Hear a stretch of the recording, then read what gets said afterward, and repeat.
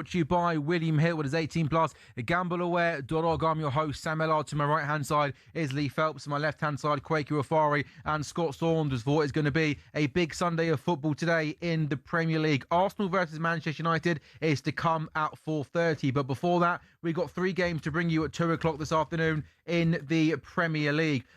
Brentford versus Nottingham Forest. Brentford are 8th in the Premier League table. They are just 3 points off top 4 against Nottingham Forest team on 22 points. Just 2 points off 18th place West Ham, who won again yesterday.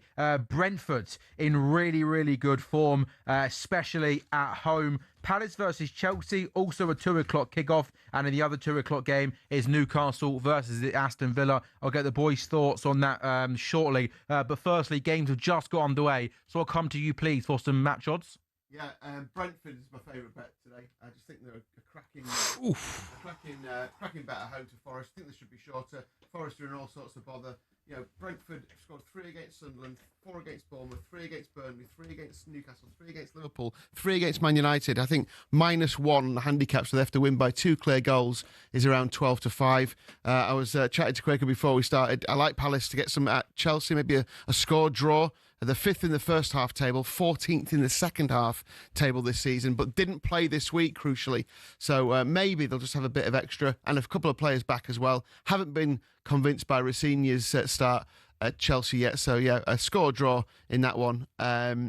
Newcastle Villa, probably a draw. I'm not sure. I like the draw here, Lee. I'm not sure about that. I think just because Villa were away from home in Europe on Thursday and Newcastle were at home in Europe on Wednesday, Newcastle might just have the edge there, but yeah, 3 cracking games. Can't wait to get going. Yeah, so again, Brentford versus Nottingham Forest is goalless. Nottingham Forest manager Sean Dyche has won 4 of his 6 Premier League meetings with Brentford, his highest win rate against any side he's faced. Meanwhile, no team has failed to score in more different Premier League games than Nottingham Forest this season. Again, with West Ham winning yesterday, Forest are now just 2 points above the drop zone.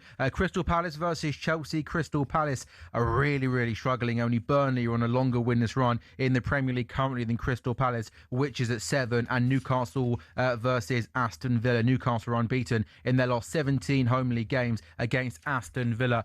Quaker, your beloved Chelsea here at Selhurst Park. What do you make today of the Chelsea team? Yeah, no Cole Palmer in the squad.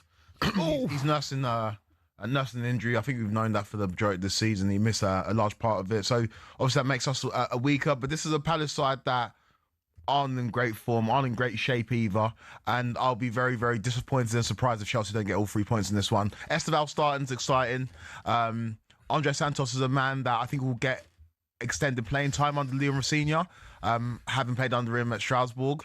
And so, yeah, this is a Chelsea team that is very, very strong, and this is a Palace team that I think are reeling at the moment. I expect 3 points today. Yeah, again, the Chelsea team, they got Esteval on the right-hand side, Pedro Neto on the left-hand side. João Pedro's leading the line. It's a 3-man midfield. Andre Santos, Caicedo and Enzo Fernandez. Reece James goes to right-back. Some really good news for Crystal Palace is that Daniel Munoz and Ismail Assar are both fit again, both available again, and both start today.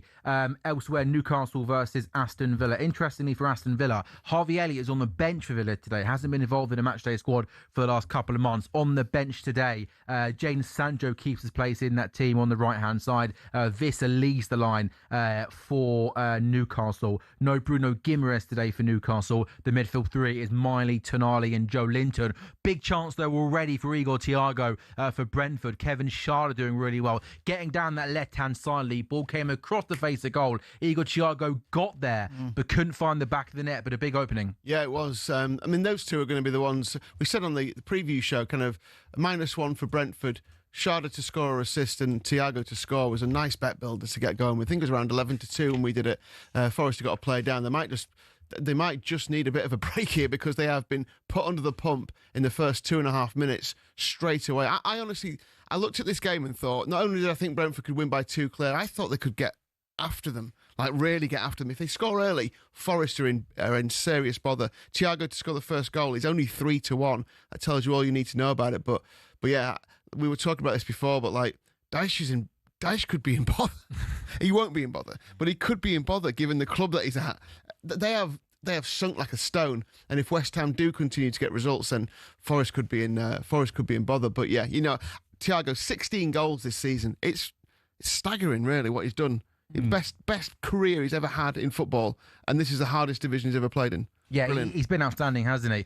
Scott, do you fear for Forest? I mean, going into today's game, with West Ham going back-to-back in the Premier League, they're 2 points above the drop zone. There was some boos in the week in the game against Braga from the away fans. They weren't happy with that result, weren't happy with that performance. We know Mr. Marinakis can be a different type of character, maybe. Don't ask Quaku's thoughts on him. We might get in trouble again. But do you fear for Forest this season? Because I thought West Ham would stay up, but I thought it would be Leeds that go down. But, at the moment, it doesn't look like that, does it? Well, it just shows how things can turn really, really quickly. We were talking a couple of weeks ago about how, West Ham looked pretty much adrift. And I remember saying a couple of weeks ago, well, they're going to change the manager. Maybe they should do it. And now a couple of wins, big win for them yesterday as well. Some, that shot from Fernandes at the end that hit the bar with two players facing off was just absolutely incredible. How good's he been, though, Fernandes? He looks really good. And what you need in scraps like this, just that little bit of quality. And West Ham, they've shown it over the last few weeks. And now the pressure's really on Forest. It's just come out of nowhere, really. And look, I think if you judge him by what Marinakis has done in the past, it was still 16 games left, 15 games left to go in the league. If Forest are dragged into that any further, then you could see another managerial change before the end. But they've got a lot of talent in there as well, really. You just would want to see more out of. But look, this is pretty topsy-turvy at the moment. Quaker, have you been surprised maybe that Sean Dyche hasn't been able to sort of take Forest away from the relegation zone? Because, we look at the squad they've got. They've got some seriously good players. I think too many good players to be in a relegation battle. Yeah, maybe a little surprised that he hasn't managed to stay above relegation fears completely. But like Scott touched on, this is a really topsy-turvy season where so many unpredictable things are happening. And if you go on a run of 3 or 4 bad results, then you can find yourself in trouble.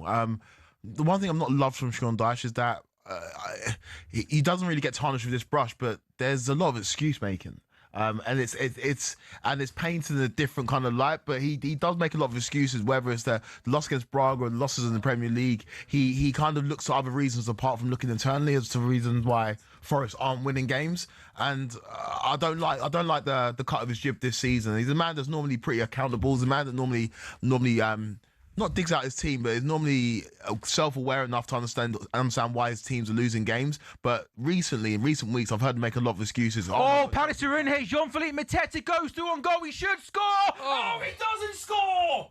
Sanchez makes the save. He stands tall. It's Benoit Badiashile that gives it away. He's got the ball. He's closed down by Mateta. Sarr gets it off him. It's awful play. And Mateta goes through on goal. And do you know what, Scott? At no point did I think that Jean-Philippe Mateta was going to put that ball in the back of the net. He just never really looked like he was set. Never really looked confident. And look, keeper stands up and kicks it away. But if that's Mateta a couple of weeks ago, he takes that through, beats the goalkeeper and scores. He never looked set there, I don't think. It didn't seem like he really got it out of his feet properly, and he could only really screw it towards Sanchez. It was straight at him in the end. I don't think he's that good. I honestly don't think he's that good. I think he needs a lot of chances to score goals. I don't. Well, that was the worry with him before he had. He scuffs the ball a lot. I think he does scuff the ball a lot. That means he gets himself in good positions and then scores goals. But I think if he had a cleaner touch, he hits the ball like I hit the golf ball. If he had a cleaner touch, he would score a bucket load of goals. He would. I do think if you look at the striker market, it's not plentiful. You're a big fan of him. You've picked him up a lot. I am a big fan. I am a big fan of him. I'm just saying he could be brilliant. I think he could be. That's a goal. He's got the attributes to be great. Yeah. He's. I think also he's a player that can still develop. He's a player that can maybe learn to become more clinical. But yeah, I agree with you guys. When he was through on goal there, there's no. The 3:00 games on a Saturday, I've watched a lot of him, and I've seen so many chances where it's like it's just a scuff. It's like he's fatted it. It's like, oh my god, he's what? Fatted it. When you hit the ground before the ball in the goal. Fatted it. Yeah. Fatted. Yeah. I've never heard of that one. I've not heard that one. If you thin it, If you thin it, you hit it with just the bottom of the club, and if you fat it, you hit the ground first. It goes.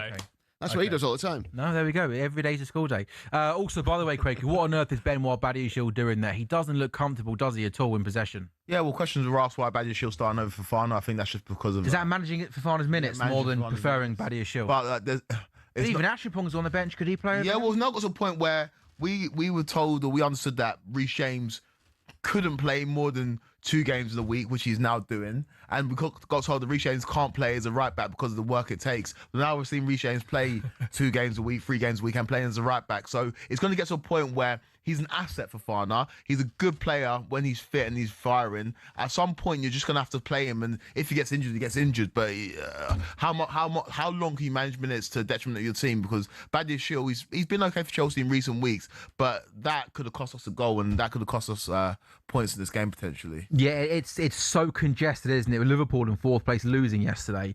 Fourth place Liverpool have got 30.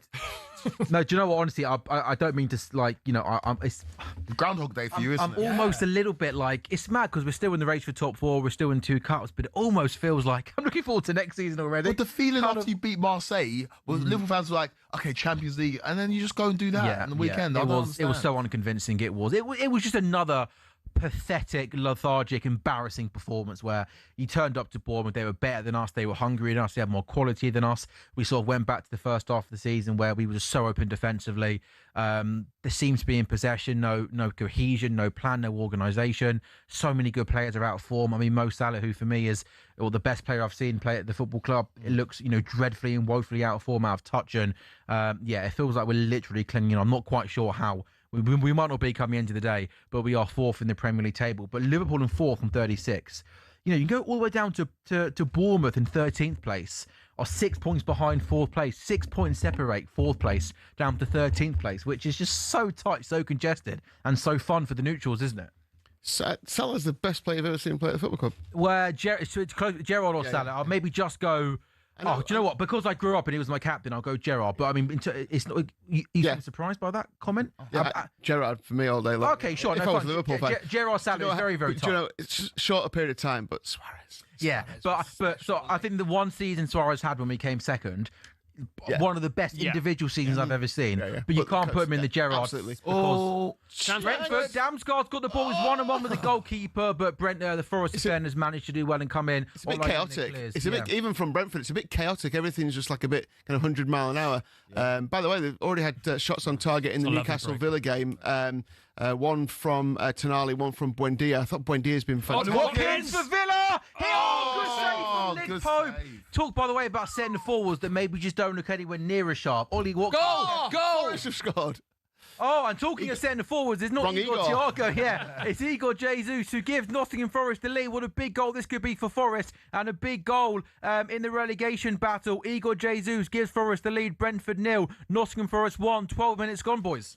Yeah, I was surprised by that, but like I said, it's Brentford have just gone all-out attack, and they've just not really defended much at all. And Forest have just thought, right, if you're going to go toe-to-toe with us, we'll have a go back. Fair play, Forest. Yeah, big goal for... He hasn't really had the season he wanted, and if they can get goals out of him, then great chance for Forest to stay up. I still fancy Brentford, to be fair. Olaina has the ball. Olaina has the ball on the right-hand side. He's up against Henry. He goes to the byline, he gets the ball into the box, which takes a deflection. And then Igor Jesus actually does really, really well. The cross off the deflection loops in the air for a long period of time. And Jesus just chests it down and is able to swivel, turn, shoot and score. It's good centre-forward play. I think Nathan Collins doesn't cover himself in glory in terms of how easy he makes it for him.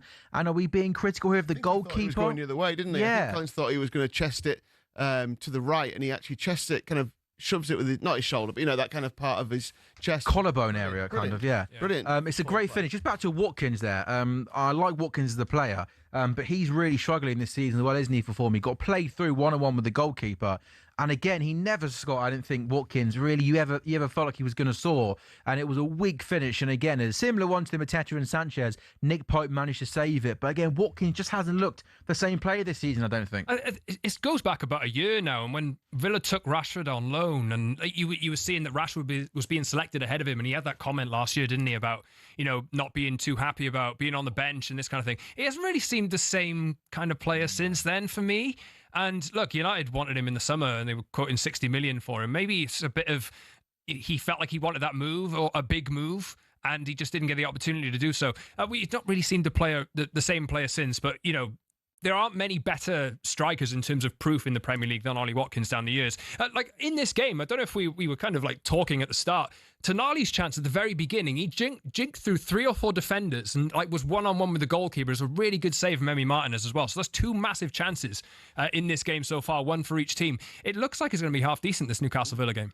All 3 look decent, to be fair. It's not Forest all of a sudden. They're just having a right go at Brentford. Yeah. They're not sitting back. that thing where you think, oh, they're going to go a goal up and they're going to sit in. Not at all. This could be goal late. This Premier League's crazy though. Like Brentford are in the top 4 in terms of home form. I think they've won 7 out of 11 games at home this season. And look, I think coming into this today, we were talking at the start of the show about how we were expecting Brentford to just go and like brush Forest aside, who was struggling and being pegged back by West Ham. But this league is just full of surprises. Yeah, it's all coming down the right hand side for Forest. Brentford need to get a hold of it. Like you guys mentioned before, it's like a basketball game, but Hudson-Odoi and Ola Aina on the right hand side just having so much joy and there's so much space, and Brentford don't seem to have an answer for it. So 15 minutes gone then in our 2 o'clock games. It's all building up to Arsenal Man United at 4:30, which really has got that big feel. Super Sunday. Sam, we talked last season. So bang on last season, from what year? Around February time, Liverpool just went clear of Arsenal. And me and Quaker will come in on Sundays and do shows together. And the kind of Big Six Super Sundays didn't feel like they had that kind of big game feel to it because there was nothing really on the title. Whereas you come into a day like today, and again, it's weird because the narrative this season has been that Arsenal have been so good, so strong, and City are struggling. And look, I think Arsenal will win today and will win the league. But the fact that there's only 4 points Arsenal's lead going into the game today, it still feels like City are closer to Arsenal than maybe what we all maybe think they are, based on kind of how the feel is around both football clubs. I think the feeling with that as well is based on how United did last week too. Because I think if you watched, that's a good point. Oh, sorry, Scott. Caicedo with a shot on the edge of the box for Chelsea, just goes past the top left-hand corner, remains goalless. Yeah, I think Arsenal. There's a little bit more fear maybe among the fan base potentially. I think you'd still expect Arsenal. That's a half-decent shot from Caicedo. You really expect Arsenal to go on to win this game today, but I think what United did last week and the threat that they showed on the counter-attack and how potent they were, that would be United's way into hurting Arsenal today. I don't think that they Same game plan, 100%. Yeah, absolutely. 100%. I don't think they'll get it that easy. I think City are much worse at condensing that space and keeping this team anyway, and that team that City had last week, especially the central defensive pair, and Arsenal much better at hemming teams in and building the pressure on. What's going on? Morgan Rogers, such a good player. I love watching him play. Down the left-hand side, really quick feet, finds room, puts a good dangerous ball back into a danger area. No player there. Also, half a chance for Forest. They got through down the right-hand side. Morgan Gibbs-White had so much space, so much time, but it was actually a really poor ball from the England international. Tried to go across goal. Nobody was there. And Queever Kelleher does really well to come and collect it. So 15 minutes gone then, give or take. Chance for maybe Brentford. Does Damgard get played through? He does, but Nico Williams, the left back, does really well to come across cover and clear. Palace 0, Chelsea 0. Best chance of the game fell to Jean-Philippe Mateta as Munoz. How good is Munoz from that wing-back position? Whips a dangerous ball across the face of goal. Brennan Johnson gets himself into a dangerous position, but fair play to Andre Santos. He came back in, got himself into a good position and managed to clear. Palace 0, Chelsea 0. Palace are winless in their last 16 Premier League games against Chelsea. The only goal so far this afternoon fell to Igor Jesus as Brentford 0, Nottingham Forest 1. And the other game, Newcastle Aston Villa, also remains goalless. Aston Villa have taken 4 points from their last 2 Premier League games against Newcastle, more than they had in their previous 6. And also Lee Phelps, I have to ask you about another massive game going on today at the top of the table. It's not in England, it's in Scotland, and the William Hill Scottish Premiership. It's Hearts, it's Celtic. Hearts top of the table, 6 clear of Celtic, 6 clear of Rangers. By the way, also played today after 3 o'clock against Dundee. To state the absolute bleeding obvious, the Hearts-Celtic game is mahoosive. Yeah, huge game. Celtic still favourites to win the title, 6 points behind, and play Hearts today. They're 6-5. Hearts are 7-4. Rangers are 12-5. But yeah, as you say, a huge game. Hearts have won both head-to-head so far, 2-1 and 3-1. They were against Brendan Rodgers' team and Wilfred Nance's team. So not the 0-0 yet. So talkSPORT's favourite gets a chance today against Hearts. Hearts lost the captain and the league's leading scorer in the week, Lawrence Shaw. Oh, it's brilliant! It's absolutely fantastic from Emi Buendia. So good. Newcastle 0, Aston Villa 1. There's really, really good, intricate one-pass football around the edge of the box, and then it gets played to Emi Buendia. He's around 25 yards out. Dipping shot. Beats Nick Pope. Great football, great strike. Newcastle 0, Aston Villa 1. And Kwaku, that's a beautiful finish. I need to see the replay of it. I had my eyes on the Chelsea game, but that reaction, Sam, tells me it was a good goal. So I'm looking at it. Look at him here. He is class. Lovely one-touch football, a 1-2 touch. Look at this. Great work here. Just popping it off, working it around, that little bit of space, and look at this strike. Dipping. Oh, wow. Wow. Such a nice goal. Good play before as well. And Villa have scored an abnormal amount of goals from outside the box. People call it luck, but it seems to work. Buendia, that's probably his second best goal of the season. He's already scored a few worldies already. And he scored the goal against Arsenal, didn't he, as well, last minute. He's having a good season, but that's a really well worked goal. And to go away from home and take the lead against Newcastle as well. Especially on the back of the Everton game last weekend, where they were really poor, weren't they? And Emery wasn't too happy. Emery made some interesting comments after the game. I didn't really like it in terms of him playing down. I think he's one of the very few managers that can say something like that and get away with it. He's a manager. Because he's like a god there.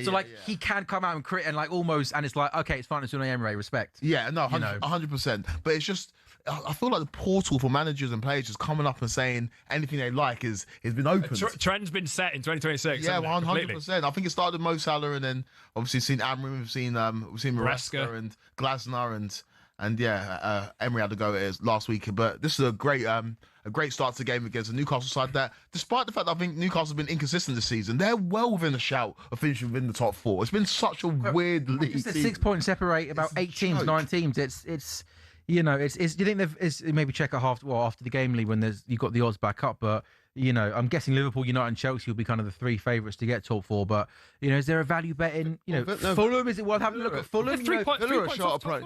Yeah, Villa are a shorter price than Liverpool are now to finish top 4. Fulham are 2 points behind 4th place Liverpool.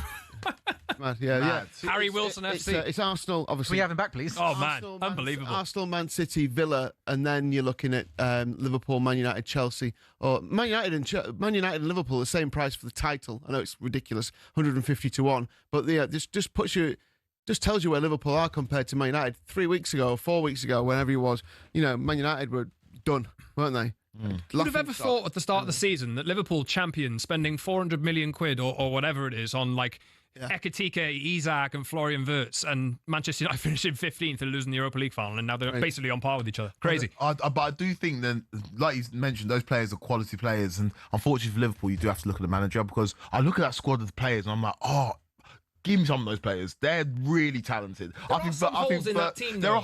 For sure. There are definitely holes in that team, but some of those players are so good, and I just think, I don't know if Slot's getting the most out of them. And like you said, there's no reason why Man United and Liverpool should be on the same level this season. There is not a reason at all. You could even go further. There's no reason why Fulham should be 2 points behind Liverpool. Yeah. I mean, Brentford are 3 points behind Liverpool. It's not even just United and Chelsea. It's Everton are Everton. If Everton win on Monday against Leeds, they go 1 point behind Liverpool.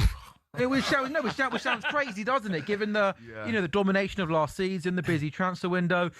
Quaker, how have Chelsea started at Selhurst Park, and how are you? Last time you were on the show, I'm not going to say the word because some people got upset with it, but you used the F word to describe Liam Rosenior, not the one that ends in K, the one that ends in D. A few people approached me in the street and weren't happy. By the way, this man over here, Lee, I was outside the News UK building the other day talking to a couple of punters. One punter goes to me, I absolutely, not a Chelsea fan by the way, in admiration of Quaker, watches all the clips on YouTube, says he loves Quaker and loves his football knowledge. So he should. So Sam messaged me that, and I was like, no way. There's not a chance. Oh, don't make that up. It's such a random thing off to the make comments up. of this show, I'm surprised anybody would say that. But I did use the F word when it came to Rosenior, and for everybody who doesn't know, fraud is the word I use. And I didn't actually call him a fraud. I said that there's anyway. But he's had 4 games as Chelsea manager. Has he changed anything in terms of tactics? It's obvious to see, or not really? He's keeping his gloves on, I've heard. Enough. That was for last week, all right? We turned over a new leaf where no more memes about Liam Rosenior. But four games as Chelsea manager in 4 different competitions, which is a baptism of fire. And the results have been there. The performances haven't been amazing. Struggled against Paphos, struggled against Brentford. You expect Chelsea to be comfortable against Charlton, and then lost against Arsenal 3-2. I think, on the face of it, as a Chelsea fan, you take it.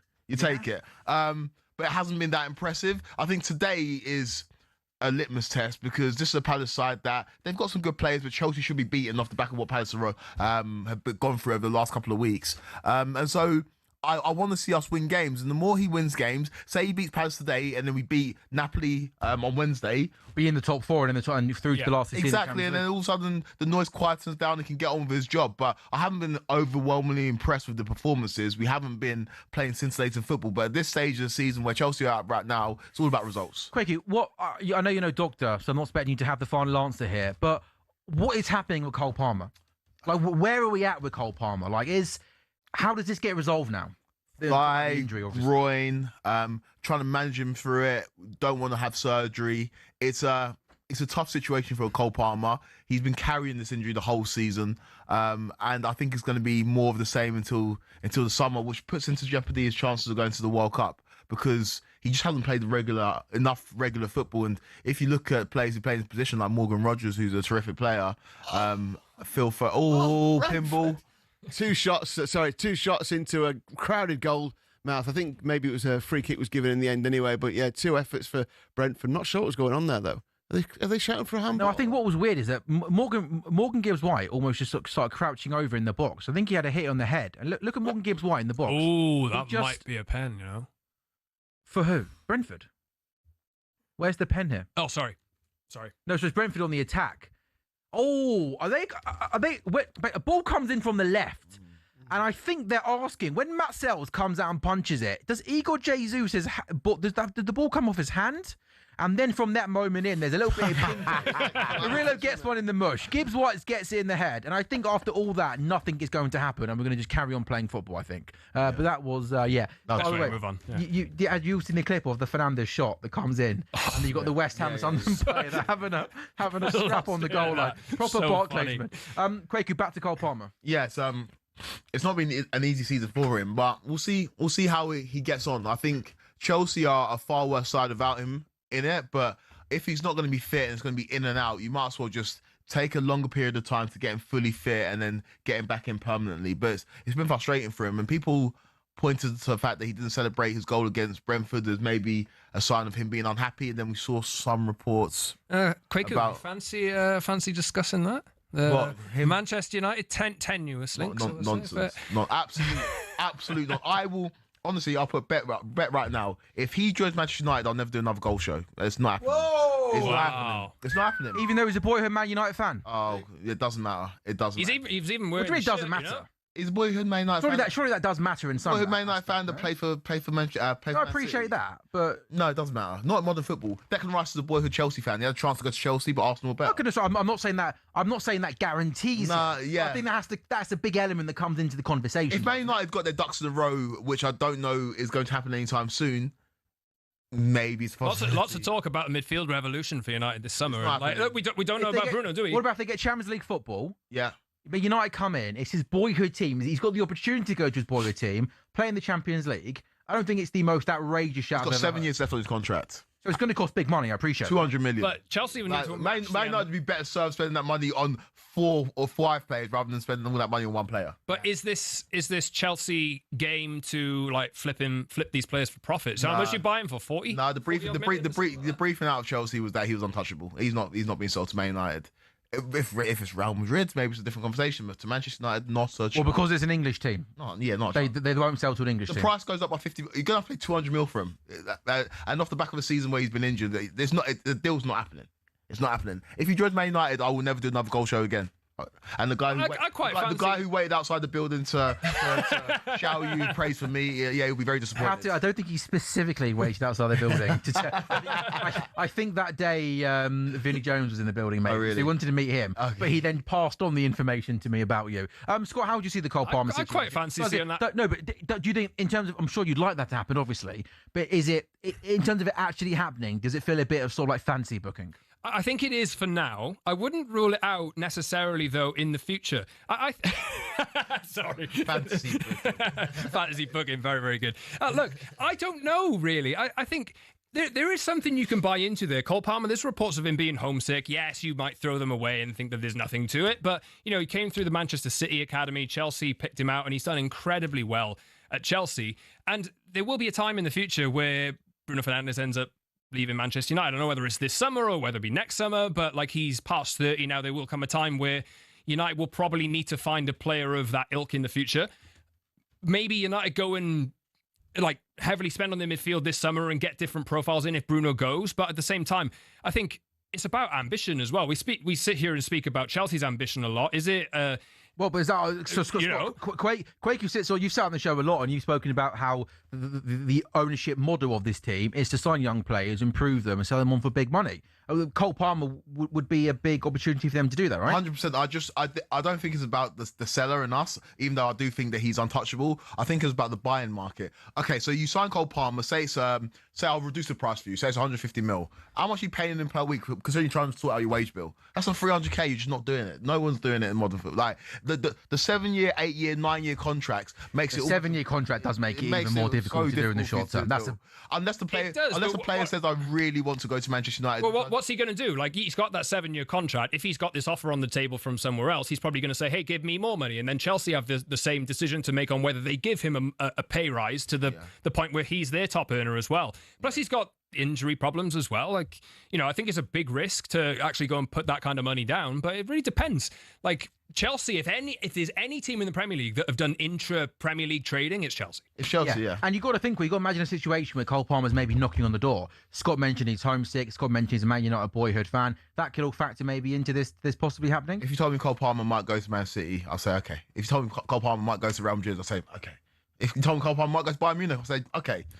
To Manchester United, that's not happening. United want to win the league by 2028. It's just not. It's the running out of time, kid. It's the destination, man. It's not. He's just not going to go to Manchester United. Well, we'll give you Luke Shaw's a Chelsea fan from Young. Yeah, give you a swap deal. Apparently, so. One injury pay for another. Apparently, no. It is fantasy booking, and from Man United fans' point of view, it's like what it's like is like how Chelsea fans always held out hope that we'd sign Declan Rice. We always thought that Declan Rice would come to Chelsea. Huge Chelsea fan, whole family Chelsea fan, came through the academy, then went to West Ham. But when the options were on the table, Declan Rice could choose to go to Chelsea or Arsenal. He went to Arsenal because it made more sense, and Chelsea couldn't financially make it happen. So I just don't see it happening. And like I said, if it does happen, I'll never do another one of these shows again. Seriously, honestly, it's not happening. It's not happening. We've seen crazier things happen, have we? Not. It would be Cole Palmer leaving Chelsea to go to Manchester United would be one of the craziest things I've seen as a Chelsea fan. Even when you consider like the fact that he is a Man United fan. What if Chelsea didn't get Champions League and United did? Because this is a guy that should be playing. The pork is homesick apparently. Okay. This is another. Mate, have you ever been homesick before? Point, though. Yeah, that is a good point. Scott said about what if Man United got Champions League? I think this idea of getting Champions League and attracting players is a fallacy. I agree. I think. I got chastised. I did an Inside Chelsea show, and I said I'd rather Chelsea win a domestic trophy. Good plug. Yeah, good. It's pretty good in there. Am I on it next week? No. Okay. You are now. Yeah. So I think this is a fallacy in terms of players want to play in the Champions League. I think players want to win the biggest. What do you mean it's a fallacy? I think, you don't think playing in the biggest top European competition? I think the top players want to go to clubs that can win it. I don't think just playing in it is good enough. I don't think it's good enough to make the jump from Chelsea to Manchester United just because Man United are in it. I don't think so. In it for a year. Man United aren't going to win the Champions League next season. And so I don't think that... Neither Chelsea, right? No, neither Chelsea. But I just don't know why... I don't think players think like that. I think players want to win major trophies. I think the year Liverpool dropped out the Champions League and Europa League, I don't think that stopped you attracting players when it came to the attraction of the club. Maybe financially, because you don't get the revenue of the Champions League, but in terms of the attraction of the club, no. Like Liverpool... But that's something Man United obviously have, isn't it? Massively. Yeah, mate. Yeah, yes, of course. But I don't know. I don't see it happening. I know you guys want to push this agenda, but it's not happening. No, I'm not pushing anything, mate. We're just having a friendly conversation. Nothing friendly about it, mate. Nothing friendly about it. I'll tell you what, you'll be happy to know, Quake, because Esteval's still on goal here for Chelsea. Can he score? Oh, he does score! What a goal! Yes, he does. He gets played through on goal. The man. Who needs Cole Palmer, right, when you got Esteval? He gets played in, and he carries the ball a long way towards goal. On his left foot, and I thought he was going away from goal, and I think he's not going to score here, but yeah, he does. Fair play. He keeps his composure under pressure and flies past the goalkeeper, and yeah, that's a wonderful finish. And Quaker is a player that you've bigged up big time. How happy you'd see him score? Henderson should do better there. Yeah, I need to watch the replay. Or he's hit it so hard that it's gone through him because really high line scored from there. From Crystal Palace, a Palace side without Mark Gay. He's the anchor in the end of the defence. He's just actually hit that really hard. It's a good finish, but I think Henderson will be disappointed with it. I say he got played in, by the way. He did, by a Crystal Palace player. Yeah. It's poor from Palace, really. But fair play to Estevao to hold a defender off like that and carry the ball that far. Yeah, Henderson probably should have done better. Do you think? But Good finish. As someone that is probably the harshest on goalkeepers here, I think he hits that seriously hard. yeah. And I don't think Henderson should save that. I think it's an outstanding finish. I think He is. I think as he's angling away towards goal like that, I think he's going to he's trying big go to the near post and then the keeper saves it. But I think Henderson gets surprised the fact that he goes across in the other side. I think he hits that with power into the back of the net. I think that's an outstanding finish. Oh man, he's Such a class player. an unbelievable player. I just can't wait for him to. No, as a neutral here, I can't wait to see him be brilliant in the Premier League. Oh, it's coming. I can't wait for it either. It's coming. And do you know what? I drew parallels on this show to Cristiano Ronaldo, and I'm not saying he's going to be Cristiano Ronaldo, but just the way that Cristiano Ronaldo came through in his first season, 03-04, didn't start the majority of games, came off the bench, showed exciting flashes, but Fergie knew what he was doing. He took his time with him, and he bled him in slowly, and obviously Ronaldo became what he became. But also, at the end of the 03-04 season, Ronaldo's first season, what did we have? The Euros, an international tournament, and that's what really kind of catapulted Ronaldo. Portugal made it all the way to the finals, obviously losing against Greece. I think this World Cup, Esfal's one of. Does he start for Brazil? Yes, he does start. Yeah, he does. He's one of their main men, and I think he's a player that we are so fortunate to have. And I think next season, the season after that, we're talking about one of the best players in the world. how does it work with Chelsea then, and when everybody's fit? Let's say Cole Palmer's fit and you got Estevao, and at the end of the season you got Giovanni Kenda coming in as well. I'm sure Chelsea will want to sign like 2 or 3 more attackers because I know that it's whoever the bosses say needs to play. I think how it works. Yeah. I've asked that question quite a lot. I think when we talk about the Chelsea model, if there's an opportunity to recoup the money that you paid for Enzo Fernandez, I think they probably make that move. I think there's interest from Real Madrid. Do you think you'd get anywhere near? They do well to get anywhere near that, wouldn't they? Though. I think £100 million. I think we'd get somewhere close to it. £100 million. I think Enzo Fernandez is the player. Do you think £100 million from a team that isn't in Saudi Arabia? Yes, yeah. I think in this country we have a perception of Enzo Fernandez on the continent and how he's viewed, and also the brand of Enzo Fernandez is huge. He's the only man in the world to have won the Club World Cup and the actual World Cup. He is a player that starts every week for Chelsea. He's our vice captain. He's a top player, but I don't think that the style of football necessarily suits the Premier League, and I think PSG and around. Why not? Why doesn't it suit the style of the Premier League? Doesn't have the physicality for it. Like he's 24 years old. He plays like he's 34 years old, and I just think in the Premier League, in terms of you're not selling £100 million player with that advertising. he's definitely £100 million player, but he gets about the pitch like he's nearly 40.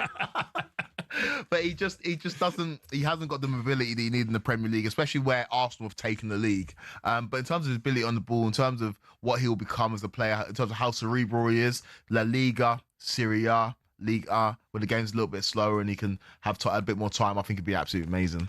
That's the second time I've heard the word cerebral used about a footballer this week. Really? Who was the other one? Someone at work wrote a script and it had cerebral in it. I was thinking, Jesus. Yeah, what does cerebral mean in football terms? Just like Intelligent, conscious, thinking about the game. I like it quicker. Cerebral assassin. Jamie will get upset. Don't talk about that. Talk about wrestling, yeah, cerebral assassin. Quaker, anything else you want to go for Chelsea related while we're at it? We've done Palmer, we've done Estevao, we've done Enzo Fernandez. What else is catching your mind? With Chelsea, it's just the bizarre nature of the links, the transfer links. It's like Enzo Maresca made it perfectly clear that he wanted an experienced centre-back when Levi Colwill went down. They said no. And now we're being linked with an experienced midfielder and Douglas Luiz on loan. Yeah. It just doesn't really make much sense. Is that like Romeo Lavia's injury record though? Yeah, right? I think we're drawing a line with Romeo Lavia. Like, he's a great player, but he just gets injured too much. And like I said, Andre Santos played a lot under Rosinha at Strasbourg. And he's a good player in his own right. Matt's our keeper does really, really well there. I was hoping that fall to a Villa player. I know. Yuri Tielemans just. I thought Ian Motson was going to be played through, but to be fair to Nick Pope, he did really well. Got himself in a good position, came off his line, and thwarted the one-on-one Kwaku. Yeah, it's just interesting. The transfer. I say interesting. I dislike it. In terms of transfer policy, the way we go about business, and sometimes you've got to put the spreadsheets down and just use your eye test and what Chelsea needed. Sam, you rightly pointed it out, and I disagreed with you. So Chelsea need a goalkeeper, Chelsea need a centre back, and sometimes football is as simple as that. And you probably saw it from your own club, Liverpool, where it's like, we're knocking on the door, but what do we need? A goalkeeper and a centre back. You went and got Alisson, you went and got Van Dijk, and you start competing for the biggest trophies. And sometimes it is just that simple. If Chelsea would have signed Donnarumma and Mark Guehi, I think we challenged for a title. And it's just, I think sometimes it's overcomplicated. We've got this model, and the players have to be under a certain age and have this sell-on value. Yeah. Sometimes just go and get the best players available. With that, like, do you not think, Quaker, there's got to be somewhere Visser with a chance, keep it as well, to catch the cross? Do you not think with that, there can be somewhere in the middle? Like, if you want to sign young players and there's the opportunity to make money, like, that's also okay. Yeah. But also, as if from a footballing ownership point of view, you know, ultimately, you've got a duty to the football club. You've got a duty to the fans that pay their hard-earned money to try and make sure that the team can go out there and compete. And that is the aim at Chelsea. It's not even only that as well. But Scott, it also, like, it did not take a genius to work out, even though you couldn't see, to see at the start of the season that Chelsea clearly needed a goalkeeper and centre-back. That had to be the absolute basics before you start messing around, starting your Buenanotes, your Garnachos, your Gittins. Like, it is crazy, right? No, yeah. And I think sometimes, as a Chelsea fan, because we're off the high of winning the club. Chance Brentford.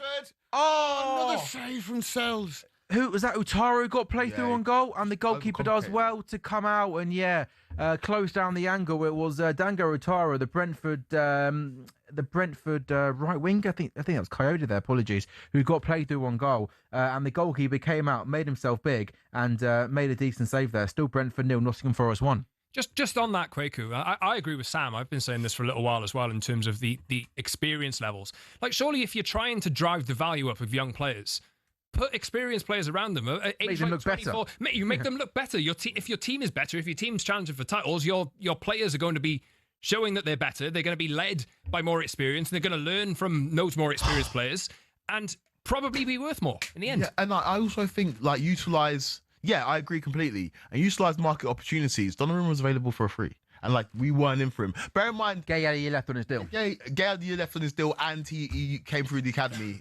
According to reports, he was not keen to come back to Chelsea. But I just think that sometimes you can overcomplicate situations, like haggling with 80 Milan for Mike Maignan over a couple of million. Mike Maignan this season has been one of the best keepers in Serie A. He's come back to form. It's just like sometimes football is not too difficult. I think these guys who wear suits, who haven't got the credentials, who are directors of football or technical directors, try and overcomplicate the game and tell us fans who've watched the game for the last 20, 30 years how it should be. And sometimes it's easy. It's like, go and get a centre-back, go and get a centre-forward, fix your spine, and you probably have a good chance to win the league. And that's what frustrates me as a Chelsea fan. It feels like we're just overcomplicated situations. Buenanotte, you brought him up.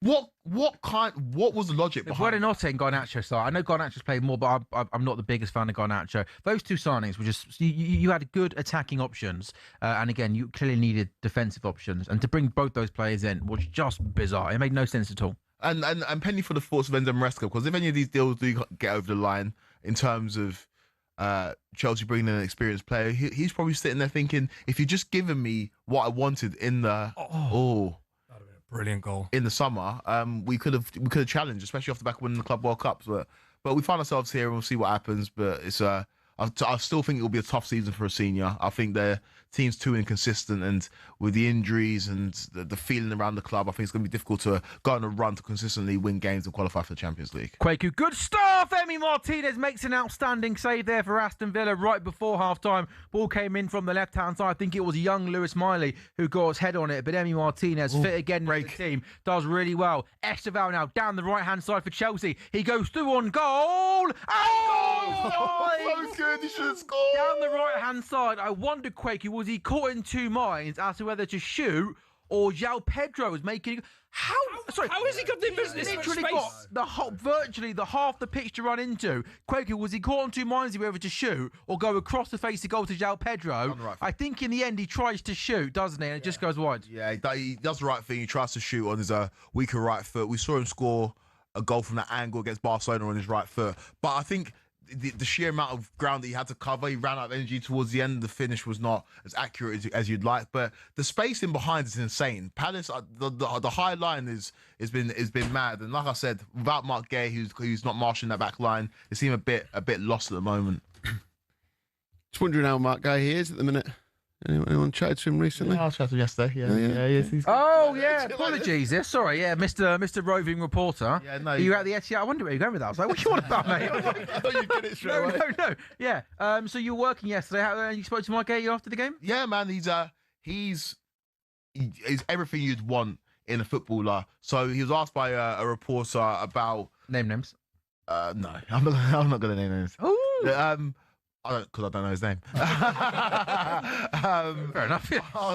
Was he a willing stopper, or did he have to get, Yeah, willing stopper. And Well, I've noticed in mixed zones, when teams win, most players are willing stoppers. When they lose, they do that head. yeah. They tend to be on the phone, don't they? Yeah, You yeah, see they're not on the phone. Well, you can tell that he's a considered footballer. He thinks about what he says. Religious guy as well, Kwaku. Yeah, he's a man that just knows who he is, and that's so important as a footballer. Because sometimes you can go to a big club and wonder, what's my role here?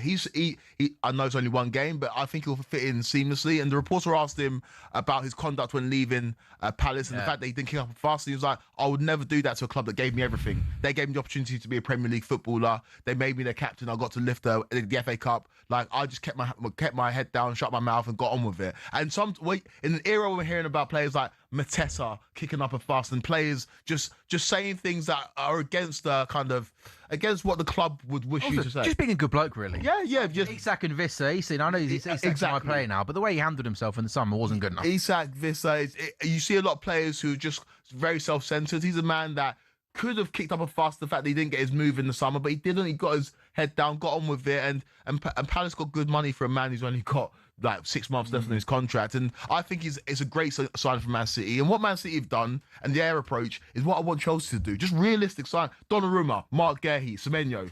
Proper signings, like not messing around, knowing these players can come in and affect the play straight away. And yeah, he's based on his first game for Man City, I think he's going to be a great addition.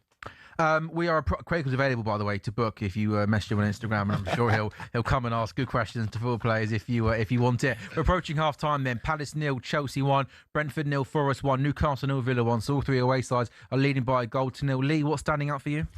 Yeah, well, I think this Brentford, obviously I was pretty strong on Brentford winning this game. I think they can still win it because I think Forest will tire as they go on, and I'm wondering how the teams will tire. Will Villa start to fade a little bit as we get into the kind of second half of the second half?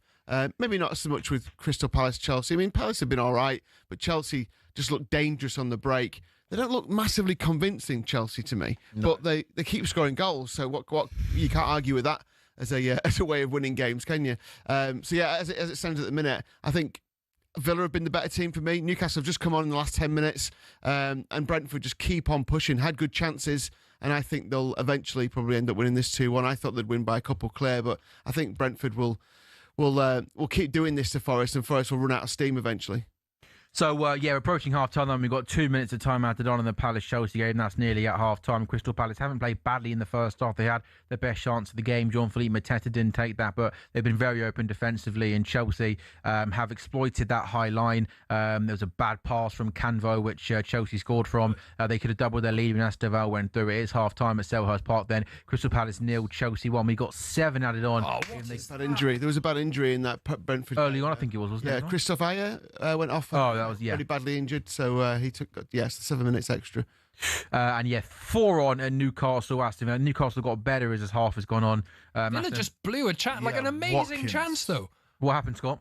Ollie Watkins, and I think Villa had like 2-1, 2-1 counter attack, and Ollie Watkins, the ball that was at his feet, he beat the defender. He had runners alongside him, and he just let it peter out. And then the pass was poor. He just gave it away. I think he's been poor this half. The cameras have zoomed in on him about 3 or 4 times after disappointing look on his face when he's not quite got the ball or he's not quite the chance here. I should have done better there, Rodgers. Sorry. Yeah, I agree. He got playing down the left-hand side. He's so good, you almost expect him to either shift onto his right foot and get a short away or go down the line. It just took a little bit too long, and Newcastle clearly. A couple of times. Joe Linton's been fantastic this first half. He's picked up a yellow card and a couple of pretty feisty challenges, but he's every time Watkins had the ball, someone's muscled him out of the way, or he's not quite at the pace to get there.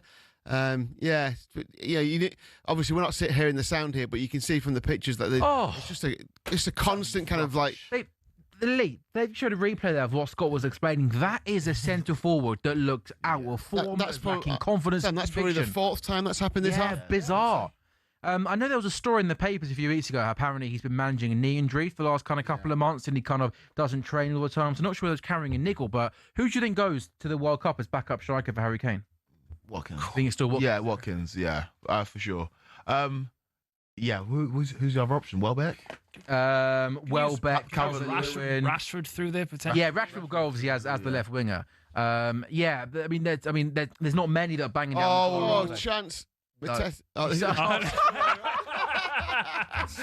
I just followed you. Scared to life out. There's this thing that happens where after 45 minutes the players leave for half time, and then often the TVs again. Quaker Afari is available for booking. By the way, if you guys want to get him in, and by the way, we can also confirm confirm that Chelsea did win the Club World Cup, didn't they, in the summer? Do you want to revisit that? Look back at that one as well. Do you know what? I actually went through. I was on my Instagram. Oh, here we go. I was just clicking on. And why'd you wear jorts when you Cole Palmer in Times Square, bro? Because you can't see me. You can see the jorts though, bro. No, but I was looking at the videos and the pictures, and I was like, what a time! What a difference 6 months make. At that time, I thought, this is the team's going to go on to win. I thought you meant for your career.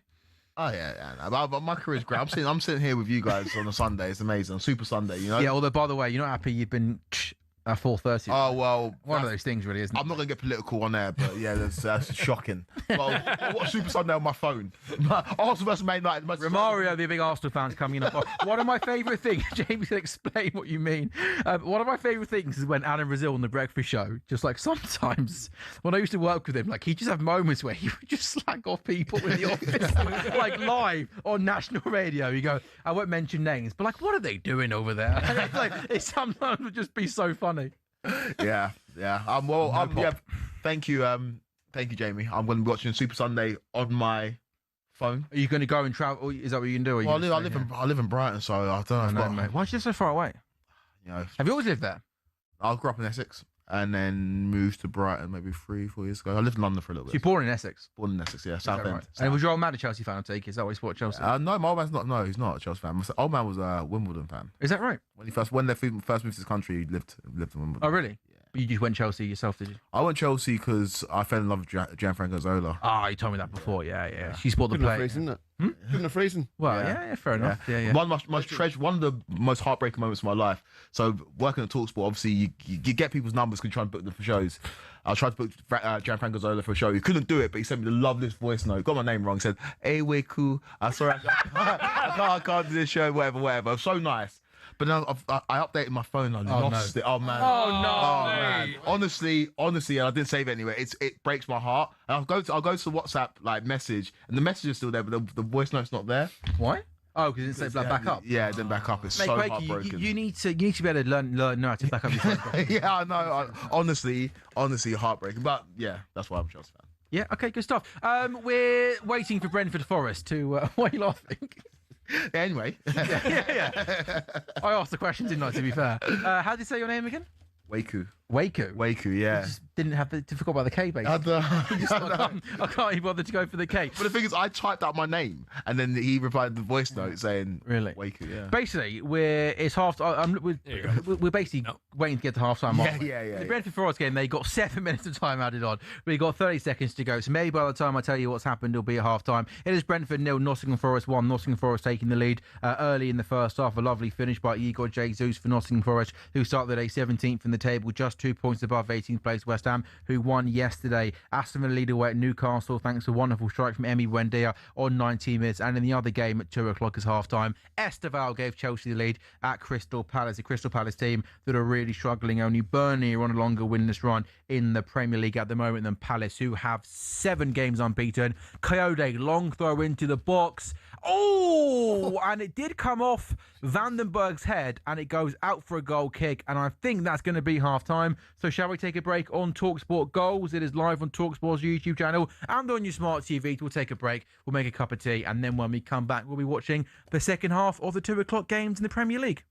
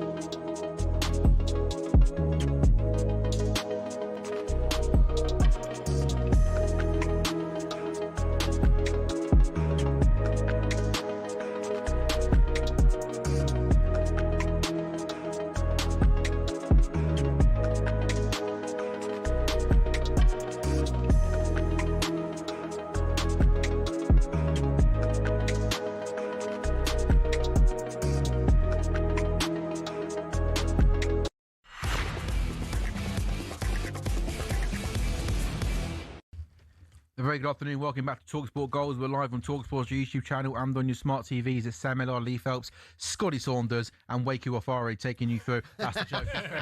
It is Wakey Wafari. Joke because Gianfranco Zola, for those just joining us, called him Wakey Wafari, not Quakey Wafari. And if you're watching Gianfranco, by the way, message Quakey. He wants your number. Do you know loves the show, by the way? He watches it midweek after his drive time show. Darren Bent. Does he? I did a gig with Benty the other day, watch an Arsenal-Liverpool watch-along, and he says when the show finishes at 7, his show, and we're doing a midweek show, he often puts it on the train home. Absolutely loves it. He also gave it to the trainers. Yeah. You want to show the audience? No, I don't want to show the audience. There's nice wheels, though. Very nice wheels. But yeah, Benty, thank you very, very, very, very much. When are you guys getting to the barbers, by the way, mate? Honestly, this lid. That's why I wear my farmer hat. Like, this lid is I'm struggling at the moment, man. Don't have kids. Well, do have kids, but it takes a lot of time and a lot of money. 3 games at half-time in the Premier League. Brentford 0, Forest 1, Palace 0, Chelsea 1, Newcastle 0, Aston Villa 1. Lee, how's the second half going to go? Yeah, like I said before, I think we're going to see some tiring legs because these are the games that are impacted by the European and the teams who don't know how to cope with that so well. So I think Forest will drift off a little bit. Wouldn't be surprised if Palace, maybe not quite as much as they normally do because they didn't play this week. But and I think Villa had a harder midweek than Newcastle did. So expect goals from Brentford, from Newcastle at least, and maybe another one from Chelsea. We're just about to get kicking off in the Hearts Celtic game. William Hill Scottish Premiership, 6 points clear Hearts at the moment. They're 2-1 to win this at home. They've won both head-to-head so far against Celtic, the reigning champions. But Martin O'Neill's in charge of this Celtic team, who haven't played Hearts yet. Celtic are 5-4 favourites. The draw 9-4. As I said before, Lawrence Shankland out injured. He's their captain. He's the leading scorer in the Scottish Premiership. But Claudio Braga's got 9 goals. Shankland's got 11, by the way. He's enhanced 15-2 to score the first goal. Scored in one of the 2 head-to-heads against them earlier this season. So yeah, this is a huge. I guess I can do this because we sponsor this show as well. But being title sponsor of the Scottish. The SPFL, the whole league, is fantastic anyway. But when you've got a division like it is this season, because it has had criticism in the past, hasn't it? Especially down here about the fact that it's a 2-horse race and all that sort of stuff. Well, if Arsenal win today, actually the Premier League's more of a 1-horse race than this is. Yeah. If Hearts get a result here, this is a genuine 3-horse race. You've got Rangers who are playing Dundee, who are 6 points behind Hearts as well. If these two draw and Rangers win, it's really looking really interesting for the remainder of the season. And yeah, I mean, it'd be amazing if they managed to. The first team since Aberdeen to do it, back when Sir Alex Ferguson was manager. It's beyond. It's a really big thing, obviously, in Scotland. So we're really excited about the whole thing. And Lee, just before we break for the second half of the games, all 3 home sides losing the Premier League. Any prices for the home teams to get back in and win them? Maybe jump out with you, mate? I just think Brentford to win. I like that beforehand. I'm not losing doubt with that. The 3-1 to win the game. I think they can turn that round and win. 1 minute break. Back in 60 seconds.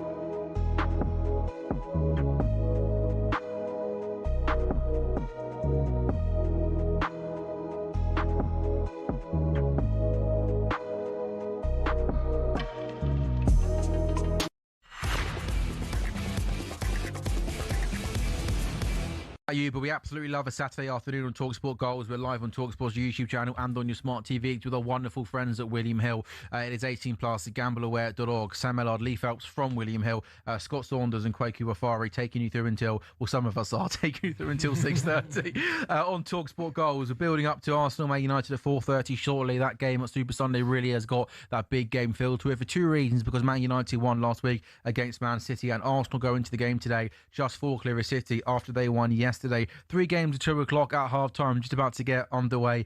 Brentford 0, Nottingham Forest 1. Igor Jesus giving Forest the lead. Forest starting the day 2 clear of 18th place West Ham, who won again yesterday. Brentford have had a player score at least twice in a match on 7 occasions in the Premier League this season. They might need that again today, this afternoon, if they are to get a victory. And also, no team has scored more goals from direct attacks than Brentford in the Premier League this season. But it's a Forest team, though, no real surprise. They're looking to sit deep and play on the counter-attack. Palace 0, Chelsea 1. Aston Villa giving Chelsea the lead. Chelsea have only failed to score in one of their 16 Premier League away games against Palace, and they've scored again this afternoon. Meanwhile, Palace have kept just 3 clean sheets in the last 34 league games against Chelsea. The record overall against Chelsea isn't particularly good. They're winless in their last 16 Premier League games against Chelsea and find themselves 1 down at half-time this afternoon. And Newcastle 0, Aston Villa 1. Emi Buendia giving Aston Villa the lead. Newcastle are unbeaten in the last 8 home Premier League matches and having scored in 10 consecutive Premier League games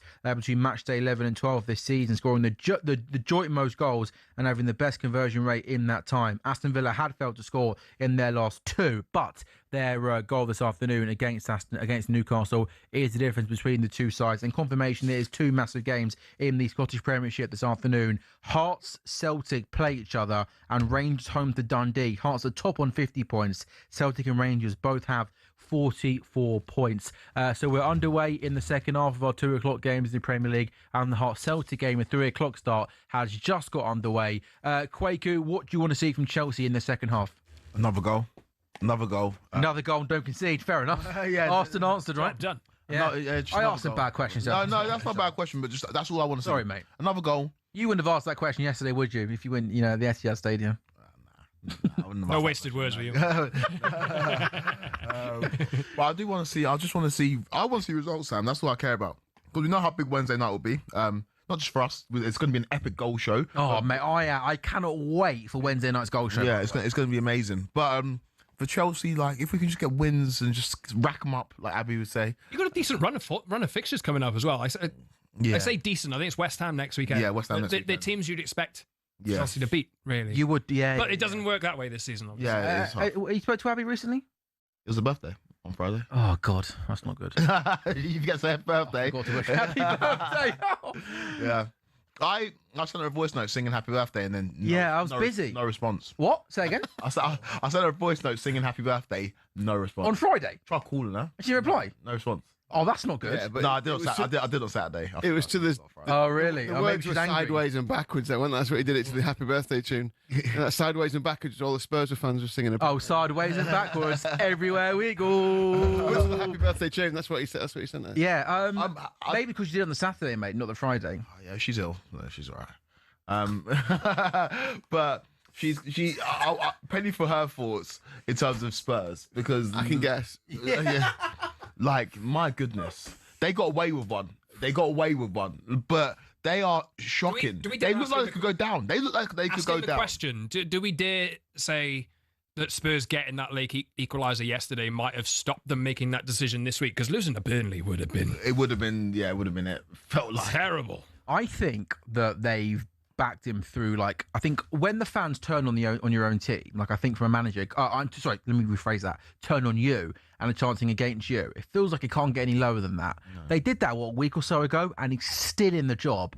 I think the Spurs are going to stick with him until the end of the season. Like, Imagine how bad that's going to be. They got Frankfurt, they got City next week, they got United away, they got Newcastle, they got some tough fixtures, and like all in the next. I think they got Arsenal in the North London derby. Yeah, in a couple of weeks. That one could be bad. Like, you get turned over at home in the North London derby. Where do you go from there? We were talking before we started, Sam, about the next Premier League manager to leave his job betting. Thomas Frank's the really short price favourite for it, and then you got Arne Slot, second favourite. That's partly down to the weight of money, because when it was a bigger price, I think a lot of Liverpool fans had a bet on him, so it kind of distorts it a little bit. But then you've got Dyche. This is before today's game. Then you've had Glasner, and then I was looking down, so they're all kind of like from 2 to 9 right through to like 4 to 1, and then you've got 50 to 1 for no Premier League manager to lose his job before the end of the season, and we were a little bit like, because if Frank stays, and if Dyche stays, and if Glasner, they think, well, Glasner's going to finish the season off. Yeah, who goes? Yeah. I mean, it's a long way to go yet. But Rob Edwards is safe. Do you know what I mean? I think Rob Edwards, has kind of done quite well in the last few weeks, almost. But do you know what I mean? Like, that's the type of team that would sack the manager. But he said Frank and Dyche, I think, are the two. Frank and Dyche, yeah, Aren't they? Frank and Dash, yeah. It's crazy. It's crazy to be the Dyche is. Oh! Celtic take the lead away at heart. 6 minutes. Show the away limbs. It's a free kick, left footed, wrap round the wall. Absolutely brilliant. And Lee in the William Hill Scottish Premiership in the massive game at the top of the table. Celtic take the lead. Yeah, it's a massive goal, isn't it? It's been a really open first half, and it looks the atmosphere looks incredible there at Hearts. Obviously, as you said, it'd be great to see the fans going absolutely crazy. Oh, what a goal it was as well! Free kick, superb goal. Yes! Palace 0, Chelsea 2. João Pedro doubles the lead for Chelsea. He gets played in down the right-hand side. He cuts back on his left foot and he drills the ball low and hard, and it goes through the goalkeeper, Dean Henderson, and Chelsea lead 2-0 at Palace. Yeah, no, that was necessary. A great way to start the second half, and we've not really done that much, and this now will allow us to control the game. I think the ball comes over from Esteval, who plays it with his left foot to João Pedro. João Pedro cuts in, sends the defender to the shops, and he just shoots first time with his left foot, and he gets past Dean Henderson, who I think maybe will be looking at himself, think he should have done better. It's hit pretty hard. Oh, is there an... Oh, no, it's not offside. So I think Esteval was offside. No offside there in the build-up. Yeah, João Pedro lays it off to Esteval. Esteval plays a really good through ball to João Pedro. Once again, goodness me, Palace looks so open, so much space in between defence and goalkeeper. And yeah, it's hit pretty hard, but it goes through the goalkeeper, Dean Henderson. And I think Dean Henderson has been an outstanding goalkeeper for Crystal Palace over the last couple of years, but I think he should do better there. But an important goal for João Pedro. Quaker, how would you assess João Pedro's first few months as a Chelsea player? Quietly done very well. He's gonna get to double figures like comfortably. I think that might be 7th or 8th league goal this season. Considering he's not an out and out striker, considering he doesn't start every single match, I think he's done quite well. I need to double check the numbers, but I quite like João Pedro. Some Chelsea fans that find frustrating, think that he holds onto the ball too long. But I think the frustration stems from the fact that we want that out and out striker, and he's not that. But I think he's done a good job. There aren't many of them out there nowadays, even. Oh no, and that's why we're talking about players good ones out there. Yeah, exactly. That's why we're talking about players like Mateta saying, "Oh, he's really good." Like back in the day, 20 years ago, we're not looking at Mateta twice. We're not, but because the Premier League. Yeah, but when you score the amount of goals he has, I think we're right to. His numbers have been pretty impressive. Mateta. Yeah, he scored, up until 6-7 weeks ago. In terms of his numbers, I bet he wasn't, behind Haaland. He probably was in and around the Igor Thiago kind of numbers, wasn't he? Yeah, I know Thiago's gone clear in the last 5-6 weeks. Yeah. I do think the striker market it's not full of quality. It's quite hard to find that. Look at all the top teams in the league. Barring Man City, look at the teams that consider themselves like the big dogs. You've got 2 of them, Liverpool, so it's almost like hoarding them. But Chelsea need one. Man United are unsure on what Sesko really is. Like Arsenal need one. Maybe unsure on what. And so football's different. You don't need the out and out number 9 if you're going to win the biggest. These are 70 million strikers. Yeah. These are the strikers that everybody wanted. Yeah. Pedro, this time last year. His best season's 11 goals. Yeah, I think that was in the Championship, 10 for Brighton maybe, or whichever way around it was. I think he's got 7 already this season in the Premier League. Got 1 in the League Cup. Obviously, scored 3 in the World Cup. He scores 3 in the Cup. Yeah, he scored 2 in semi-finals, 1 in the final. Yeah, so it's not bad. Yeah, no, it's not bad. It's not bad. But for Chelsea to get to that next level, Lee, you need those numbers to go up, don't you? Yeah. I wrongly suggested after the Club World Cup, I got very excited.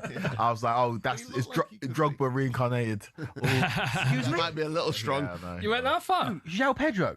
Drogba reincarnated? I didn't say that. Yeah, actually I did. I don't still time. I was about to lie. Still time for, how long's his contract? There's still time for it.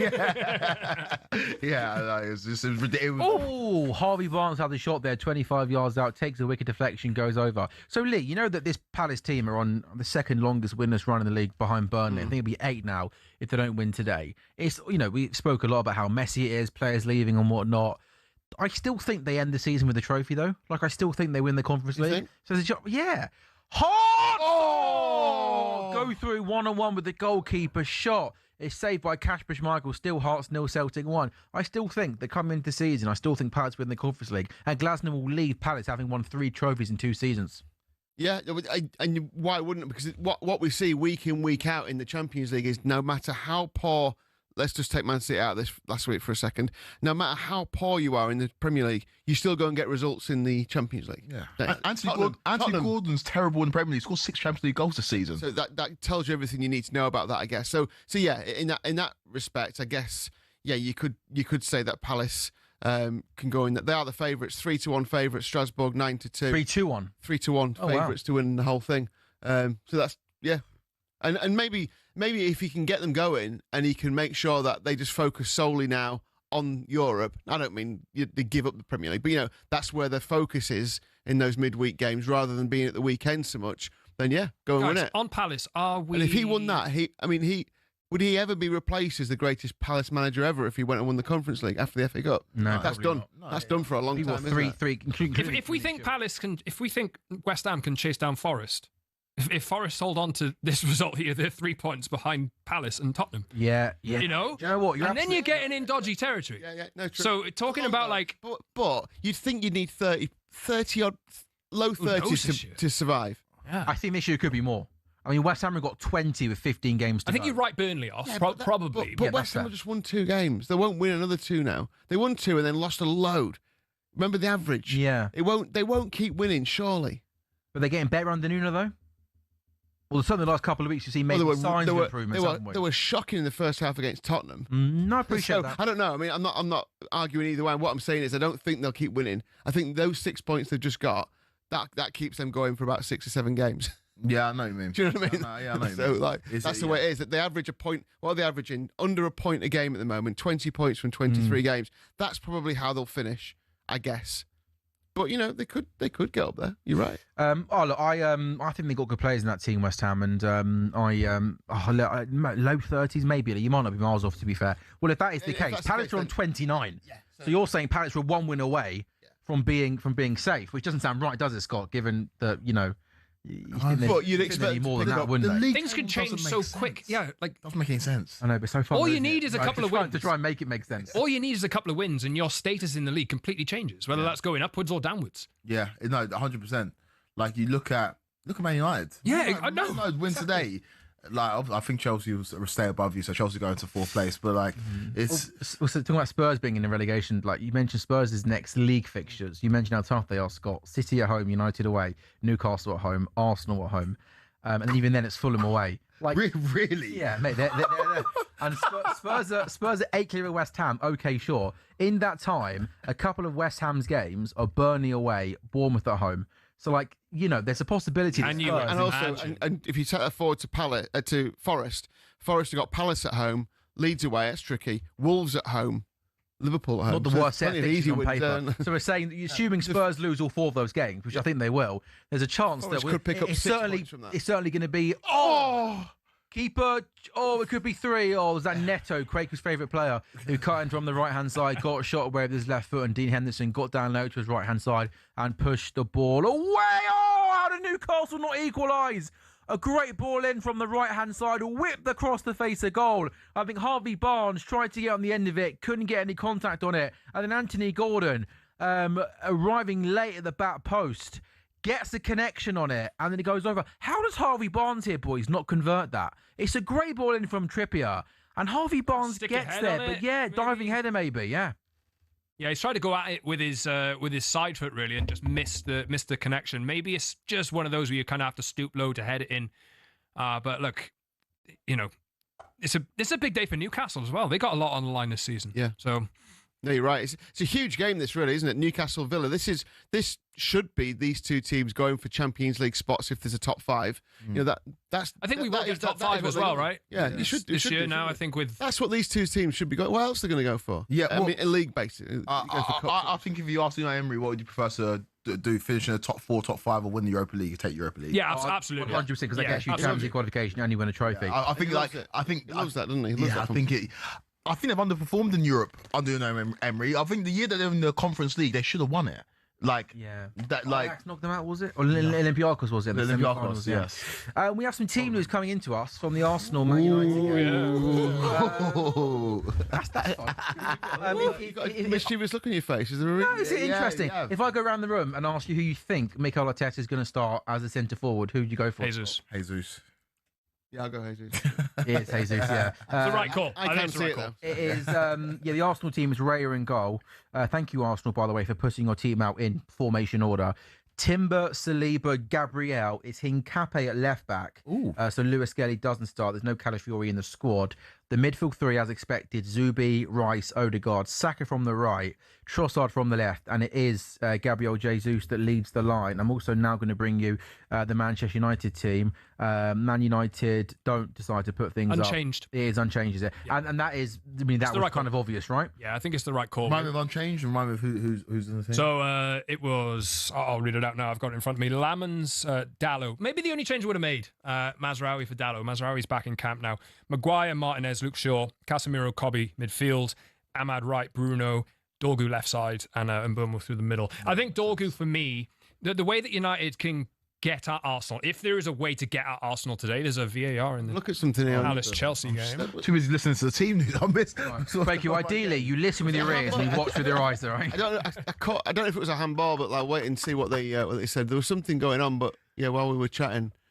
We'll have a look at the replay, shall we? By the way, well done to the Man City referee yesterday who stopped by his guns and stuck with this, making his That Premier League absolutely debut. was the right decision. I know. And then Pep going... so they're checking a possible penalty for a handball. Ball gets played out to the right-hand side, Esteval, who I think... Checking the offside. didn't Yes, they? he's on. Who must be looks his onside there, doesn't he? He comes out to Esteval. He's had a really, really good game. There's an overlap, Reece James. Ball comes into the box. Dean Henderson tries to come out. And how can you see handball from there, mate? Miles away, mate. No, that's a handball. And then João Pedro has a shot. Handball. And I think the Palace defenders... His arms. His arm looks completely down by his side, isn't it? Does it hit hip first into arm there? That's going to be a handball. His arm, his right arm is completely in a natural position, and he is literally 2 feet away from João The ball Pedro. would go in the Guilty net. looks. Harsh. That was going in. That's I think that goes hip first, then arm, no? Does it? Or am I? that was literally going to be a goal. And I'm sorry, but Where's his arm supposed to go, mate? His arm is completely by the side of his that's going body. to be a handball. Do you think it should be a handball, though? Yeah. Why? That's going to be a goal. I know, mate, but if your arm, if your body, if you are literally like that and it hits there, I'm not sure. I just think that I know there's not necessarily in the bylaws, but I just think if the ball is literally going in the net and hits your arm, I don't care if it's accidental or not. That's you stop the goal.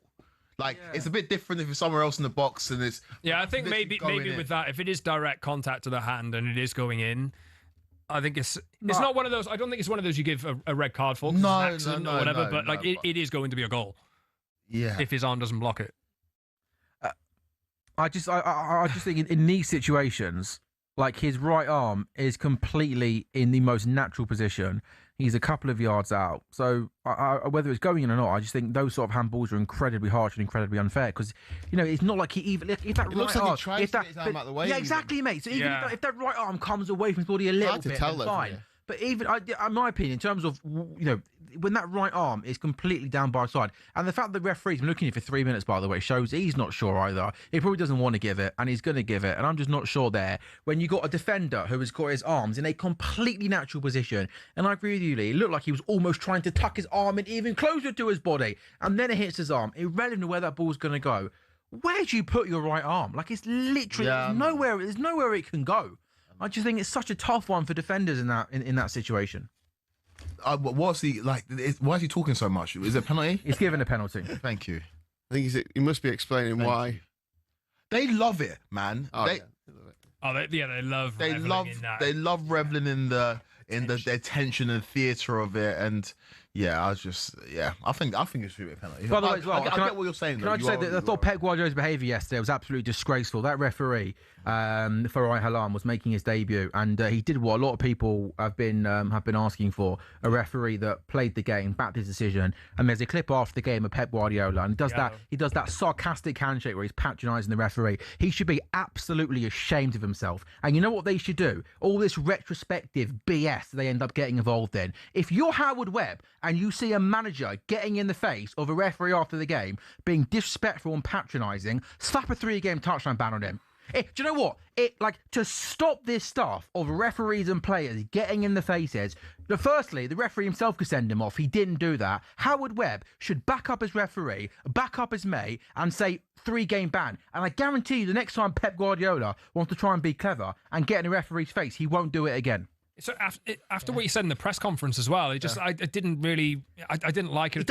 He does that patronising handshake, mate. It's disgraceful. It's just, I think it's to try and like win favour, like for future decisions that are coming up. He talked the other day at Newcastle about they should have had a couple of penalties in the league game earlier this season at Newcastle. Yeah, maybe not. And they had a couple of VARs. The penalties, Enzo Fernandez, who puts £100 million penalty. Yeah, he took that penalty like a 28-year-old Quaku, mate. Not quite a 34-year-old.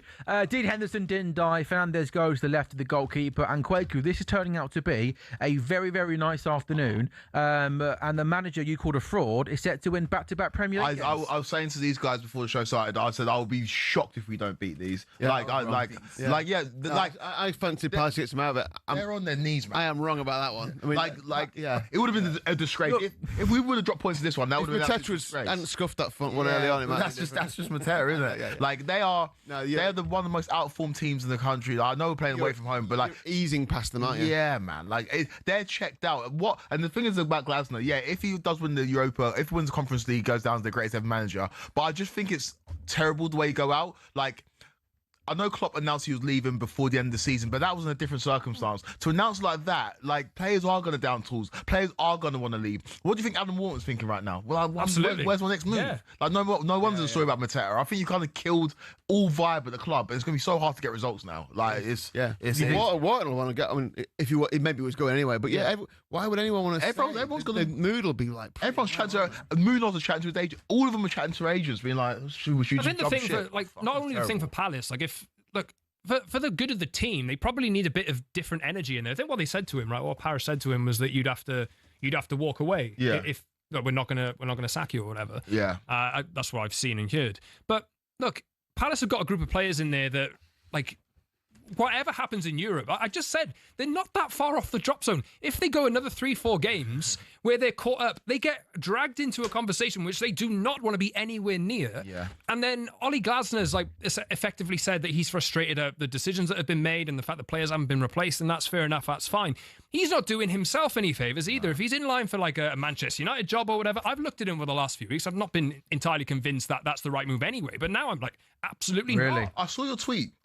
about Glasner and about Unai Emery. Yeah. And you're because of the way they've kind of dealt with the media, you're completely put off of them. That's basically how I feel on them. Okay. Why Unai Emery? He basically played down Aston Villa's chances last week, didn't he? Or what? What in the league? Quite defeatist. No, he said, I don't think we're even good enough to be top 5. You know, I think that was. Do you sometimes think with Unai Emery, maybe there is a language like he's. I think he knew exactly what he was doing there. I don't know whether it's to take pressure off Villa, and maybe which some managers do. Yeah, maybe you could see it. By the way, mate, mate, they're winning today. I tell you what, Scott. Given the underachievement your team has had over the last decade, you'd be a brave man to turn down Unai Emery. Oh no, I think he does deserve a big chance at another job. But I don't think you turn down Unai Emery. I'm sorry, that would be you'd be brave to do that, mate. Well, the thing is, Sam, like I've looked at so many managers that have come in and they've been brilliant elsewhere, and like they have Premier League experience or they don't. But this is the guy right now who's at the top of his game, and he would be regarded as one of the best coaches in the world. Totally. I'm sure Aston Villa would probably play a hard bargain to I'm sure. get him out as well. And if you look at Villa as well, I think part of the reason why he was downplaying it is that he's not really been. Villa and Newcastle are in similar positions where that they're ambitious clubs, but they're being restricted by PSR. And if you look at, I don't buy that on Eddie Howe, by the way. Do you not? No, I the do. amount of money they've spent erroneously. I do. Like Joe Linton's still starting for him. Do you know what I mean? True, but you spend 55 million on Anthony Elanga. Yes, that's true. You know? That's true. And look, I think Visser's come into his own a little bit over the last few weeks, but they've made some bad signings as well. Yeah, but I feel like they're hiding. Newcastle and Villa both spent money, but what PSR has stopped them from doing, obviously Newcastle, we know, are a seriously rich club. They've got into the Champions League, and I agree, they haven't really been able to like properly go on and spend the amount of money they could do to try and get closest to the top 2. They spent money. Yeah. Like you could argue, in their strongest team, Nick Pope's the goalkeeper, Dan Burns the left back, Kieran Trippier is the right back. So like they got good players, but I do agree with Quaku, like he's still working with a lot of players that he probably inherited a couple of years ago. I think that is true. But those rules are put in place for a reason. And you look at the signs that Newcastle's made over the last. So they would argue that the rules the rules prevent, and Aston Villa would say the same. Yeah. They prevent those types of clubs trying to get closer to the top teams, and then not being able to really possibly get close to them because there's PSR restrictions. Well, you look at Aston Villa's wages to revenue, and you think if they go and overspend and they don't hit the heights that they want to hit, then they could be they have an incredibly rich owner. But I say something about Villa as well, though. Like Konza still starts for them. Matty Cash still starts for them. John McGinn still starts for them. John McGinn's good. No, they are all good, but like this is a team that wants to be challenging at the highest level. And Unai Emery's doing not miracles, but there's Not far off, I don't think, miracles. There's no reason why Champions Aston League Villa finals last season.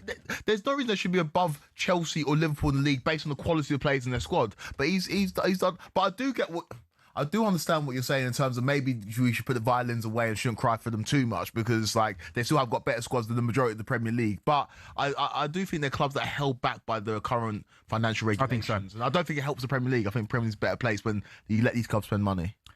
We are, around 65 minutes or so into these 2 o'clock games in the Premier League. One game, I think it's fair to say we know what the outcome's going to be. Chelsea are absolutely cruising away at Crystal Palace. Crystal Palace 0, Chelsea 3. Chelsea won their first Premier League match under Liam Rossini with Graham Potter, the last Blues boss to win his first 2 back in October 2022. The last Englishman to win his first 2 games in the competition overall was Steven Gerrard. It's mad to think he was the Aston Villa manager for Unai Emery.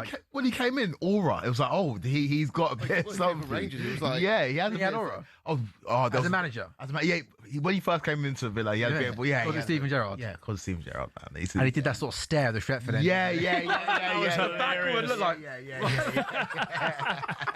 He had a bit of aura. And then you go and ask Dan Bardell what he thinks about Steven Gerrard, by the way, and he didn't leave with the same aura he walked in as. Congratulations, by the way, Dan Bardell. I had his first time. Oh, no way.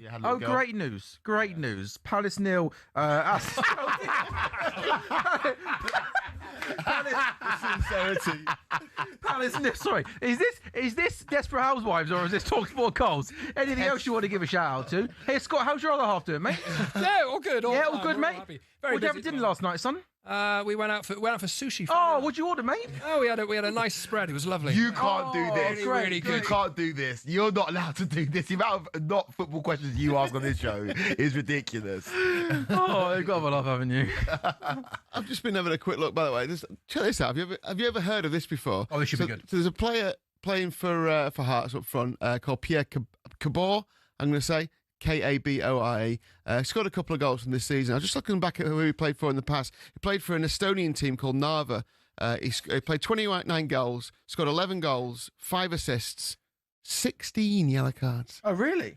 Have you ever seen a striker, get 16 in 29 cards? games? In 29 That's better than Getting stuck in. You love to see it. Some going, isn't it? Is he a big lad? Yeah, he is a big lad. Yeah, he's up front there. I was just thinking. No, that is 16 yellow cards. Leo, be honest with me, unheard of. When you started that, I wondered where you were going with that. I was like, this is going to be quite. But no, that's actually turned out to be. I'm looking out for a yellow card for him, basically. Yeah. Well, you must get a pretty short price then on a yellow card for him, right? Probably not now. He's had 18 in his career. It says here, 16 in one season. Yeah. That's crazy. He must be a physical centre forward there. All right, guys, we've got 25 minutes to go then in our Premier League games. Chelsea are 3 up away at Crystal Palace. This would be a huge 3 points for Sean Dyche. Under a tiny bit of pressure away at Brentford, even more so given the fact that West Ham have gone back-to-back victories. Brentford are so good at home, only 3 points off the top 4. Brentford 0, Nottingham Forest 1. It was Igor Jesus who gave Forest the lead on 65 minutes. Aston Villa still 1-0 up away at St James's Park. Newcastle made some changes to try and get themselves back into the game. Jacob Ramsey's come on for Joe Linton. Anthony Elanga on that right-hand side or left-hand side has come on for Anthony Gordon. He'll go over to the right-hand side. Harvey Barnes on the left-hand side. And Voltemada on for Visser. And it goes from bad to worse for Crystal Palace Selhurst Park. Oh, my goodness me. Adam Wharton sent off team. What happened? Yeah, bad challenge. He jumped into one. It's a second yellow. I thought it was a bit. He looked frustrated, didn't he? He did look frustrated. Well. And he's moaning at the ref, but he can have no complaints. There's a definitely yellow card. We'll see the replays here. Drop some money on the table, Man United. I think he did look frustrated. That first one looked like a frustrated challenge. Yes, It's not. Oh, the second yellow card. Second yellow. Oh, fair enough. Oh yeah, no. He went. The first one was just the same. I tell you what, the first one was. It is a yellow card, though. It is a yellow card. In modern football, I think it's more. It's a frustrating tackle. In modern football, that's a definite yellow card. But like when you actually look at the tackle, he's like a tiny bit late. Like he catches the one that it's not. I don't think it's awful. Penny for the thoughts of Palace fans. Like it's just going from bad to worse, and I think they're going to really struggle. I know you think they're going to win the Conference League, but I don't know, man. I think I still think like a fully strength Palace team with Munoz, Sarr, Mateta, Wharton. How full strength can they be though? Like that late in the season, like that full strength team looked good, but they might have like, no with players 60 odd available. games in their legs. No, I know. And also, by the way, in the Conference League, they haven't come in the top 8, so they've got 2 playoff rounds to play before they get to the last 16. You think that is criminal? You're absolutely right, Lee. It really, really is crazy that they didn't get over the line there. So yeah, Palace are down to 10 men. Chelsea are 3 up. Brentford 0, Nottingham Forest 1. Lee, Brentford they've huffed and puffed Brentford, but maybe just been a little bit poor in the final third today. Yeah, I mean only 1 shot on target so far. They've had 7 shots on goal. Loads of touches in the opposition box and loads of possession, but yeah, Forest are really doing a job here. I listed all those teams that Brentford have scored against. I mean, this will be a huge effort if Forest can keep them to 0, let alone get a result out of it. Like I said before, though, I'm still thinking, and maybe I'm just clinging on still, but Forest are going to start to get leggy at some point in this game. We've got 25 minutes to go. It's going to have to happen now for Brentford if it's going to happen. They're 6-1 to win the game. Igor Thiago, that is 130 to score in the game. 14-1 to score 2 or more goals, which is a bit of a... that's Igor Jesus, to score 2 or more goals, 14-1.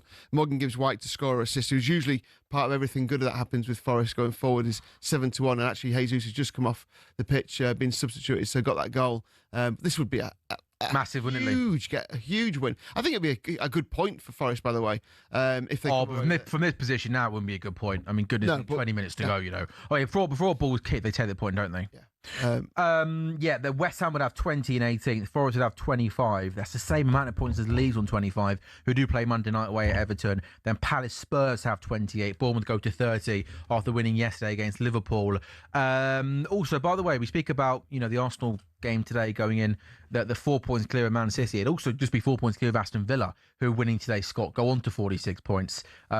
Just 4 points behind Arsenal. I don't think anyone ever thought Aston Villa would win the Premier League this season. But, they're all the same amount of points as Man City, aren't they? Why not, though? Why not? Excuse me? Not good. Not consistent enough. Yeah, why not? They haven't got as good a players as They're on the same amount. They'll be on the same amount of points as City.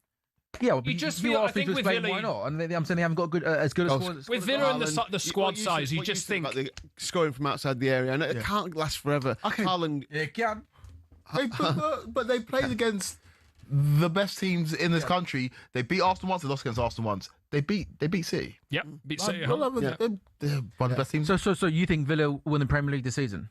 I just don't think it's. I think Villa and City winning the Premier League is. I don't think there's much difference. Okay, that's fair enough. But do you think so? Villa could come above City. I'm not disputing that. Yeah. Can Villa come above Arsenal? Villa, City finish. Obviously, that's the question, isn't it? Yeah. No, I don't think it's going to happen. But I just don't think because City finish above Villa. But like you said, it's the Leicester season, right? In terms of the big boys haven't turned up. Like I'm not sure we can call it a Leicester season, by the way. Well, that was off air. Yeah, I was going to say. Lee Phelps believes if Arsenal win the league this season, it'll be as fluky and as lucky. No, is that what you mean, Lee? He did say that. What's your Instagram handle for the Arsenal fans, Lee? No, he did say that. But it's a He season. did, by the way, No. It's a season for like 15, 16, where the big boys haven't turned up. Do you know what I mean? So like, It's more like, I don't think it's What do you say the big boys haven't turned up? Arsenal and City are first and second. come on, man. Like, look at the. For Liverpool, sure. But like, the big boys have turned up. 1 and 2 is Arsenal and City. The best two. City went 4 games without a win in the Premier League and are 4 points behind the leaders. Like, that would not happen in the season where teams turn up. They went 4 games without a win. They drew 3 games and lost 1 against Man United, and they're only 4 points behind the leaders, Arsenal, who are apparently the best team in Europe. Come on, man. Arsenal do have a game in happen hand, to be fair. Like, I do think, though, this game now, that like Arsenal United, if Villa hold on to this, it's autumn. Like, it's somehow, if it could get any bigger, it is actually bigger. I wish I was sitting here with you boys to watch, yeah. You can We can all like sit here and watch United try and it would be nice to have everyone in unison be like, come on United, come on United, keep this season alive for everybody. It'd be great. Usually I'm on my own here. No, I know obviously I will never want United to win, but for a neutral's point of view, Arsenal not winning today, even a draw, is great for the Premier League. Totally. Leap, Hearts just missed a 1-on-1 there, played through on goal. Not sure if that was your mate Kabore, but Kasper Schmeichel just made another really, really big save. Still Hearts 0, Celtic 1. Yeah, and having a right, I'll go. I mean, in terms of shots, it's pretty level to be fair, but Hearts have had marginally more. But whenever you look up, they're the ones who are really trying to get back into this game. Oh, just nice run into the box, but just kind of ran out of possession in the end. But it's a really good open game. It's like, it's exactly what you'd want a title, surely. Not a title to say, but, a game at the top of the title to be, rather than it being a drab. Top of the title. Top of the title? Top of the table. I think. Top of the table. Title toppers. Table toppers. Yeah, so a cracking game. Obviously Hearts trailing to Celtic, and Celtic obviously the favourites because of that. But yeah, great game. Great game. Brentford 0, Nottingham Forest 1. This will be a massive victory for Nottingham Forest and Aston Villa, who, as things stand, go on to 46 points, 4 points behind Arsenal. What do you think, Quaker, then about the final 15 minutes in both these games? It looks like Forest, as you kind of expect, are just dropping deeper and deeper and deeper. Yeah, it's going to be tough for Forest to. Because it's interesting, in both of these games, it's the away team that are leading, and I just think the pressure will be too much. If you're going to sit back and just try and defend your box, eventually Brentford are going to get a long throw or they're going to break through somehow. And I think the same I think Villa are still trying to give it a go in the other game. But remarkable here in the Aston Villa game, Morgan Rogers is just outside the box and he gets taken out by Jacob Ramsey from behind, and then one of the centre halves in front. I think it might have just been outside the box if VAR couldn't get in, but that looked an absolute play and foul Morgan Rogers, and it wasn't given. Then Anthony Elanga whips in an unbelievable ball from the right hand side. Voltemada, who looks like he's going to head it. That from Ezri Konsa is genuinely outstanding defending. Lewis Miley now whips in a corner, and Emi Martinez, fair play to Emi Martinez. That is good goalkeeping. It was bodies in front of him. He catches it. And then Emi Martinez, Emi Martinez, right, lads? I hope he's okay, but that's exactly what you want. Can I guess? I think he's okay. Yes, I'm sure he is. So Emi Martinez. I rate that. I love it. Let Eddie Howe and Jason Tyndall there know. Everyone in the world knows what he's doing. Yeah. Like, the referee's like... Look at him. The ref helped him up, actually. Ref. The referee's basically saying, I like how they stand up, they take the ball, they take the applause, and then they go down. Yeah. It's all right here. It's all right here. It's really good all goal. Right here. All right still. He's all right. He needed a few steps to feel he's all right. He's still all right. Yeah. That's a bad back. Bad back. Yeah. That's like me after... The thing is, though, you do need that sometimes. You need a bit of housery. Yeah, you do. Yeah, sure. Especially in a stadium like that, you know? For sure. Yeah, what do you mean by that? Well, just like Newcastle, if there's a team that's pushing on that can get that crowd behind them, that noise behind them. Yeah. When they're chasing a goal, you do need that little bit of experience and that little bit of housery to you've got to manage the game, haven't you? Out of it, yeah. Manage the game, yeah. You were lauding Konsa for his defensive efforts. That was a really good header. Do you think he starts for England at the World Cup? No. Who's the I think if he's fit, I think it's Stones and Gahey. I think if Stones isn't fit, then it's Konsa and Gahey. Stones being fit, man. I think he. But do you not think it almost feels like when international tournaments, he always plays.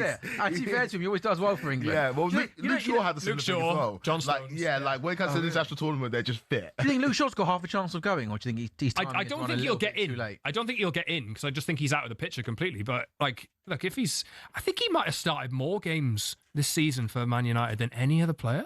I might need to look that up, but I swear I saw that a couple of weeks ago, which is remarkable, really, given how injury prone. The left back's touch wood. Left back is weird because. Position in the team. Do you think? Yeah. Yeah. O'Reilly? Lewis Kelly's not who? O'Reilly, Nico. Yeah, he might be the man in possession. Lewis Hall's doing well at Newcastle now. He's got himself fit again. But it's not the deepest pool. It's not as strong as some of our other positions. Would you think Konsa and Gahey play together? I think so, yeah. I think so. Konsa's good, although I'm surprised when you listed the players that Aston Villa are still starting with. I know, right? I thought it was a bit harsh. I'm not saying these are not great players. I'm just saying that these are not players that were signed for big money and were bought to compete to. No, I appreciate that. I think Emery's getting the best out of him, basically. Igor Thiago! Oh, he should do better. Free kick from Yarmouk comes in. And it goes above everyone and falls to Igor Thiago at the back stick. And I think he almost just tries to toe poke it. I think he does. And does that go wide or over? But from close range there, he's completely unmarked at the back post. And, he tries to go at the near post from a tight angle, which I think was the wrong option. And he makes an absolute mill of that shot, doesn't he? For a player that's in such good form, it's not good at all. The problem that Brentford have got now is that Forest are sitting right back and Forest are defending really well. I don't think Brentford have quite got the guile to open them up. It's pretty much like they play teams and everyone comes on to them and they can loft that pass forward. And so it's a bit we'll just so now they've got to try and break it down. It's going to be interesting to see if they can do it. Sharda's had a couple of efforts, but he just keeps running up into brick walls. Sharda, he's trying to go through players rather than round them. But they're going to keep going. If Forest can hold on for another, it might be 20 minutes, might it? Might be just under. Oh, man. That was a great effort. That's an example of that lack of Not quality quite good there. enough, yeah. Be interesting to see, Lee, how you boys price up the relegation battle after this. West Ham and Forest both winning the weekend. Big chance here for Aston Villa. One of my favourite players in the Premier League, Morgan Rogers, has got a free kick about 20 yards out to the left-hand side. I think the way he looks like he's going to line this up. By the way, look at Nick Pope. I was going to say, Nick Pope there, mate. Great minds think alike. Nick Pope, like, ignored me yesterday. Who was it? The Bournemouth goalkeeper. Yeah. They take that step aside to the wall. And I think you see so many goals being scored goalkeeper side. I think Nick Pope here has left a big gap to his left-hand side. Morgan Rogers, I think, here should go goalkeeper side. And I can see Nick Pope being quite out of position here. I think you always see goalkeepers edge towards the side of the wall. So I'd like to see Morgan Rogers here go goalkeeper side. He might back himself to go over the wall. But look how far Nick Pope almost looks like he's behind the wall. Rogers! Great position. No. Well, no, I think it's a bad free kick, Scott. Yeah, it is. If you listened to me, he would have scored. Poorly executed, but Nick Pope was right on. It went right down his throat, didn't it? Yeah, maybe it was just a good goalkeeper. maybe we know nothing about it. By the way, was I right about Vicario? Was I right about Vicario? He annoys me. Just looking at his face annoys me. Like, no, just in terms of like, you make mistakes. It's not like you are Allison. It's not like you're Donnarumma. You make so many mistakes. Why are you shouting at people? He loves to shout. Also in possession, he's so rash with the ball at his feet. Like they're one of Feel you have confidence. one of the Burnley goals came in it from him, kicking the ball out for a throw, and they literally scored from that minute on there. By the way, Jay, big win for Bristol City yesterday, wasn't it? Hey, last 8, take it, mate. Late against Sheffield Wednesday, couple of points off the playoff places. Come on, the Bristol City, mate. Yeah, you sold Mehmeti, was it? He went to Ipswich, wasn't he? Yeah. Doesn't care, does he? I think I care about Bristol City doing more this season than he does. Can I ask a question, Sam? Chelsea just won, though, haven't they, sir? Chelsea just won, so he's more bothered about that. Yeah, no, he is more worried about honestly, Chelsea. he Probably is. booking Matisse. Who's on the show next week? I don't know. I have no idea. It's Matisse, Jason, and It is Matisse, yeah. It's bang out of order. paternity leave. Yeah, I know. Anyway, Scott, obviously everyone saw it, the Theo Walcott thing about Arsenal and this Arsenal side and Man United 0708. If you were to do a combined 11 real quickly of that Arsenal this season and Man United 0708, does any Arsenal player get in? I think if you ask me again in 3 months' time, we can have a different conversation. But at this point, I think there might be one player that gets Who? Timber, maybe. I'll give you a conversation. Oh, 2-0 to Nottingham Forest. Wow. It looks like it's game, set, and match. Wow. Great celebration. Massive moment this.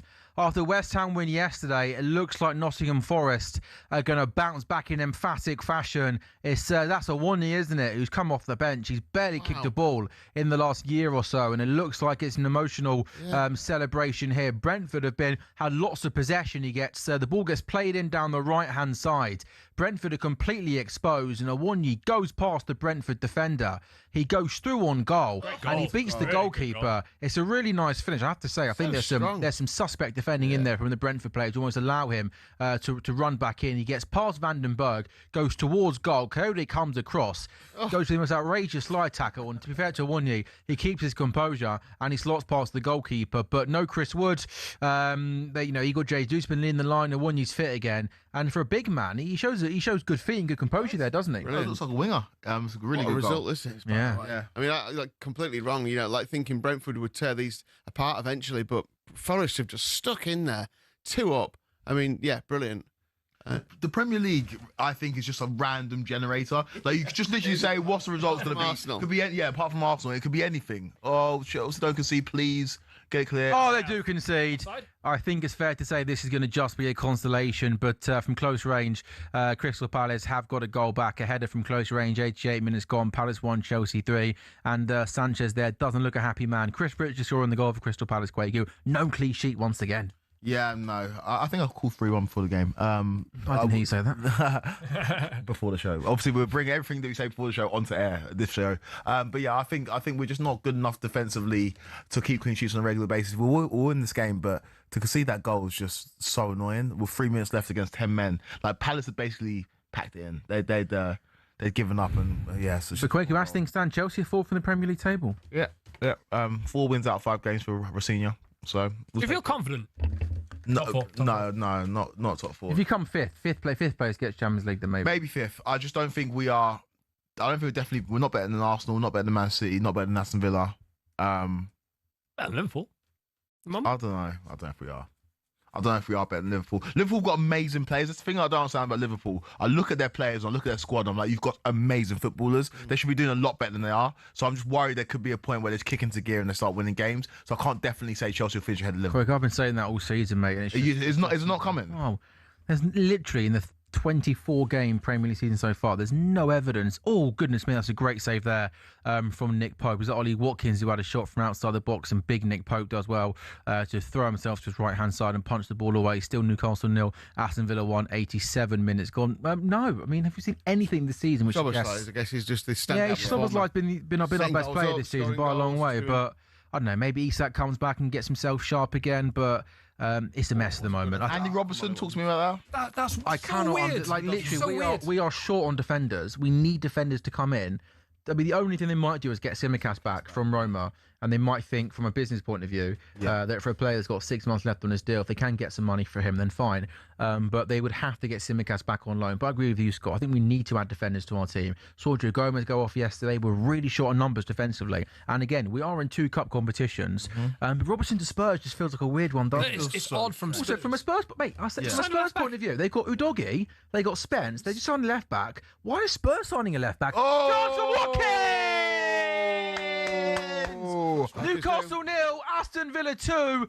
Aston Villa looks set to get back to winning ways, and before Arsenal play later on today in the Premier League, they are 6 points behind top of the table Arsenal, and 4 points I should say behind top of the table Arsenal, and it's Ollie Watkins who hasn't had his best of games, but this is a proper centre forwards finish, and those travelling Villa fans high up in the gods at St James's Park have got something to cheer about. Unai Emery punches the ground. What a win this is going to be. Corner comes in, Villa win the initial header, Newcastle don't clear, it comes back outside, ball comes into the box the right hand side, it then comes back in, and Ollie Watkins makes a really good run, completely unmarked. The marking's not good, but Dean's on that left-hand side just stands the ball up. Watkins runs onto it, diving header, beats the goalkeeper, and Kwaku, this is a massive win for Aston Villa. Huge win. Are we sleeping on Aston Villa?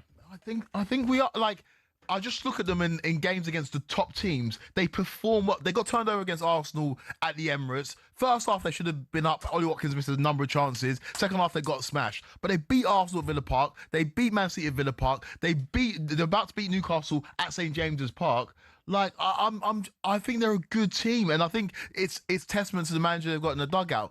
Do I think they're going to win the league? No. Do I think they've got a chance of being in the title race? Yeah, they're in the title race. Oh, they're in the title race. Yeah. So I think we're underestimating them. And this is, I agree with you. Like, I do not see Aston Villa winning the Premier League this season. I also, by the way, do not see Aston Villa finishing anywhere lower than third in the Premier League. No. Like, they've obviously got a nice cushion on, what are they, 9 clear at the moment in fourth place Chelsea. Like, there's no way there's a drop off there. I know they were poor last weekend against Everton. I honestly think Unai Emery is comfortably, hands down, one of the best managers in world football. Yes. And I actually think that because he kind of already has a good reputation before he came to Aston Villa, I still don't think he gets enough credit for the job he's done at Aston Villa. He inherited a team that were literally fighting relegation, and within a couple of years, he had Aston Villa in a Champions League quarter-final. We are, late in January, his team are 4 points behind Arsenal and Man City, who have spent hundreds and hundreds of millions of pounds and the rest. He has got them competing for that. I think they win the Europa League this season. He is the definition of a good coach who gets the absolute best out of every single player he has got. Do they win the Premier League? I don't think so, but they're in a title race, and they got a cracking chance, Lee, of winning the Europa League this season. And again, you just think in the summer, is there the money there to try and be a little bit more adventurous, a little bit more ambitious? I know there's PSR restrictions, which must be frustrating, but Aston Villa, third, a Champions League quarter-final last season. Unai Emery is an absolute frigging genius. No, he is. He is one of the best managers in the league. Second best manager in the division, technically, I guess, if you think about trophies won. How people have that Arteta Klopp's won the Premier League, but you can say what you think about that being Klopp's team. But obviously Guardiola's out there, but he's won. So with Sevilla, with Villarreal, with PSG, Okay, can I ask you this question? Would you say pound for pound, he's doing the best job out of any manager in the Premier League. Like having Aston Villa probably. third This season. Like, sure, you could argue Keith Needs to Andrews win at something. Brentford, sure. No, sure. But do you understand my question in terms of like absolutely. Aston Villa being third looks on paper Especially there. if you stretch it out over the course of his stay at Villa as well. I don't think there's really anyone you can put up They against. got to a Champions League quarter-final last season. Yeah. Rewind 2 years before that, he inherited a Villa team, I think, were in the bottom three or just outside the bottom three, which Steven Gerrard was managing. Yeah. Again, he gets the best out of all his players. I also think above, he obviously had Monchi there for a long time. They had a great relationship. The recruitment's been really, really good. I just think they're such a likeable team, a really exciting team to watch. Almost halved in price for the Premier League title. So they were 40 to 1 before the game. Now 22 to 1 to win the Premier League title before the as it stands now. 2-0. Also, Ollie Watkins, we've just said, he's been pointed out by the cameras a few times, frustrated, cutting a pretty frustrated figure. He scored that goal and he celebrated with all his teammates. And he was like, they were butting heads together, like, I've got, and he needed a goal like that, which was just instinct. Yeah, Diving header, not like time, not running onto it. Bang on. I'm a big Ollie Watkins fan, and I've been upset and disappointed at him this season because he has looked like he's lacked that match sharpness, just like all good centre forwards it feels like it hasn't been there, and he has been struggling. But again, that there was a top class centre forwards finish. I think in Morgan Rogers, they've got one of the most exciting players in the Premier League. I think that midfield three. I know Kamara's injured at the moment, but Kamara, Onana and Tielemans really complement each other in terms of Kamara sitting and protecting. Onana's got the real legs. I think Yuri Tielemans might be one of the most underrated players in the Premier League. I think he's so good, so clever in possession, so good in tight spaces. And there's a clear structure, there's clear ideas, every player knows their role. And, Aston Villa well and truly deserve to be where they are in that title race. And again, after that Everton defeat last weekend, this was the definition of a tough game, tough place to go. And they've handled it, at the moment, to perfection, haven't they? Oh, they have. This is a huge result for them. And it's just, all they can do is continue to apply the pressure. I think we forget that going into that game against Arsenal at the Emirates just a few weeks ago, if Villa were to have won that game, I think they were on like a 10 or 11 game win streak. If they were to have won that game, they would have gone level on points with Arsenal. It should have been 2-0 up in the first half. They are not, the gap between them and Arsenal are the most consistent team in this country. But there's a little frailty there. Arsenal in the... Yeah, what's the frailty? The frailty is their performances against the best teams, the teams that have got good players. Home and away against Liverpool, this Liverpool team, you couldn't beat them. I'm sorry, that if you got 6 points in those games, we'd say you would have won the title. Against Man City, you needed a last minute Martinelli goal to get you a draw. Against Chelsea, against 10 men. Against 10 men for the majority of the game, you couldn't beat a Chelsea side. Against the better sides in this division, Arsenal have not been impressive. They've beat up on the rest of the division, fair enough. But against the teams that have got a bit of quality, hence why today... Did they beat up Man United today? Well, that's why I think they dropped points today. Man United's got good players. I think they dropped points today. Yeah, I do. I'm not going there. Yeah, no, you don't have to. You don't have to. But Arsenal against teams that have got good players. He does have to go there at some point today.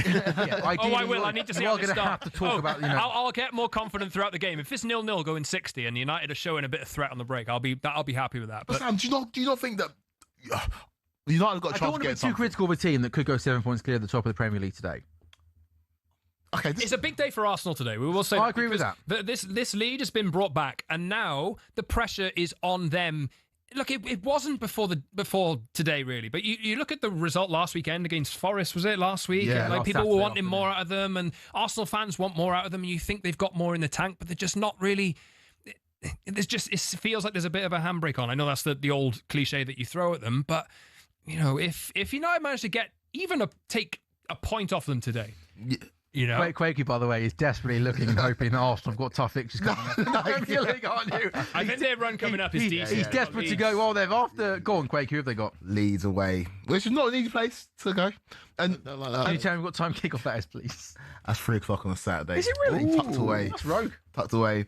But then they've got Sunderland at home, 3:00 tucked away. No. The confidence in his voice. Yeah, I know. Scrap the Arsenal in the Premier League. No, but what? Let's go back, Quaker, to Aston Villa because I want to shower some more love on them. I've just seen a graphic on social media of the net spend Aston Villa have had. Chelsea, City, United, Arsenal, Spurs, Liverpool, Newcastle, West Ham, and Forest have had a higher net spend than Aston Villa. I think that's over the last 5 years. So again, that is quite remarkable. For Unai Emery's been there for the majority of that. That kind of almost just shows how high they're punching above their weight, guys. Yeah, and they've had to get creative, and they've had to rely on loyalty, and the way they do that is by paying their players quite high wages. They've got one of the highest wage bills in the Premier League, and that's where they kind of come a cropper when it comes to PSR. But in terms of net spend, like you say, like Forest have got a higher net spend than Aston Villa, who are third and 4 points behind Arsenal in the Premier League. It's an incredible job that he's doing, and with Villa and with Newcastle as well, it feels like sleeping giants, and it feels they need a big trophy win, don't they? Or just if the Premier League just allowed them to spend a little bit of money. They've got owners who are willing to spend money. They've got the manager in place. They've got everything in place. The history of the club. It's just like they do feel. When you're having conversations about some of the best players in the world, for example, Julian Alvarez looks like he's on the market this summer. Villa would never be in that conversation to get him. There would never be that conversation. They've been Tammy Abraham. They've been linked. And that's the difference. Is our Arsenal signing Tammy Abraham, our Man City looking at Tammy Abraham, and that's where they come and crop. Everything else, the ambition is there. It's just I think you're right, some mate. of the players have. And again, if you look at the squad, it obviously looks a lot thinner compared to Arsenal and City in the Europa League. Still in the FA Cup, aren't they? Yeah. Like Kamara's been injured for argument's sake. I think he's out for the season, which is a massive blow for them in that midfield. You then think, is there the possibility to go out and just sign a replacement for him? Go and sign another really good, and you feel like Villa aren't going to operate like that this window. And that's why, I just think they come third this season. They don't come above Arsenal and City, but also are clearly much stronger than the teams that are chasing, guys. Okay, so Parish needs to make a decision. I understand you don't want to pay him out. You don't want to pay out Glasner. You don't want to reward him for basically throwing you under a bus. But I'm sorry, these results aren't going to get better. I'm so down on Chelsea at the moment that I've never been more sure of 3 points in my life. They are on their knees. They were tragic for a while today, Palace. They've been atrocious for a long time. Do you think just by Oliver Glasner doing an unbelievable job there, Kwaku, do you think that they might be better off sacking him now? Yeah, you got to cut the cord. It depends what you want in the season. It depends if you think. Well, they'd want to win the Conference League and to finish top 10. Why wouldn't you give him the opportunity to win the Conference? He doesn't want to be It looks there. like it's just run its course. You can tell if the manager doesn't want to be there. The players, Mateta's trying to get out. You got Adam Wharton, who's probably going to be frustrated. I compare the press conference he did. I compare it to the Amram and the Maresca. It's different. Nuno one, a Forest member there. Yeah. It's just it sounds like you want to get sacked. It sounds like you want to get sacked. I don't know. Brendan Rodgers did one, didn't he? Really, I suppose as well. He kind of came out early in the season, spoke his mind, and said, "Yeah, I'm ready to go." Ready to go. And I think they're paying. If they didn't have to pay him out, they would have sacked him as soon as he did that press conference. But I feel like. Do you think also, so you think with Glasner saying what he's saying, do you think it almost gives the players an easy excuse to kind of check out themselves, maybe? Well, who's holding who accountable? It's you're not going to be here next season. Why am I going to run that extra mile for you? That's fair enough. And if you're starting to make a plan for your new team and all the rest of it, he's not the one who's going to be signing players, is he? So, yeah, I do get that point. I don't know why they had to... What confused me was that he said, we've been open about this in October. So why did you just suddenly decide to tell the world? Yeah. Why didn't you keep that until the end of the season? Well, my guess would be with that, I think they'd have to at some point have to start talking to other people and other managers, and that would easily come out. That's why he did it. His captain was being sold. He hated the fact. That's why he did it, because he was annoyed. It was the same day, and he went, and he's going to City as well. Yeah, but no one had even mentioned that, had they? But I do think they would have it would have been hard to keep a secret to the end of the season anyway. In general, maybe, but it's like Klopp. I think he knew he was going months before, and he had to announce it at a certain time, wasn't it? It was dealt with well by the club. And yeah, sure. Everyone knew. Right, we're going to have a real... What they could have done was gone, right, okay, yeah, Glasner's waving. Did he wave? Yeah, we might be looking way into this, but he certainly was waving to the fan. I mean, that might have just been a normal sort of, I'm going to go and wave. There was a wave there, certainly. But he's not waving after you lose 3-1. Do you know what I mean? You're not getting straight down the tunnel. The way he was waving... Not far to go either, other than Yeah. See you back at home. By the way, Forest, what a result this is for Forest. I put Brentford up and happy to sit here and go, what a result that is for a team going to... I mean, look, Brentford aren't an amazing team by any stretch of the imagination, but they've played really well at home this season. Didn't score against Tottenham at home, so I know that was disappointing, but, been nilled by Nottingham Forest at Brentford, where they've scored goals against some of the best teams in the division this season. So, yeah, what a result for Forest. We'll touch on Forest again shortly, but yeah, just going back to Oliver Glasner and Crystal Palace, I'm interesting having a look at sort of, how Palace fans are feeling on social media. I think a lot of Palace fans want Glasner. Again, I'm speaking here on behalf of maybe the last 50 tweets that I've read in a minute on social media, but I think it's he's obviously done an amazing job there, but it does maybe feel as if at this moment in time, has the situation become untenable maybe? It just feels... I just don't understand how you can motivate players. I don't understand how you can Because if you say you're leaving, like what is keeping the product? They've reached a pinnacle, and unfortunately for Palace, they're not like a Newcastle, Aston Villa, where when Newcastle won the League Cup, it's like, okay, this is gonna be the first of many. When Palace won the FA Cup, it felt like that was the end of the story. And you see teams get picked off, and you know, like your best players leave, and he's talked about that. And how Do you have any sympathy for him? No, I to be honest, no. I think when you go to Palace, you know exactly what kind of club you're joining and how they survive. And they're going to continue to do that. If he feels like he wants to go kick on somewhere else, he did a fantastic job. Like winning that FA Cup last season, if he stays and wins the Conference League as well, it's a brilliant achievement. Fair enough. But there are certain teams in this league that have to kind of know what they are and have to hit the transfer policy on the head, like buy players from the Championship, sell them for like 3 times the price or whatever it is. That's how they build to a point where maybe down the line in a few years' time they can actually be competing for Champions League places or whatever. It's not there now, though. I think he's maybe asking a little bit too much. Yeah, that's a good point. That expectation thing is a good point. Who are Palace? You were saying you got to figure out who you are as a team, haven't you? Who are Palace at the moment? Well, and also I feel like Glasner, he's done a fantastic job. Also, fortunate to have come into a situation where Palace had 3 or 4 generational players. Michael Olise, Eze, Gerhi. They've gone to 3 of the best teams in the world. And Adam Wharton, who's probably going to go to... he came in at a great time and he did a fantastic job, but he didn't sign those players. Those players were already there. Maybe barring Adam Wharton, I can't remember when he joined, but it worked perfectly. They had got a good manager who had pedigree, who won the Europa League with Frankfurt.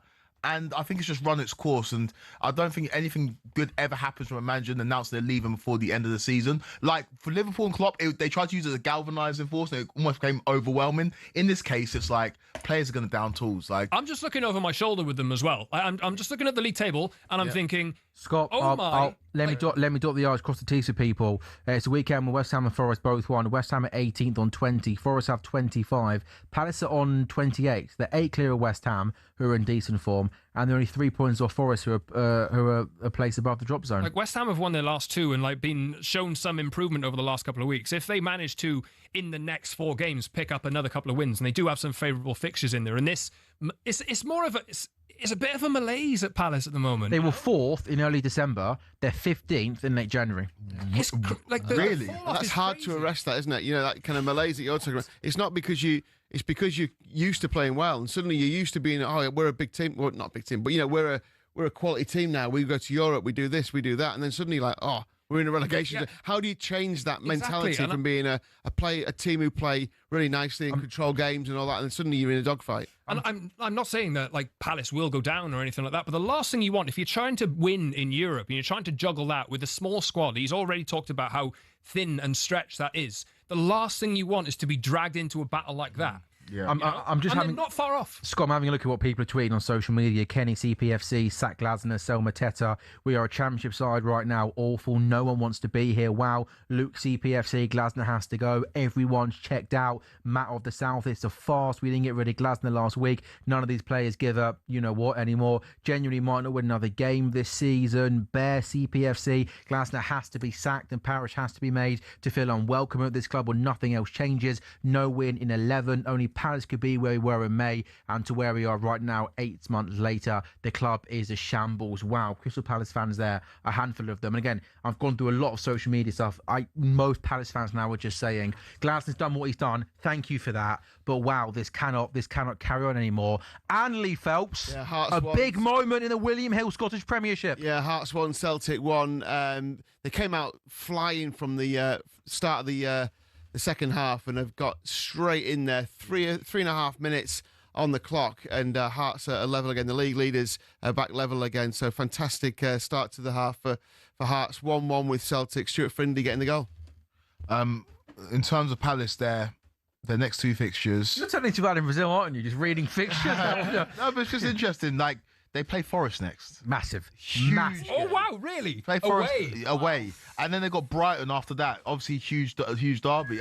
It's not I mean, 8 points still. 2 away 8 games. points. It's 8 points. 8 points. You see how quickly that can change. See how quickly that can change. in a If couple West of Ham weeks. can win games, yes. I don't see him winning. Only if West Ham can win games, it changes. But with what you're watching right now, it feels hard to see Palace beat anyone, doesn't it? No, The form they're in, Terrible. it does. Yeah, it's a tough one. Like, he's done such a good job there, and you're right. It's mad to think 6 months ago they'd won that trophy feel-good factor, but with the run of form they're in, do you almost just do sort of what United have done, just almost try and get an interim in? Get like an injection of good feeling. Yeah. That can actually, well, we'll see what United do today, but just get an injection in of good feeling, like raise the level a bit. Just give players something to play for, because it looks like they're just... There were 19 games unbeaten, weren't they, in late that old October? term of like on the beach, it's January. But remember when they beat Liverpool? And we were just like, oh my goodness, a Palace in the title race. Speak for yourself quickly, by the way, on that one. Okay, I'll buy myself on an island. But I like, for the mood to have turned so quickly, so badly, it's crazy to think this is the same football club that won the Community Shield before the season and won the FA Cup at the back end of last season. And we should say one thing as well. Like, I don't want to have a go at the people at Bath, because Palace have been a Premier League team now for way over a decade. Yeah. And you've got to give Parish credit for that at the top of the tree to have overseen that. Because Simon John sits in that chair that you're in right now, Quaker, and said to Jim White last week, just being in the Premier League is a massive tick, and I couldn't do that as the Palace owner. So we give Parish credit for doing that. So fair play there. But you also do have to say, at the Palace way, Parish is personally responsible for the rot that is set in. It's negligence of the highest order. From a highest ever peak to this in 6 months. You're telling me our manager, who won our first 2 trophies ever, is responsible for all of this? No. So while having to go Oliver Glasner, you can't blame him for all of this. It does feel maybe like a collective effort over the last couple of months, but I do take your point that the manager coming out, giving those sort of interviews, it helps absolutely nobody, does it? No, it doesn't. Is he trying to protect himself there? Like, what's he trying to do? Is he trying to engineer his way out? It just seems like it's come to an end. Yeah. It just seems like it's come to an end. Glasner. Yeah. I think he's probably got frustrated with, if you're, he's obviously got, Pretty scathing. but he's got a lot of ambition. Yeah. Obviously, he wants to go and manage big clubs or wants to do as well as he can. So I guess he must have asked the board, I need better players. Yeah. If you're going to sell these players, I need better. And they're either not willing or not able to do that. Yeah. And so there's a frustration, isn't there? So if you're constantly seeing your team lose and then run out of steam because you're playing midweek and then weekend, but they won't, and they've said to you, we're not going to strengthen in January. Yeah. What do you do? This time, Brennan Johnson. But Palace were like... Yeah. He said strengthen. But they're Wow. They're perpetually. Don't speak about my boy It's like 12. I don't know. I think it's just a natural cycle. It is an expectation, everything. Whether we're talking about Palace or West Ham. Yeah. Or Tottenham, by the way. Yeah. Tottenham are no longer a top four Tottenham are team. relevant in this conversation They're as not well. a top 4 team, are they? No, they're not. The fans get mad because they're paying a lot of money to watch their team at home. Yeah. Fair enough. Beautiful stadium, paying a lot of money to watch them. They're a mid-table team, aren't they? Yeah. And at best. And that's the thing about Palace is they're different to a Bournemouth, a Brentford, and a Brighton, where they've got a model at those clubs. I think at Palace, it all came together gloriously at one period. I don't think it's a case of this was the model to use to sustain us as a football club. Whereas Brentford and Brighton and Bournemouth, you have faith that no matter what manager sits in the dugout, they'll be able to come again and go again. Whereas I think that with Palace, just cherish these memories because it all came together perfectly and you won a couple of amazing trophies and had a really good manager. But I don't think they're a club that are built in the same way as those other clubs. Yeah, but you also got to give them credit for getting Glasner in the first place. You've got to give them credit for getting Elise in the first place, for getting Ezra in the first place. Suki Friedman played Wharton. Yeah, you're spot on there. There has been, you mentioned those 3 clubs, and you're right about those 3 clubs. But in terms of what Palace have done in the last few years from a footballing point of view, in terms of getting, and some of those great players, how many people knew about Adam Wharton at Blackburn? Yeah. I hadn't heard about him. So you've got to give them credit in that respect. No, 100%. And you're totally right. And Parish as well, because that negligence comment there about Parish, by the way, was not my opinion. That was from a tweet about him. And, he's done a good job there over a long period of time. 100%. And like if you go through them, Championship signings. And even Mark Gahey was on loan at Swansea in the Championship. He'd not really played Premier League football. Chelsea. Yeah, Chelsea. Straight. And so something in between. and he was on loan at Swansea for a year and a half. So fantastic work there. But I suppose if you are a Palace fan, you're saying, okay, we've got really good money for Elise, we've got good money for Eze, we've got decent money for Gahey. Where is the comparable kind of like replacements? It's just really hard. Like there are teams, like everybody wants to do the same thing in the league. They want to like buy really well and sell really well, and then ascend up the league playing great football. Like it's not possible for everybody to do it. you know. And I think some clubs just have to understand. Oh, what a block that It looked like was. it was an open goal for Hearts, but great defending. Oh, sorry. Yeah, just I think the Premier's in a really weird place at the moment. So there's lots of teams that just want a bit more, but nobody's really seeming to take that next step. I tell you what, boys, 3 games done, the big one to go. Kwaku, sorry to say this, but You are the weakest link. you are the weakest link because you apparently thought Palace were in a title race a few months ago. So you're now not allowed to watch the Arsenal Man United game for us. Delighted to say, by the way, I don't think you've met him before, or maybe you, Scott. One of the best young talents in the talkSPORT building is coming to the studio next. Romario Webster. He's a big Arsenal fan to watch Arsenal Man United. Kwaku, top man as always. You're a good man. We're back in a couple of minutes' time on talkSPORT Goals.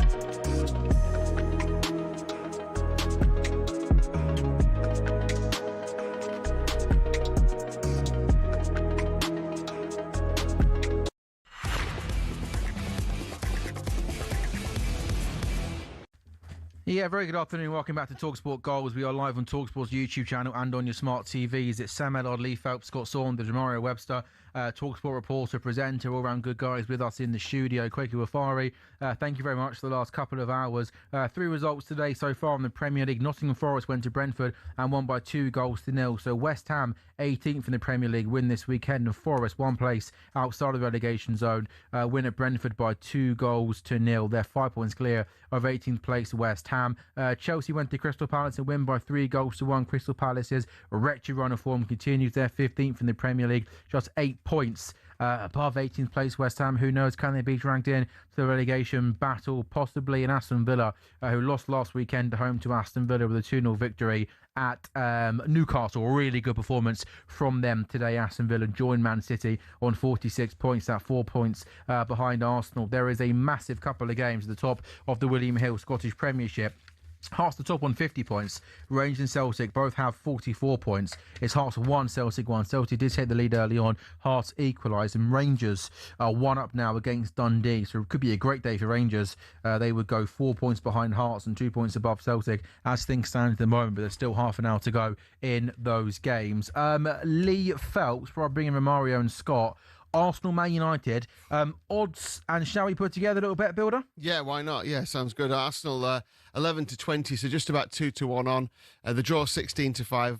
Man United 9-2 away from home. We've got an epic boost on this one as well, which is a goal in both halves. Which it's interesting to see what kind of game this is, because if Manchester United do try and just settle in and hit them on the break, then it might be a low-scoring game. But I'm hoping it's not that. Goal in both halves.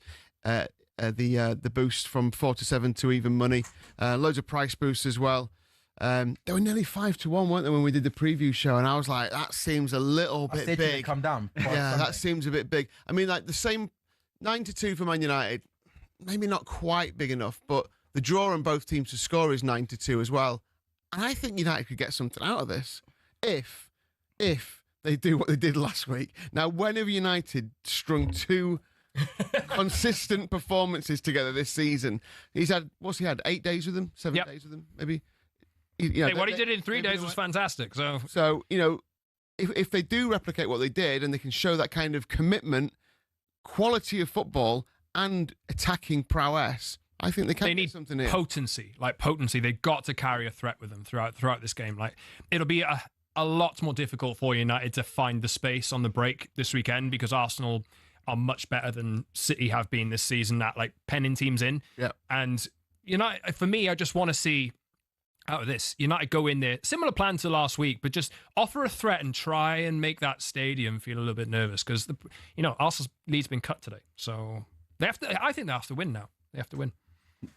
Yeah, I mean, I agree. I make you right, Scott. I think this is a huge game. I think it's a chance to make a little bit of a statement. I think, Sam, we done the watch-along together, didn't we, for Arsenal-Liverpool? I think we missed a chance to make a statement then and beating last year's champions. So, Man United, Carrick's in the job, gets that big win in the Manchester derby. Let's just knock them down a peg, bring them back to reality, get a win, and remind the league who the best team in the country is. Big decision today. Gyökeres on the bench. Jesus starts. What are your thoughts on that? Well, Sam, I'm a big Gyökeres fan. I was very happy for him to get that goal at the San Siro. That's a goal at Stamford Bridge and San Siro in the space of a week. So it's good for him to get that confidence. But I think... Oi! Sorry to cut you across, but there is a big goal at the top of the William Hill Scottish Premiership. Hearts' lead at the top looks set to be cut to 3 points.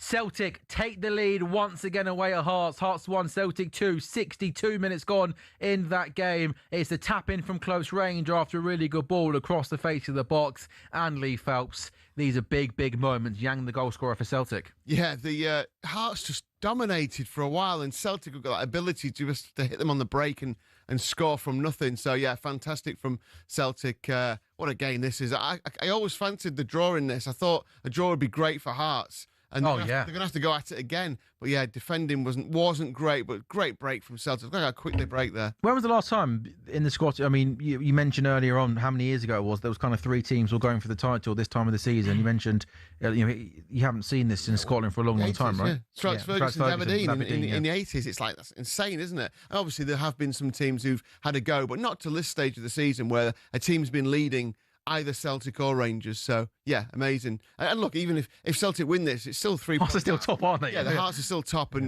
but Celtic haven't not been favourites this season yet. Yeah, that's mad, shows isn't it? Everything you need to know about it. What we were saying earlier on was, if Arsenal go and win this afternoon, you're then thinking, one-horse race?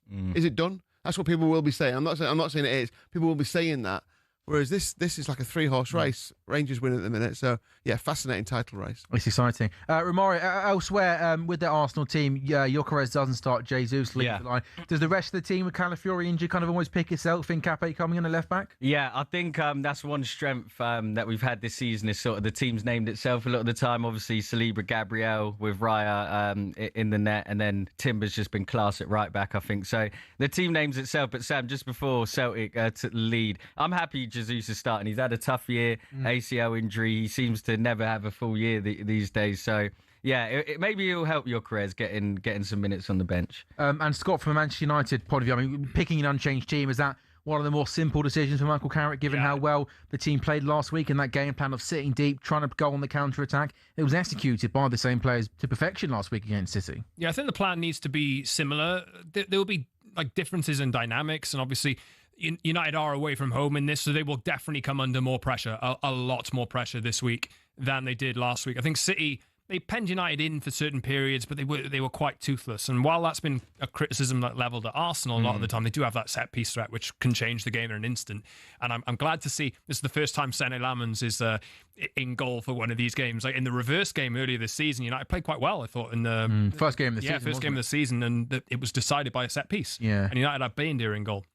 And they hadn't made the signing yet. So United need to do the basics right. They need to offer a threat on the other, going forward.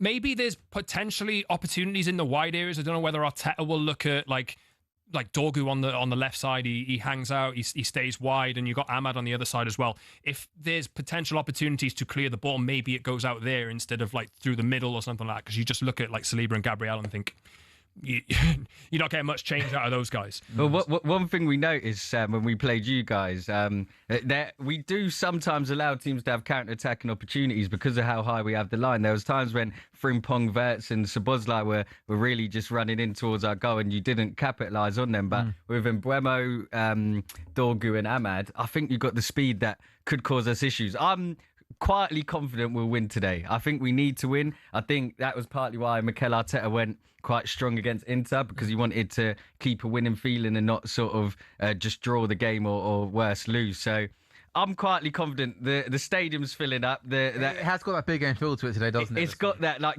getting an Arsenal ticket this week was almost impossible. I've been quoted £200 plus for this game. Whoa. Yeah, and that's not £200, and I couldn't be anywhere better with my good boy Sam. Scott met you for the first time today. Hopefully, it's a happy. Well, basically, mate, it sounds like you want to be at the Emirates, but you couldn't be there. It was that. Apart from that, this is the best place to be. Right? Next best place, Sam, for me anyway. Henri's there. How did he get a ticket?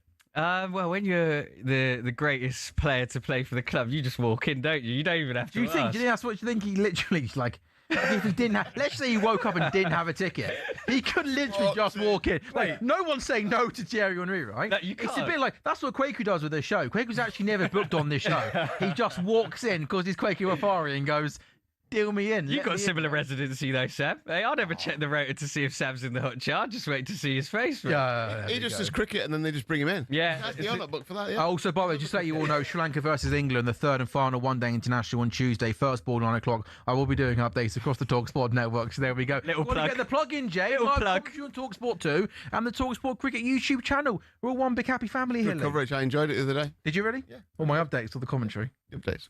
Did you? Yeah. Yeah, good man. I heard it. Yeah.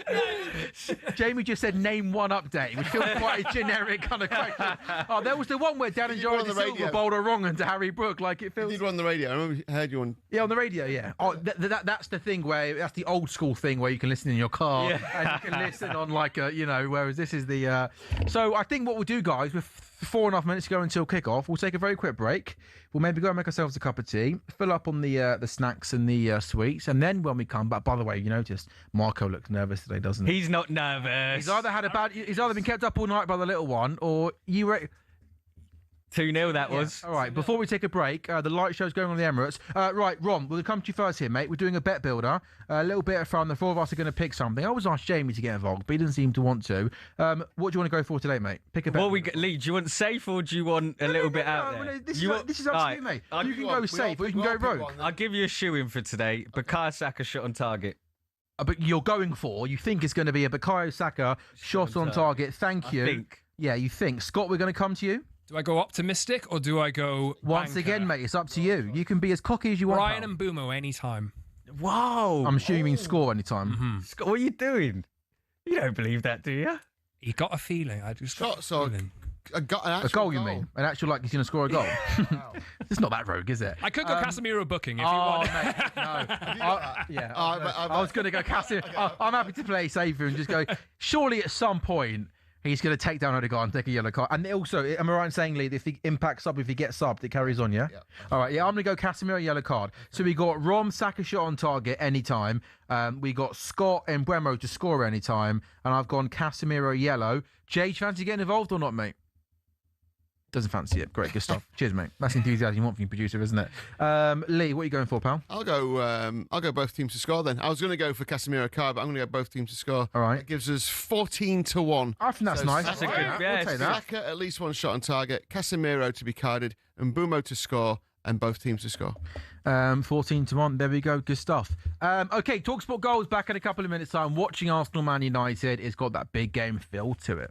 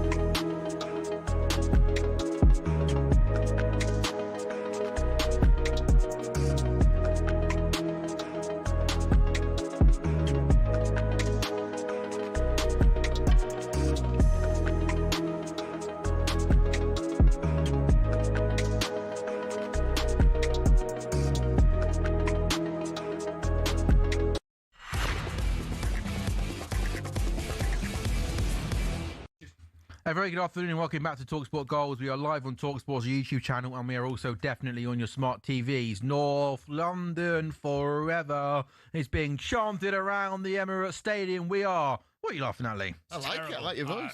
Do you want to sing it, Ron, for us? Two Go on. songs we've had today. North London forever. We'll leave it there. Whatever the weather. Sam, I've got a scarf for you.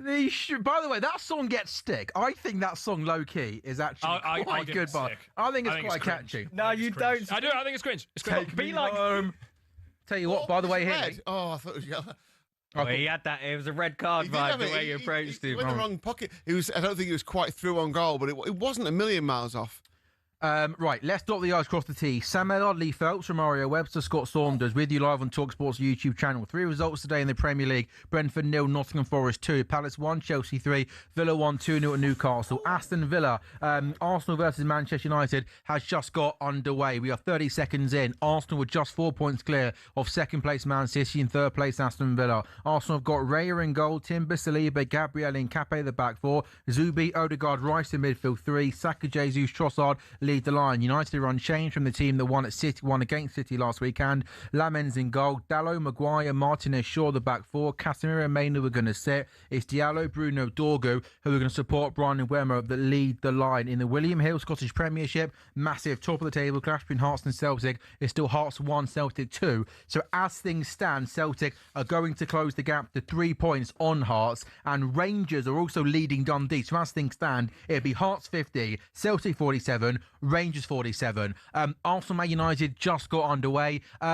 Scott, in terms of the setup for Man United, expecting it to be similar to last weekend? Yeah, that's a foul throw, surely. I'm expecting it to be similar. Arsenal are just getting in behind for the first time now. But United need to be prepared here. They need to be very locked in. Arsenal, if things aren't going their way, that they've always got those set pieces up their sleeve. United just need to make sure that they offer a threat and give Arsenal something to think about on the break. And I think they've got the players on the pitch to do it. Bruno was brilliant last week, and I think he'd be orchestrating things. Yuri Tim has got the ball for Arsenal now out to the right-hand side. Bukayo Saka versus Luke Shaw, 2 guys who would have played each other a lot for England over the years. That's going to be a fascinating battle. Of course, he's got Patrick Dorgu there on the left-hand side. You guess that he's going to tuck quite a lot in to help Luke Shaw out. Lee, what's happening in the big game between Hearts and Celtic? There's a check for a possible red card, is there, to a Celtic player? Yeah. And the ref's going over. Aaron Trusty was booked. A ball was played through, and you're going to see the replay now. He was fouled, but there was another defender coming round the back. And I wondered if maybe that would have covered it off, so not being an obvious goal scoring. I don't think that's. I reckon here's the player goes forward. Tackle. I think the Hearts attacker is going away from goal. The ball is quite away in front of him. He got a yellow I don't think that's a clear and obvious goal scoring opportunity. Look like it, does it? But he's gone over to have a look now, so it's going to be interesting to see what happens. I mean, the ball, we'll wait and see. It's tight. It really is tight. I think he's going away from goal. He's got some way to go to get to the ball and a long way to go through on goal. I reckon a yellow card would be fair there. Oh, he's gone. Red card! Red. Wow.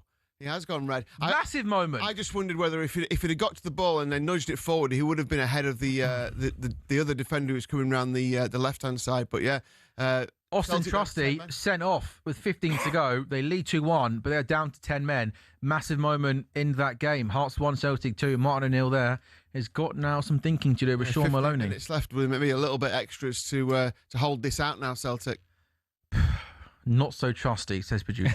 I was going to do that. I thought, well, you're better than that. He's not. You shouldn't have said it. When he says that in my ear, I have to say that. I mean, that's just, He's he's a character, isn't he? Yeah, I mean, get him on the show, I reckon. I've said that loads. He's just said to me in the ad break, no one cares about my opinion. I actually do. I think his opinion sometimes is better than... He's got a valid opinion, mate. Got some hot takes in there, mate. It's good stuff. 3 minutes gone. Arsenal 0, Man United 0. Arsenal dominated possession in the opening stages of the game. Man United sitting pretty deep there, looking to be compact, looking to be organised, looking to try and hit them on the counter-attack. There's pace out wide with Ahmad and Diallo. There's Brian and Bremo playing through the middle as Martin Odegaard overhits the ball and Sonny Lamens is going to come out and collect it. Talk to me about the 2 centre-backs, Scott. Maguire and Martinez. Obviously, Lenny Euro is on the bench. De Ligt, is he still injured or is he... Yeah, he's been out for 2 months. Carrick did an update on him on Friday, I think, and he said he may be back within a couple of weeks, but Ruben Amorim said he'd be out for a week when he was first injured, and it's been 2 months. They really could have done with him for me today, just given the aerial threat that Arsenal do have. But I think this is probably your best centre-back pairing that you can go with today. I think Martinez obviously has got a lot of stick over the last couple of weeks, but the tenacity... He did great last week, didn't he? Yeah, he was really good and dealt with Haaland. I think they'll have a different opposition to deal with and a different guy up front. There was a couple of years ago when United beat Arsenal 3-1 at Old Trafford. I was there in the press box that day, and Gabby Jesus played that day and caused United so many problems. I was really, really impressed with him. And he's had difficult times with injuries and absences and stuff like that. But I think, to me, he's the one that knits it together, and Haaland doesn't really do that for City. Romario, you mentioned we watched the Arsenal-Liverpool game together, Yeah. and that game was an interesting game because Arsenal in the first half completely dominated possession, and it was Liverpool that was sort of sitting with 11 men behind the ball, and it felt like it was only a matter of time before Arsenal scored. They didn't score first half, but then second half the game had a completely different feel about it because it was Arsenal who were sitting quite deep, and Liverpool were being able to kind of dominate possession. What did you make of that, and how do you expect Mikel Arteta to approach this game tactically in terms of intent and pressing? Well, as you said, Sam, we were almost just waiting for Arsenal to score, weren't we? Yourself and Jermaine Pennant were rather nervous watching it. In the second half, you came out and the script flipped and you were sort of dominating us. So I think it is important. I remember when Man City used to win the league every year, which wasn't that long ago. When they were in big games, they seemed to score in the opening 10, 15 minutes every time they was in a big game. So it goes without saying, Sam, if we can get a goal, ideally from a corner, just because I feel like whenever we score from a set piece, it just creates... It upsets people, doesn't it? Yeah, it just people get annoys angry. people. And I think it makes the other team feel a bit like hopeless because we just always score from a set piece. So we're in it. Oh, it's yeah, Saka plays the ball to Timber down the right-hand side, but Casemiro does really well to read it. Yeah. I gotta miss Casemiro. Yeah, are you surprised he's going into the season, or do you think it was the right time to part ways? I think it's the right time based on the contract he's on. I mean, there was a lot of clamour for United to keep him. Because you look at this, if Casemiro does go, Maguire's out of contract, there's doubt over Bruno Fernandes as well. Like, United would potentially lose a lot of experience if these like big players do leave in the summer. Casemiro, I think, has been the way that he came in and he fixed everything for a little while, and then, you know, he had that downtime and he had that like famous quote, leave the football before the football leaves you. Like that kind of criticism, which, you know, he was any player coming back from criticism like that is incredibly difficult. The way that he like went away last season, Ruben Amorim like was picking Toby Collier ahead of him in the squad. The way that he like got his, just dug in and won his place back, I think is incredible, really. And yeah, Arsenal on top. I think United will lose a bit of that tenacity with him going. Just in the circumstances, though, I think the contract he's on, you can't renew that. I would have been in if they would have given him like a reduced deal and stayed around, but that comes with a reduced squad. What was status. the number? What's he on at the moment? I think it's like, with Champions League, it's like 350. Without, it's 275-ish, 260-ish. It's a lot. And you think if he goes and Maguire goes into the season, that's just two players, isn't it? That Maguire, I think Maguire may end up staying. If I have a gut feeling that he may renew on reduced terms, just because I think he's quite important to United in that sense of like experience, and he can step in certain moments, and maybe you can phase him out later. Well, do you think there's a real possibility Bruno Fernandes leaves? Because I was speaking to talkSPORT's Ben Jacobs on Friday, actually, and he said the Saudi Arabian League, a lot of the clubs are actually looking to go quite ambitious, and Bruno Fernandes, they bid for him last summer, didn't they? And apparently he's top of the list again. Do you think he could leave? Look, I think United have let Bruno Fernandes down a few times. And I think, look, even with Ruben Amorim now, Ruben Amorim played a big part in convincing him to stay last year and turning down moves like that. And he's done interviews about, let it go. It's quality from Saka. Go on, so son. Good, man. Oh. Yeah, I think with Bruno, I think it's a big 4 months for United, because I think if they can, you don't want to make false promises to Bruno again, but I think if they get in the Champions League, he'd be more likely to stay in the sense of, Luke Shaw taking one at the end. But yeah, with Bruno, I think if they don't get Champions League, I think he will leave, personally. Yeah, I can see it. I think he loves United, Bruno Fernandes. I think part of him would stay forever. But I think also he probably knows the next contract is his biggest. Exactly, yeah. His biggest contract. And he's at that age now where he needs to think about that, and whether does he want to go and win titles. Like, there's been talk of interest. There's a release clause in his contract, about 65 million-ish euros, I think, for European clubs to take. But look, I think if United can get Champions League, it lessens their need to sell as well because of the money that will come in. So we'll see what happens.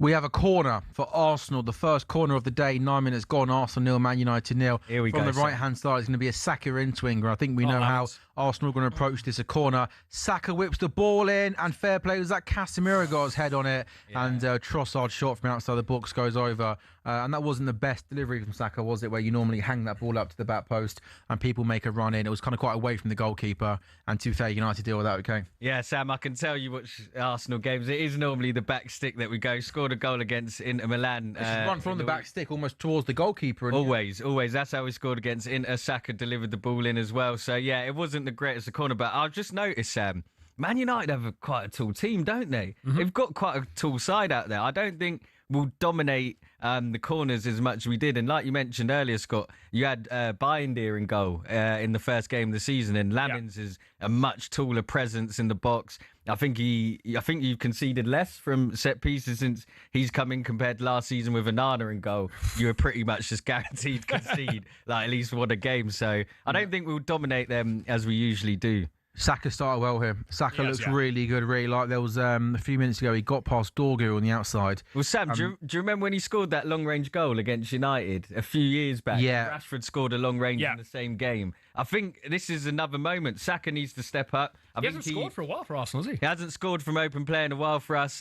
His goal and assists aren't his usual high standards, but you set the standard, don't you, Sam? When you get to those 20-plus goals and assists, is why Cole Palmer's been criticised this season. So, yeah, Saka's got... He's not been playing bad. He's just not been at his best.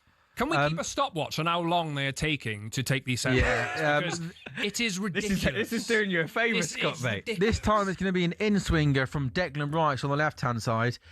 His deliveries are normally 9 times out of 10. Like an NFL play. yeah. Pretty spot on now, you're right. And this stuff doesn't get added on, Scott, at the end of the game, does it? I wonder if they stop the clock on these things. That's different. It's worked out to Saka on the edge of the box. And yeah, really nice idea because everyone's on top of the goalkeeper. And then Saka left himself unmarked on the edge of the box, but he just didn't control it well enough. But the idea, I think, was decent. Now, Odegaard, 25 yards out, whips the ball in, takes a deflection, and Kobe Mainoo puts his foot on the ball. Now Ahmad's got it on the right-hand side. And Remo makes a run. The pass, though, is not good enough, and Trossard gets back in and stops it.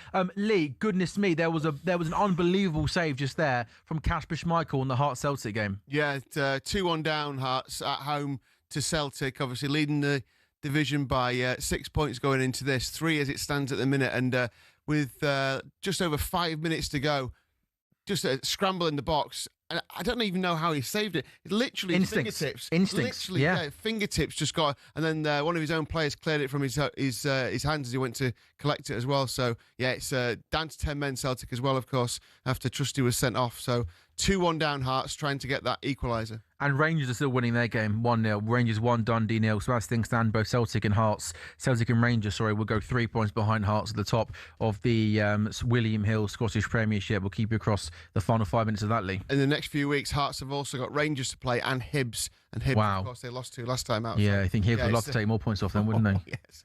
Yeah, they would, yeah. Is that as up in Scotland? Is that game looked as almost as tasty as Celtic Rangers? Yeah, I've never been to the Edinburgh Derby, but I don't think it would quite get to the Old Firm, the nature of the Old Firm derby. But yeah, it's feisty. I mean, if you looked at the pictures of the when Hibs beat Hearts recently, and they were singing their anthem. It was just incredible. If you get a chance to go and watch that, unbelievable. After goals, obviously. Yeah, go and watch that. 6:30, you can do it. Go have a look at it. 13 minutes gone. Then it's Arsenal 0, Man United 0. Man United with no passes in the final third score at the moment. Arsenal have got 22, but I guess that's just going to be a.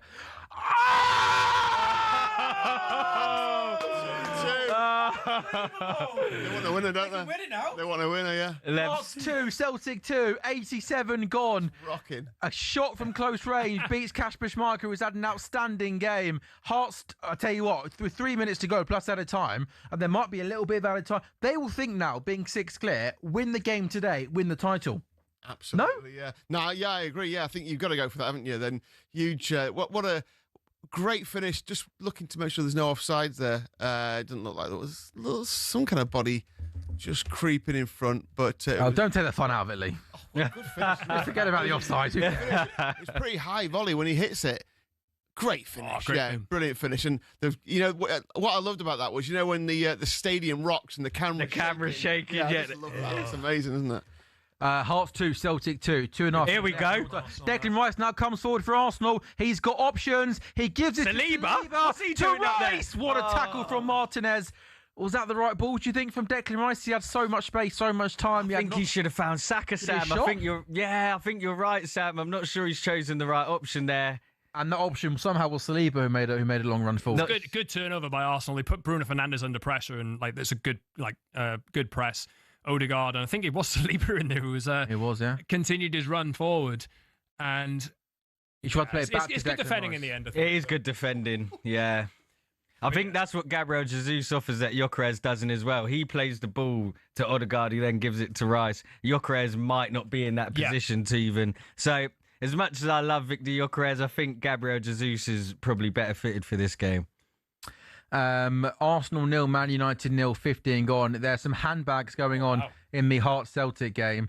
We like to see that, though, don't we, Sam? Oh, it adds the occasion, it adds the spectacle. There was a shoulder barge going off the pitch, and the Hearts player, it's fair to say, got the better of it. Celtic lad went absolutely flying. Yeah, but I don't think this is sensible from a Hearts point of view. I think they want to get on with the game. Yeah. Try. I mean, Celtic are in a weird position here, aren't they? Obviously, now we're gonna have to take. Do you think Hearts will drop 6 points down the end of the season?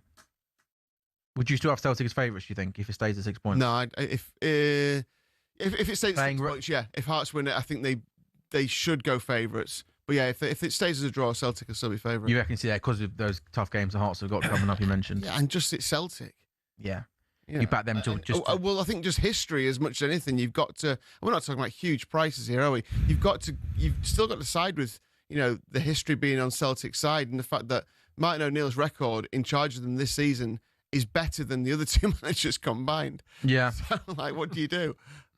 I reckon there's going to be plenty of time added on at Hearts. Hearts 2, Celtic 0, 30 seconds to go in that game of normal time. At the Emirates Stadium, well, it's been a pretty similar kind of the way the game was played last week in the Manchester derby. Is that Arsenal, United's opposition have had the majority of possession. It's a United team that at the moment are just allowing Arsenal to pass the ball side by side in the Man United half. I mean, Scott, Bruno and Mbeumo, the two highest players out the pitch, are almost just standing still. They're not even attempting, are they, to try and press and win the ball back? Well, I think the United will be happier with the ball there. I think it's all about trying to, for me today, it's all about trying to quieten the atmosphere down and just, ease the pressure a little bit. Don't go into, you've got to, if you're going to press, identify the right moments to do it and try and turn the ball over. But like Declan Rice, like a minute ago, went into a duel with Kobbie Mainoo. He just brushed him off completely and carried the ball down the other end of the pitch. Like, he's an incredible footballer, and just the kind of profile in midfield that United are really, really missing.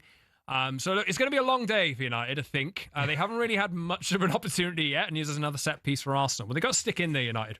8 minutes added on at the Hearts Celtic game. Claudio Braga was the goal scorer for Hearts. Do you know what his song is?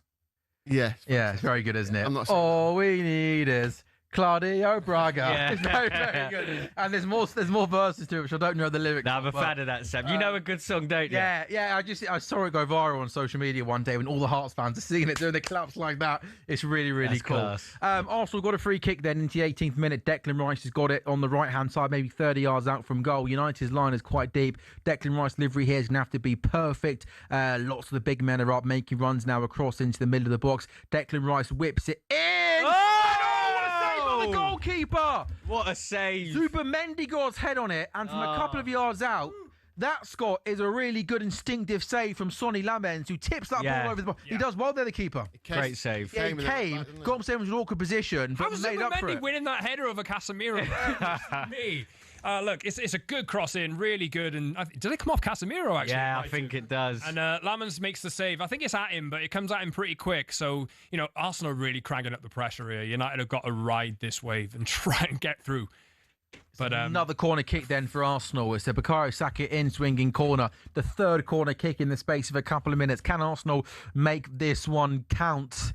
Can Sonny Lamens be strong and come and collect? Saka whips it in towards the near post. Now use it properly. Here you go. They're dealing with the corners. Who's that? Is that Rice? Oh, Rice there again, man. Like, he looks like he's on a one-man mission himself. He's ridiculous. The league this season. He's ridiculous, Sam. I think, and you said it there, like, you're missing that sort of profile. I don't think many teams in the league have a player like Declan. That's why they cost so much money, Yeah. Over 100 million quid. Well, we've got the famous song is a bargain. Got him half Rice, Declan Rice. Not as good as Claudio Braga, mate. No, it's not. You're right. It's not as good. Not quite as catchy, I don't think. No, it's not. Yeah, I didn't quite recite it well. Maybe you didn't say it to me as well as you should have done. Yeah, half price. But yeah, 105 mil has been proven to be a good signing.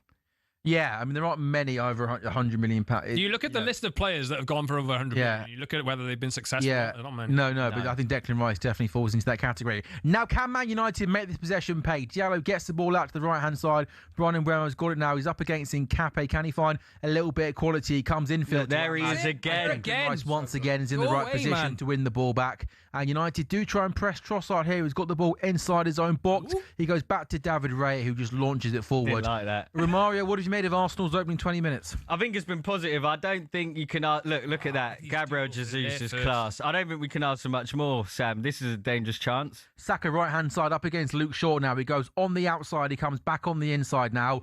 He's going to go back in field. Is he? No, he's not. He's still got it up against Luke Shaw. Tries to cross it. Takes a deflection. It's another Arsenal 20 corner. minutes, 3 seconds, right? Let's see when this corner's taken. Is it have we had 4 corners? This is our fourth Biggest corner, four, right? Four corners in about 5 minutes. Yeah. That's like a tactic, innit, Sam? For Arsenal's wingers and anyone in the wide Get areas. to the byline, try Hey, and win a corner. Yeah. If That's what it you works, should be putting in a if bet it bill. works It's so over on the well, Arsenal corners. Yeah, Have you got that in yours? I have. it's working so well that why not lean into it? Like, and they get a lot of stick for it, but for me, if you're scoring like a goal a game from a set piece, I think we scored 18 or 19 from set pieces since last year in a year's time, so it is impressive. Yeah, you can score a goal from a set piece. You're allowed to. You're allowed to, You're mate. not cheating, are you?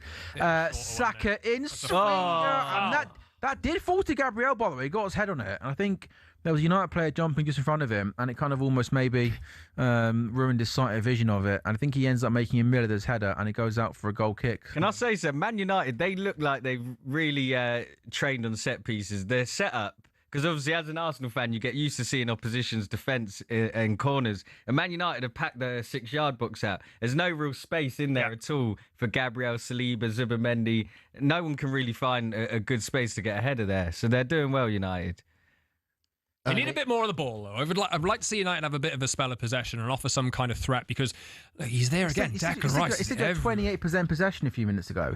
I have not seen 28% of this game where Man United 20. have been passing the ball to each other. Do you believe the possession stats, Sam? Do you know what, mate? Honestly, sometimes no. I think if someone goes, roughly 65. I agree with you. Even the way Arsenal defending, when United have the ball there and Lisandro Martinez had it like on the edge of the centre circle in his own half, he had no option. Like he was stood on the edge of it, no option at all. Arsenal had pretty much counted everything. And it's hard to see a way through for United at the moment. Lee, are Hearts getting close at any point to scoring a winner here, or Celtic doing enough? It's a bit frenetic, to be honest with you. They're pushing forward, though, as you can see here, but 3 minutes left of added, 8 minutes added time there is on top of this. They've just made a couple of subs. Interesting on the set pieces, Hearts have scored 13 goals from set pieces, the most in the Scottish Premiership this season. It does stand to reason, doesn't it? Your best team tends to go that way. But yeah, now Schmeichel taking a little bit more time over this one. I think, Celtic could need the win more than Hearts in a sense, but I think it's what it signifies. Hearts not losing this game, making sure they take another couple of points out of the title race. But yeah, so 2 minutes left of stoppage time. Goal kick from Celtic. Man United have just had a decent spell of possession for a minute. They worked to the left-hand side. Dorgu played a ball across, goal into a dangerous area, and I thought Mbeumo was going to get shot away, but it was well blocked. But United win the ball back once again, and just the last 90 seconds they've had a decent spell of possession now. And Bruno Fernandes has got the ball in the middle of the park, and I wonder how Arsenal are going to approach this game out of possession. Are they going to press? Are they going to wait for that right moment to press? Casemiro now knocks the ball back to Martinez, who goes out to Maguire, and he knocks it out to the right-hand side to Ahmad, who goes back in, and just got, for the first time in this game, United able to see a little bit of the ball. Taking a bit of a breath at the moment, and that's a decent pass there. I think he might be offside a minute, but I think even a spell like that might go a bit of a way to building a bit of confidence in this, because Arsenal, it's been pretty much one-way traffic for this whole game so far, and United can win that back there. Hearts, free kick on the right-hand side, swung in, it got laid back out to the edge of the box, and a huge hit. It's unlucky that. It was always rising above the bar, to be fair, but it just got rolled out. Headlines written. Schmeichel save it. He had so much space, so much time, the number 16, and that it goes off the bar. That's crazy. Yeah, what an effort that was. Hearts 2, Celtic 2. Celtic down to 10 men. Rangers winning 1-0, by the way. So I guess possibly Rangers are the winners of today, right? Winning and Hearts and Celtic both dropping points. Yeah, absolutely. Yeah, close on there. So they were level on points with Celtic with a worse goal difference before today. So they obviously go a couple of points ahead of Celtic now, with Hearts still in the lead. I think now Schmeichel's got a yellow. They've got about 6 yellows now and a red for Celtic, just about getting away with it. But just one more attack maybe is all there'll be time for Hearts or Celtic. Arsenal 0, Man United 0 elsewhere in the Premier League. 25 minutes gone in the weekend when Man City and Aston Villa both won to reduce the gap to Arsenal to 4 points. Does it feel nervy, Rob? Like all Arsenal fans, even when you're winning and doing well, it was like, because it's been such a long time for that title that all Arsenal fans are just nervy on the edge of your seats. You know what, Sam? I'm not nervous because it does feel like a matter of time until we score. And I just can't sit here and believe that this squad is going to let another game go away from them, because we've gotten a little bit lucky in Man City and Villa dropping points in past weeks where we've drawn, so we've actually extended our lead. But with them both winning, Sam, especially Villa away to Newcastle, I think we have to respond. And if you let the lead go to 5, let's say we draw and it's 5 points, everyone will say 5 points isn't too bad, but it could have been 7 again. So I'm not nervous, Sam, but it's a big opportunity to let go here. I think United need to try and they haven't offered much on the break or much in an attacking sense at all at the moment. But if you can keep this game at 0-0, the longer it goes on, the more nerve you'll get inside the stadium and everything. The game up in Scotland, we built it up, didn't we, as not the title decided just yet, but a big game. Hearts leading top of the table Celtic by 6 points. I think it's fair to say it's lived up to its billing.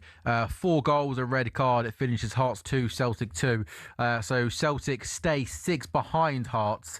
And they dropped down to 3rd because Rangers have scored a 2nd goal at home to Dundee. Danilo scoring after Tavernier's penalty early in the second half. So Rangers 2, Dundee 0. And Lee Phelps, please, as soon as you get it from your traders, I'd love to know what Rangers' price is for the title now, by the way. It's all Hearts Celtic.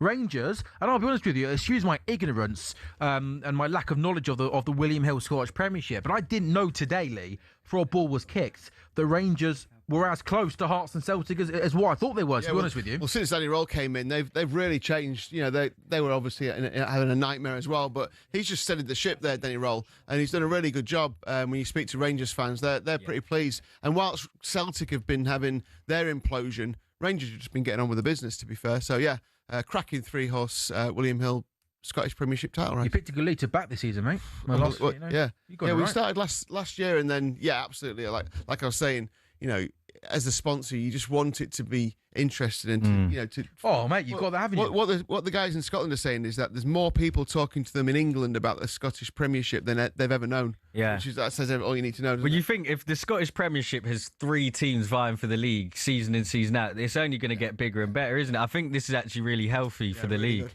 And the Old Firm derby actually gets the viewing figures down south in England are massive anyway. So what a big 5 days that's going to be for Hearts, by the way. Hearts here, Burnley on a Tuesday night, 10th of February. Massive rivalry there. Hearts dropped points to Hibs, didn't they, earlier on in the season. And then on that Sunday at 4:30, I wonder if we do, I think that's FA Cup weekend. I don't think we're in a goal show that day. Rangers Hearts, Sunday 4:30. That's huge. Again. That's by the way, that Hearts Hibs game is 8 o'clock on a Tuesday night. Yeah, it's mental. Tasty. That doesn't happen here, really. So you don't get many. We put that Sunday 11:30, don't we, in England on Newcastle Sunderland, never after 12. Is it? I know. On the coast, we won't go into now, but drinking's not allowed in grounds at Scotland, so it does make things a little bit. Oh, okay. Inside the grounds, even on the concourses. Yeah. I guess there's obviously time before, though, isn't there? I guess before you go to the game, but not actually in the stadium. But we hope everyone behaves themselves and they enjoy the game, because that would be a great game. And the William Hill Scottish Premiership is bubbling along nicely. Maybe at half time in the Arsenal Man United game, Lee, we'll give you odds on that, and also maybe latest on final one standing. Nkapé comes forward now for Arsenal. Ball into the box. Dorgu wins it though. He comes back to Saka, right hand side inside the box. Really good first touch. He comes into Odegaard. But the offside flag. No, it hasn't, stays Sam. down, and Arsenal lead Man United by a goal to 0. Was that an own goal of Martinez? I don't know what it was, Sam, but we'll take it and we'll take the lead. I think it might have been an own goal. Judging by Martinez's face, that's not what he wanted this week, is it? He's looking stressed. Skulls and Nicky Butt have got some ammo for their podcast. Yeah, it's not looking good, but we'll take it. We'll take it. Told you, Sam, inevitable. I was never stressed. It just felt like a matter of time. And the time's come. Great goal. We'll take it. 30 minutes gone. Arsenal break the deadlock. Arsenal 1, Man United 0. Nkapé has the ball on the left-hand side, whips the ball into the box. Dorgu wins the header. Saka then controls it inside the box. He goes on the outside. He comes into Odegaard, who shoots towards goal. Timber and Martinez are pretty much next to each other. And Odegaard's first-time shot does Timber. It does come off Timber, does it? Yeah. So Saka to Odegaard. Odegaard's left-footed shot goes towards goal, and Timber. What's Timber doing up there? I think it might have been an own. It's hard to tell, Sam. Yeah, it's on goal. Own goal. I think it's an own. It looks like it's off the back of his heel.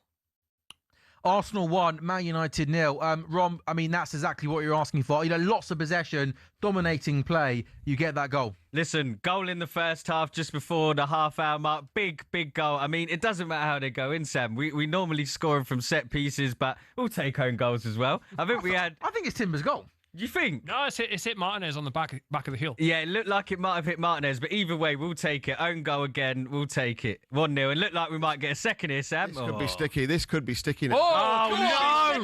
And United, he goes to one goal. Can he get a shot away? He cuts back to Fernandes. He drags his shot wide. And Bravo's got to shoot. But that, he was caught up with so quick. Do you not think Bruno Fernandes Saliba, is a fascinating player, Scott? We all know he's got so much ability. But do you not think, just on occasions at times, for someone who's so good, I can't believe how often he can be rash and make the wrong decisions. The ball gets laid off to him. He's trying to lace it. He tries to lace it. And with the angle where he was at, he was never going to score there. The technique just... You were never going to score with that technique from that angle. Yeah, I think he's gone. No. Ridiculous from him. He's taken the shot wrong. If anything, he probably should have. That's a foul. He probably should have just waited for a bit of support there, or tried to bring it in and side-footed into the far corner or something like that. That probably would have been the right way to go for the shot. I was just when Mbeumo was clean through there, I actually thought, go on, carry it through, and then he just never seemed to retain the lead in the race. Never pace. None of the pace. I don't know whether that's a reflection on him or Saliba's recovery pace, That was impressive, because when he was running through, Scott, I thought, here we go, they've equalised already. But for Saliba to catch him is incredible. Go on, then. Oh, it's good play from this Saka. Now is an important period for United, because they've been really under the cosh for most of this game so far.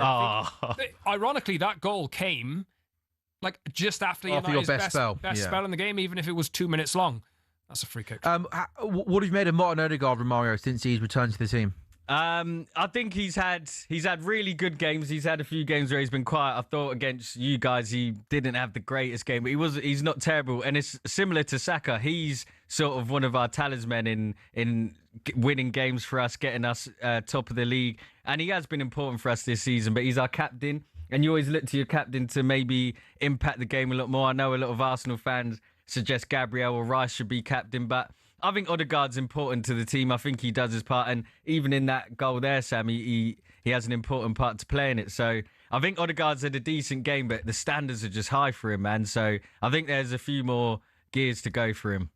Arsenal 1, Manchester United 0. Then into the 33rd minute, Raya plays, I thought, possibly a dangerous ball into Martin Odegaard, and that was Cobmeni who did try and press hard at the pitch there, but Arsenal managed to get out, and there's going to be a handball now in the middle of the park for Arsenal and a free kick for them. Yeah, it's listen, we've got 15 minutes until half-time, Sam. I mean, last season when Liverpool were going for the title and won it, you just need wins, don't you? If we can get in half-time here 1-0, as we're just looking at the goal here. By the way, also, Saka does really well there to find first touch is the first touch from Saka is really good. He takes it down well, and then the pass into Odegaard has to be quite intricate, and he plays it well. Bruno Fernandes is through, and he misses again. Great block. I think there was a tackle on a block. William corner, but the ball fell to Bruno Fernandes, 1-on-1 with the goalkeeper, and he drags his shot right. Cobmeni has the ball, plays the ball into Brian Mbeumo. Oh, that's meant. So Brian Mbeumo's first time pass, and Saliba lets it run across him, not knowing Bruno Fernandes is behind him. Bruno Fernandes shoots, and to be fair, Saliba does get something great on defending. it, but then Bruno Fernandes drags it wide. It's bad defending, and then he makes up for it. But again, Bruno Fernandes there, Scott, in such a good position. Should he do better? I think you look at Saliba, he just managed to get the recovery there, and I think I would look at the chance that Bruno had a minute or two ago as being more rash than that one. But, United have actually shown in the last 10 minutes that they can actually get into those positions and offer a threat. It's just... I think this is a really important period now before half-time, because if Arsenal get another goal, it completely shuts this game off. On target, haven't you? You've just got to get at least one of those two efforts that Bruno's had. Yeah. Not easy chances, by the way, but at least you get in those positions. That one there, he should do better. Yeah. I mean, I know Saliba dives in, but I think he's got to be show a bit more conviction. I think United are playing some decent football here. Casemiro now's got the ball and the space down the That's right good side play. for no one's in the Dangerous. box, though. He does cross, but United corner. And the only negative with the system is when you do get the ball out wide to Dallo there. Yeah. There's no one in the box for that first time cross, is there? No Šeško or no Cunha. Yeah, look, I think with the lineup, I probably would have gone this way. I'd have picked the same lineup going into this, and Carrick has picked the same as well. But you don't really have a focal point up there. I think that you do have Benjamin Sesko to potentially bring off the bench, and that's an option later in the game. And Cunha as well, like both of them. But the problem is United need to actually stay in this game to get to a point where you can utilise the bench. Do you know what's funny about United, Sam, is obviously they've bought those players for Amorim's system, and now that they've gone back to a 4-3-3, there's actually less space for Cunha and Mbeumo to start. Both playing the same team, yeah. I don't think you'll see those two starting games together much. Ooh, this is dangerous. Oh my goodness. Oh, goodness me. Yeah, he did hold. They very rarely give those, don't they? No, it wasn't a corner anymore, was it? It's like once it's a corner, it's like normal service regime. Yeah, In the corner, you can do what you want. Yeah. Yeah, I know. They're Still holding him back in like a normal play then. It was a half a chance that for United. As a corner, it was flicked on the near post, and it went high in the air onto the pretty much underneath the crossbar. It was Casemiro won the header, and David Raya doesn't get anywhere near it. I think it ends up Gabriel saved him. Yeah. And Arsenal do manage to clear, but that was a decent chance. I actually think, Scott, I think in the last 10-15 minutes, I know you can see that goal in that time, but I think in possession, United have just had a little bit of quality about them. There's been a few moments you played the ball nicely through midfield. There's a bit of zip in there. It's been like 1-2 touch, and you can see like that there are opportunities to be had. I think, look, Arsenal have been so good with their pressing and like pushing United back for the majority of this game so far, but I think United have settled into it a little bit more now. It's a big blow that they've lost the goal. Yeah. But as long as they're in touch in this game to potentially take a point. What has Zubimendi done? Brian! Goal! Brian Mbeumo scores to Manchester United. Martin Zubimendi has been one of the best players this season for Arsenal. I told you. You had that feeling. He has been. Brian Mbeumo scores. It is an absolute howler from Martin Zubimendi, who's been unbelievable for Arsenal this season. He just tries to play a ball back to the goalkeeper. He completely underhits it. Mbeumo goes through on goal. Can he keep his composure? Can he score? Yes, he can. Zubimendi's pass is awful. Mbeumo goes round the goalkeeper and slots in. Great finish there from Mbeumo. The composure was needed. And what you get with Brian Mbeumo through the middle, and I think he scored against Arsenal a few times for Brentford as well. He has that knack. He has that cool head. And you saw it in the derby last week. And the way that he's faced up by Raya, he was an incredible goalkeeper, but just goes round him, goes with his right foot. And United have, in the last couple of minutes, what's happened to Arsenal the last couple of minutes? Saliba switching off and then making the recovery tackle, and Zubimendi there being a little bit careless. Like, United, fair play to them. They've been in the position. They put the players high, and they have capitalised on a couple of occasions. This one's resulted in a goal, and United are back in it. Scott, it's funny. You said there you don't know what's happened, and I was going to say, literally just before that goal, I was going to say, I'm more nervous now that we're 1-0 up, because it's like, sometimes it's like we're bored. Like, the game's too easy for us. Like, that was just a simple bit of play. Arsenal in control. There's no danger. It hasn't been that easy, Rom. No, but I don't dominating that much. No, but Sam, it's more just when I say it's like we're. I don't think we've been under the cosh at any point or under any real danger. Gabriel, that's nice. Wow. Chance for Zubimendi. Go on then. That's great skill from Gabriel Jesus. By the way, that's a little side bit. Our bet builder, 2 out of 4's come in. Lee went both teams to score. Tick. Arsenal 1, Man United 1. And Scott went Mbeumo to score. Tick. Happy days. Just need a Casemiro and a Saka shot on target. Saka's having a shot on target, isn't he? I mean, you'd hope so.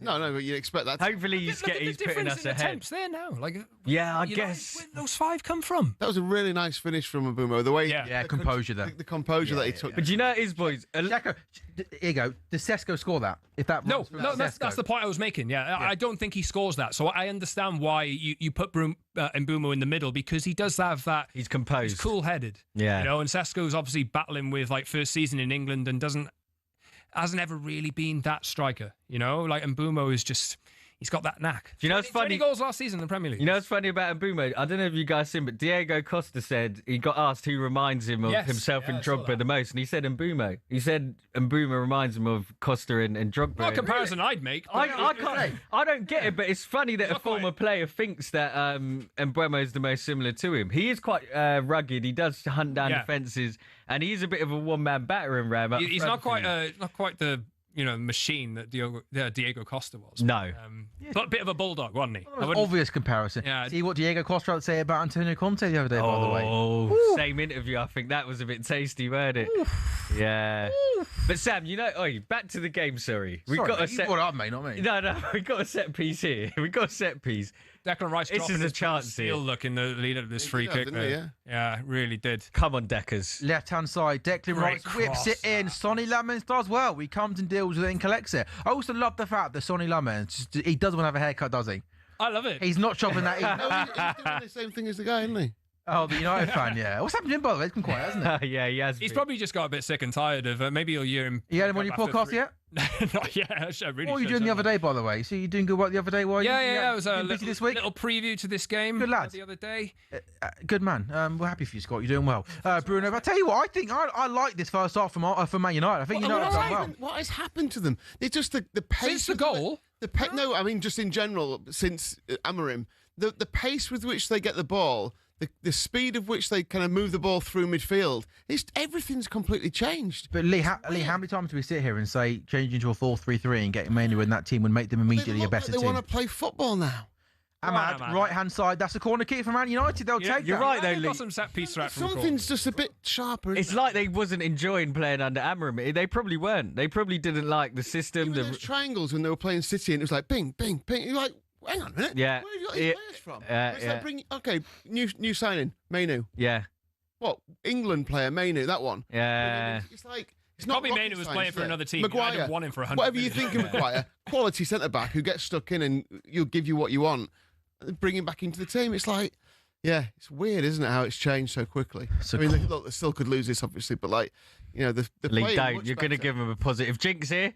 Oh, in-swinging corner. David Raya does what goalkeepers should do in Arsenal careless corners. play. Come and collect it. Can your Arsenal counter-attack? Yes, they can. Gabriel Jesus now for Trossard. Capia, get on your bike, son. Can Nkapie on the overlap. He's got Jesus in the box. Whip that. Goes to Nkapie. Oh, it's too much. Just overhits it. I need to be careful because that was like I gave Mbumo credit for that and really good play. That's in it. What is on a guy? That is what you call buying a free kick, isn't it? But Odegaard's it's like he's not seen it coming. That was just so obvious what he was going to do there.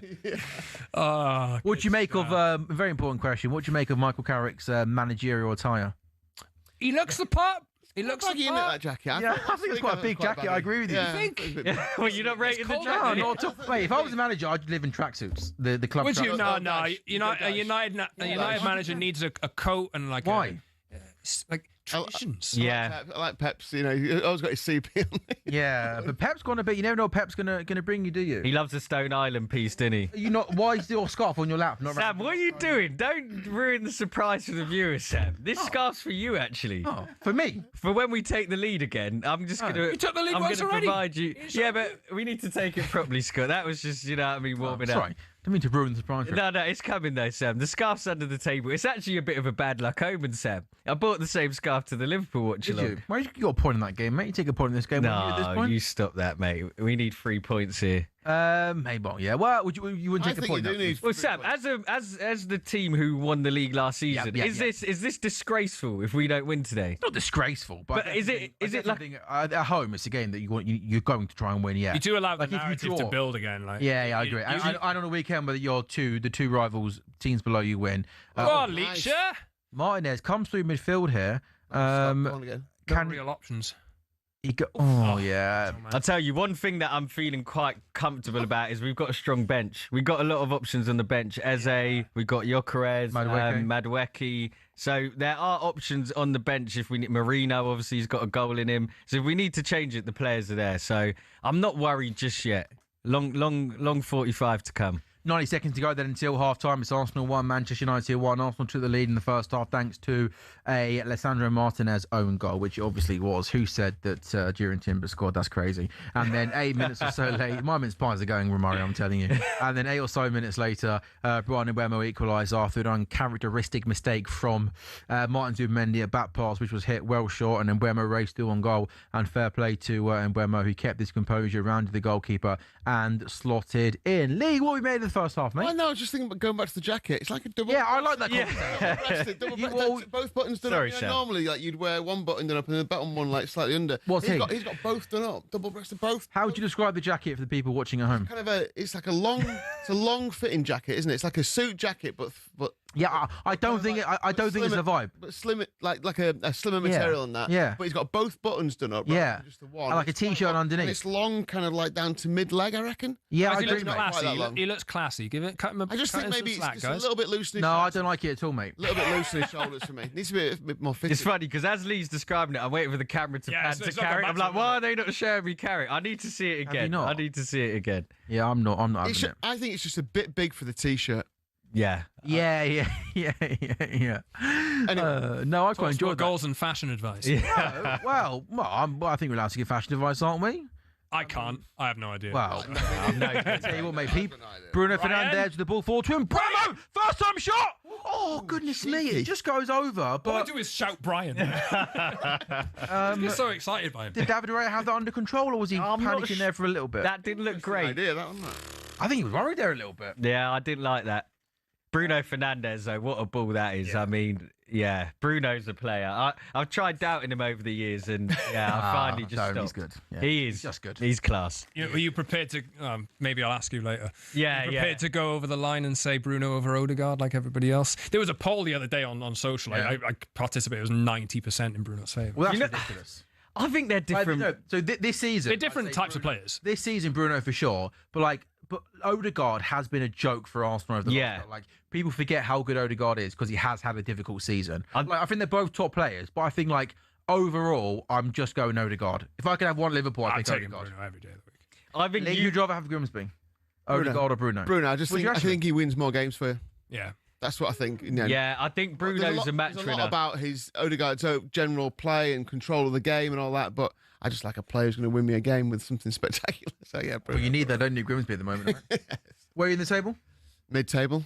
That's where we live. We live mid-table. League 1 or 2? Me too. League 2, yeah. All right, 20 seconds to go. A bit Then. higher. Sorry.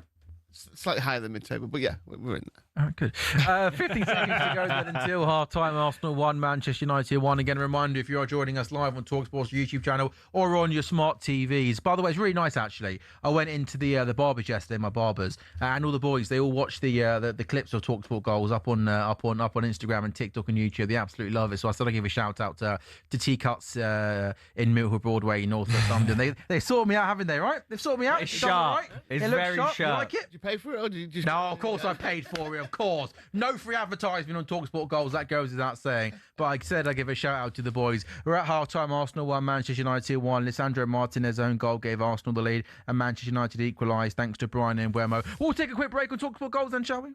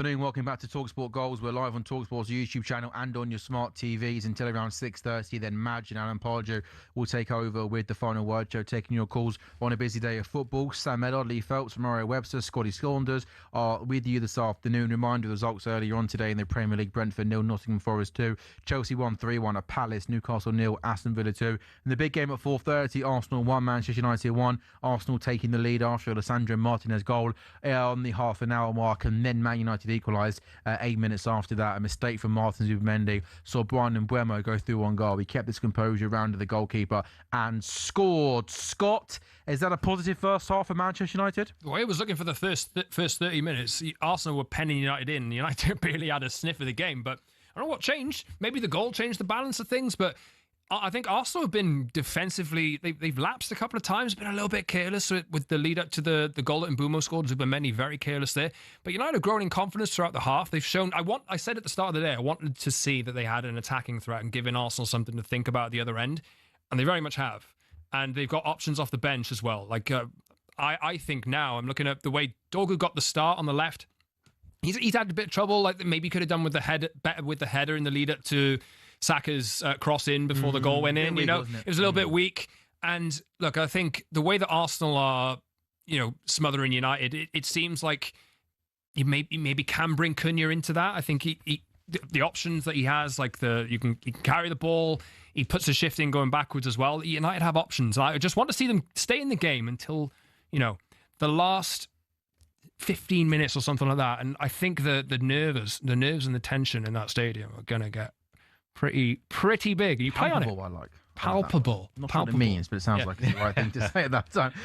Rom, what do you make of it from an Arsenal point of view? Was that I was saying to Scott, like when you went out, this Arsenal team don't dominate teams maybe like a top of the table team maybe sometimes should do. Or was that harsh? I think it's harsh. I think we dominate in other ways. I don't think it's domination through free-flowing attack and football. I think it's more from control, and then we've somehow lost control and given United a goal. So I think it's an opportunity, Sam. It's an opportunity for someone to show that they're a Premier League winner. And this is your moment when your team needs you to score a match winner. Go out and do it. No excuses today. We're at home. It is our first home game in a while, so the boys should be up for this, man. And I want the likes of Saka, Jesus, Trossard, Rice. This is a big moment for them. They need to go out there, go and win us the game. We put together a little bet builder today. Romario went Saka, shot on target, not yet come in. Scott went Mbeumo to score. Well done, Scotty. You got that right. Lee went both teams to score. Well done, Lee. Got that right. Arsenal 1, Man United 1. I've got a Casemiro yellow card, which at the moment has not happened. Lee, Arsenal, Man United, please. And do you have title odds for the William Hill Scottish Premiership after a very dramatic day? Yeah, let's start with that one, shall we? You're probably still surprised to know, but Celtic 6-4 favourites. Rangers 13-8 second favourites. Hearts 2-1 third favourites. It's mad, isn't it? Are 2-1. Good odds. 6 points clear at the top, or 4 clear Rangers now. Yeah, 4 clear Rangers. So what do you think is the best bet there? What do you like most? Still Celtic at 6-4. I like Hearts still. Yeah, 2-1. I like the. Is that the shortest they've been for a long time? Yeah, they've been pretty much similar. 2-1, yeah. The only one that's really shortened has been Rangers, to be fair, because obviously they've moved forward. But yeah, I mean, just that. I guess with my heart, no pun intended, because it'd be great for the game, wouldn't it, and all that sort of stuff. A bit like Palace winning the FA Cup and then imploding. Yeah. Not the imploding bit, but yeah, it's great for football. From the heart, no pun intended. I mean, I don't know what we're doing with that one there, Sam. Are we having that? No, we're not having that, are we? Yeah, so Hearts. It's hard to call, though. It really is hard to call. I'm not sure I'd have any of the three as a price at the minute because it's just anything could happen. But it's Hearts to lose, isn't it? So as they say. How many games are left of the season? Well, they get split up, doesn't it? Yeah. So you get split up. So they got that first phase, and then you get into that second bit. Okay. They've still got each other to play yet. Really? So yeah.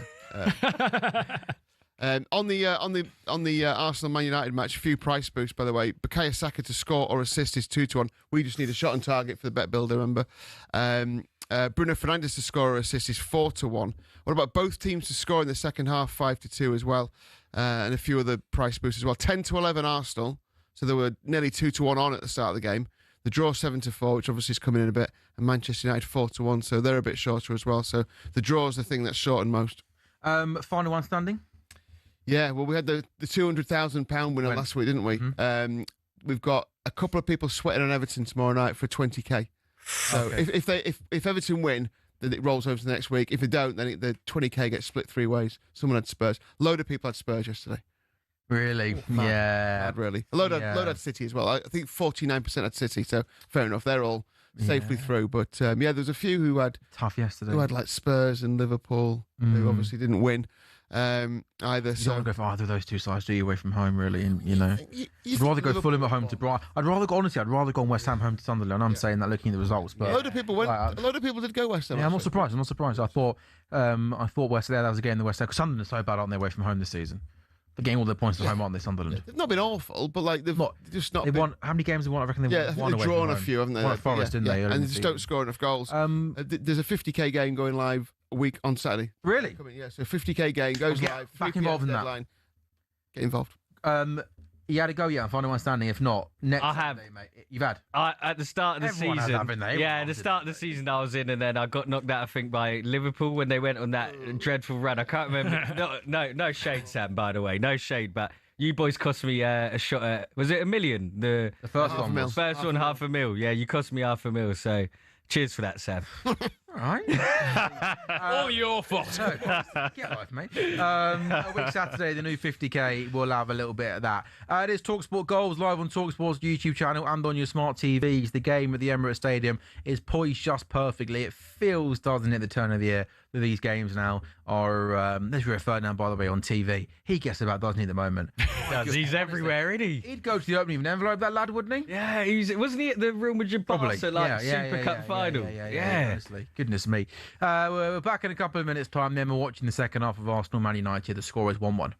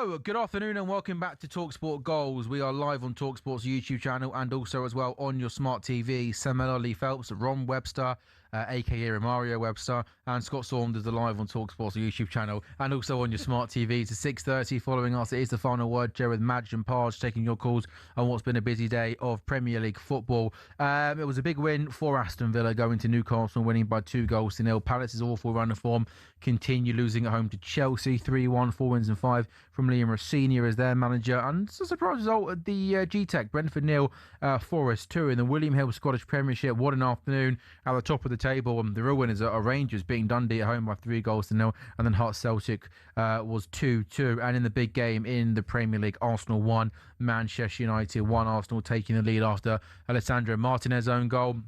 And then United equalised thanks to Brian Mbeumo's finish. Nice finish from close range, rounding off the goalkeeper and scoring. Scott, how do you see the second half going, my friend? I'm more confident now than I was at the start of the game. The nerves sat next to me. Yeah, I just feel like that is a representation of how that stadium is feeling and how maybe the players might be feeling as well. There's a lot on the line for Arsenal. United, the concern I have about United is the physical side of things. Like, I look at Declan Rice and how much ground he covered early on. I was like reveling at it. He will keep going like right through the game. I think Arsenal have the potential to wear United down, but I think if Arsenal will probably be aware they need to make a statement here. I think if you can get to the final 15, 20 minutes level, then Arsenal may try and force the issue a bit, and then that might leave gaps for United to exploit. And we know they can do that. Like, how different was the team that played the other night for Arsenal, though? I mean, like, doesn't this have to come into it at some point?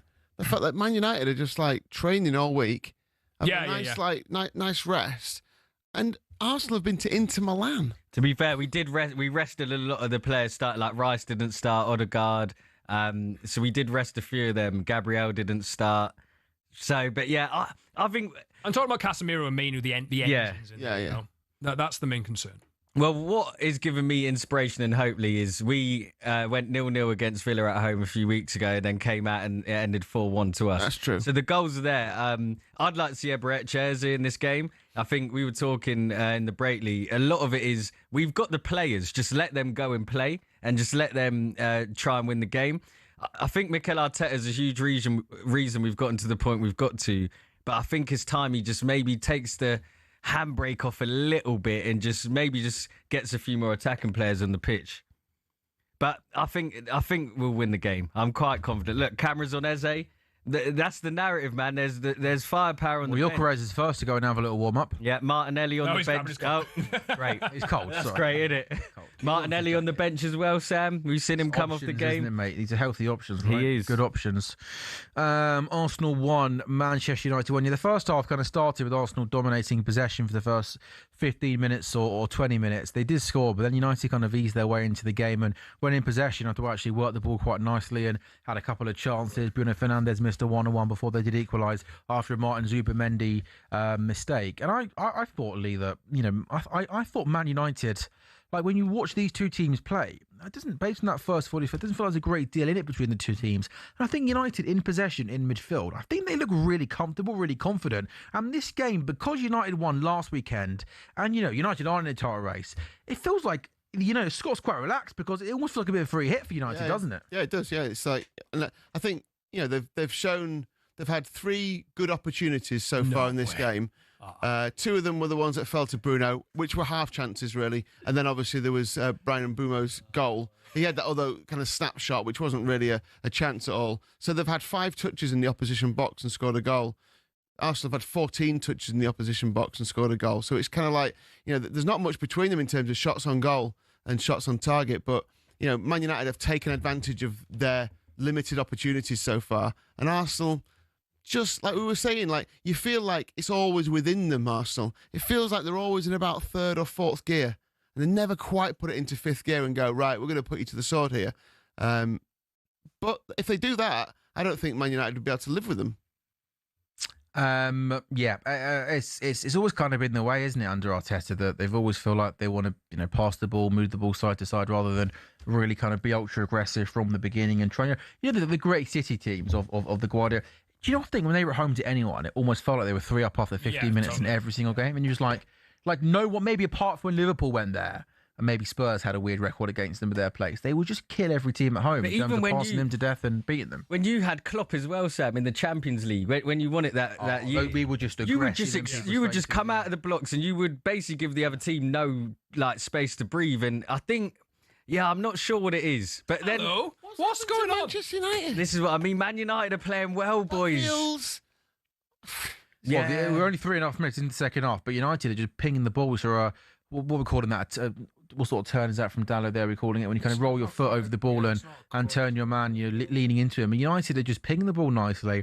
And again, they look relaxed, man. They do. Actually look quite relaxed. And I mean, Scott, who'd have thought this, right? That when you put that extra man in midfield, you're not getting outnumbered in midfield. You're able to have possession. You're able to be more compact and stuff. And I think Kobe Mainoo coming short is starting off a lot of the attacks. It frees Bruno Fernandes up a little bit more. And and again, Arsenal out of possession here, not being too aggressive in their pressures, allowing Manchester United to have possession. Although that has a long hoik up front from Harry Maguire, and Arsenal are going to try and kicking it up in the air, Arsenal at the moment. Yeah, Brian Mbeumo now. He's all over him there.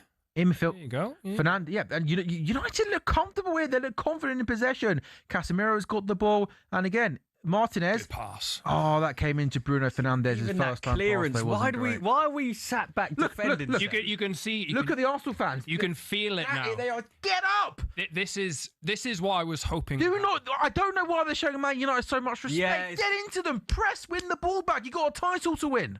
Sam, when we done this against you in the second half, you should have showed us that much respect in that game. I don't quite know what Arteta's just said in the dressing room at half time. But what I'm seeing, I'm not sure he's told them to get at him, be a bit more aggressive. But Arteta does tend to prefer to just keep playing the way he plays. Oh my God! What a goal, Pat! Oh my God! What a goal! What a goal! They just kept the ball from Arsenal and then just smashed it into the back of the net. Scott, I cannot get over that. Sorry, is that Patrick Dorgu or was that prime Cristiano Ronaldo? What a hit that is. We literally, Scott, we've just been saying Man United are just playing with confidence and swagger. They are literally passing the ball. Arsenal are sitting off, and there's a couple of quick passes there. It falls to Patrick Dorgu, and from 25 yards out, it is an unbelievable hit off the underside of the crossbar and into the back of the net. 50 gone. Arsenal 1, Man United 2. Scott, talk us through this goal. Look, United have been growing in confidence. Is there no handball there? No, it's not touched his hand. Oh, no, it hasn't. That's not touched his hand, surely. You cannot rule that goal out. Nah, that's touch his arm, does it? It's close. That's his hit. It looks cannot rule that out. Scott, it's looking like his hand, mate. Cannot rule that out. Looks like it's hit his hand. I think it has VAR. I think it might have been, yeah. Lee has touched his hand. So Patrick Dorgu into Fernandes. They play a couple of 1-2s to each other. As Fernandes comes into Patrick Dorgu, a couple of Arsenal players think it might hit his hand before he takes. I think that hits his leg. It hits his We're going to need a VAR check, lads. It's not like a direct hit on the hand. There's no handball there, is there? No. Stop trying to ruin the moment. No, I don't think we are. No, not you. These referees. Stop trying to ruin the moment. Can we go back to the... There's no handball there, is there? What a goal. All right, well, I don't think there is. Dorgu and Bruno... Right, yes. Who said handball anyway in the first place? Was it me? I saw the referee and Arsenal's players in the centre of the pitch. Like, I thought something was happening. There'd be a goal. The Arsenal player, the goal stands, by the way. The Arsenal players are asking the question to the referee. For me, when I saw that replay, I thought it hit absolutely nowhere near his arm. No, I thought it almost hit this part of the body here. Anyway, let's forget about talking about that. Let's go back to the goal. In how good a goal that was. What a strike from Patrick Dorgu. That was a special strike.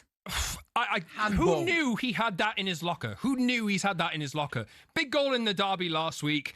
Really good. 2026 so far. He's been really good so far this year, but nobody knew he had that in his locker.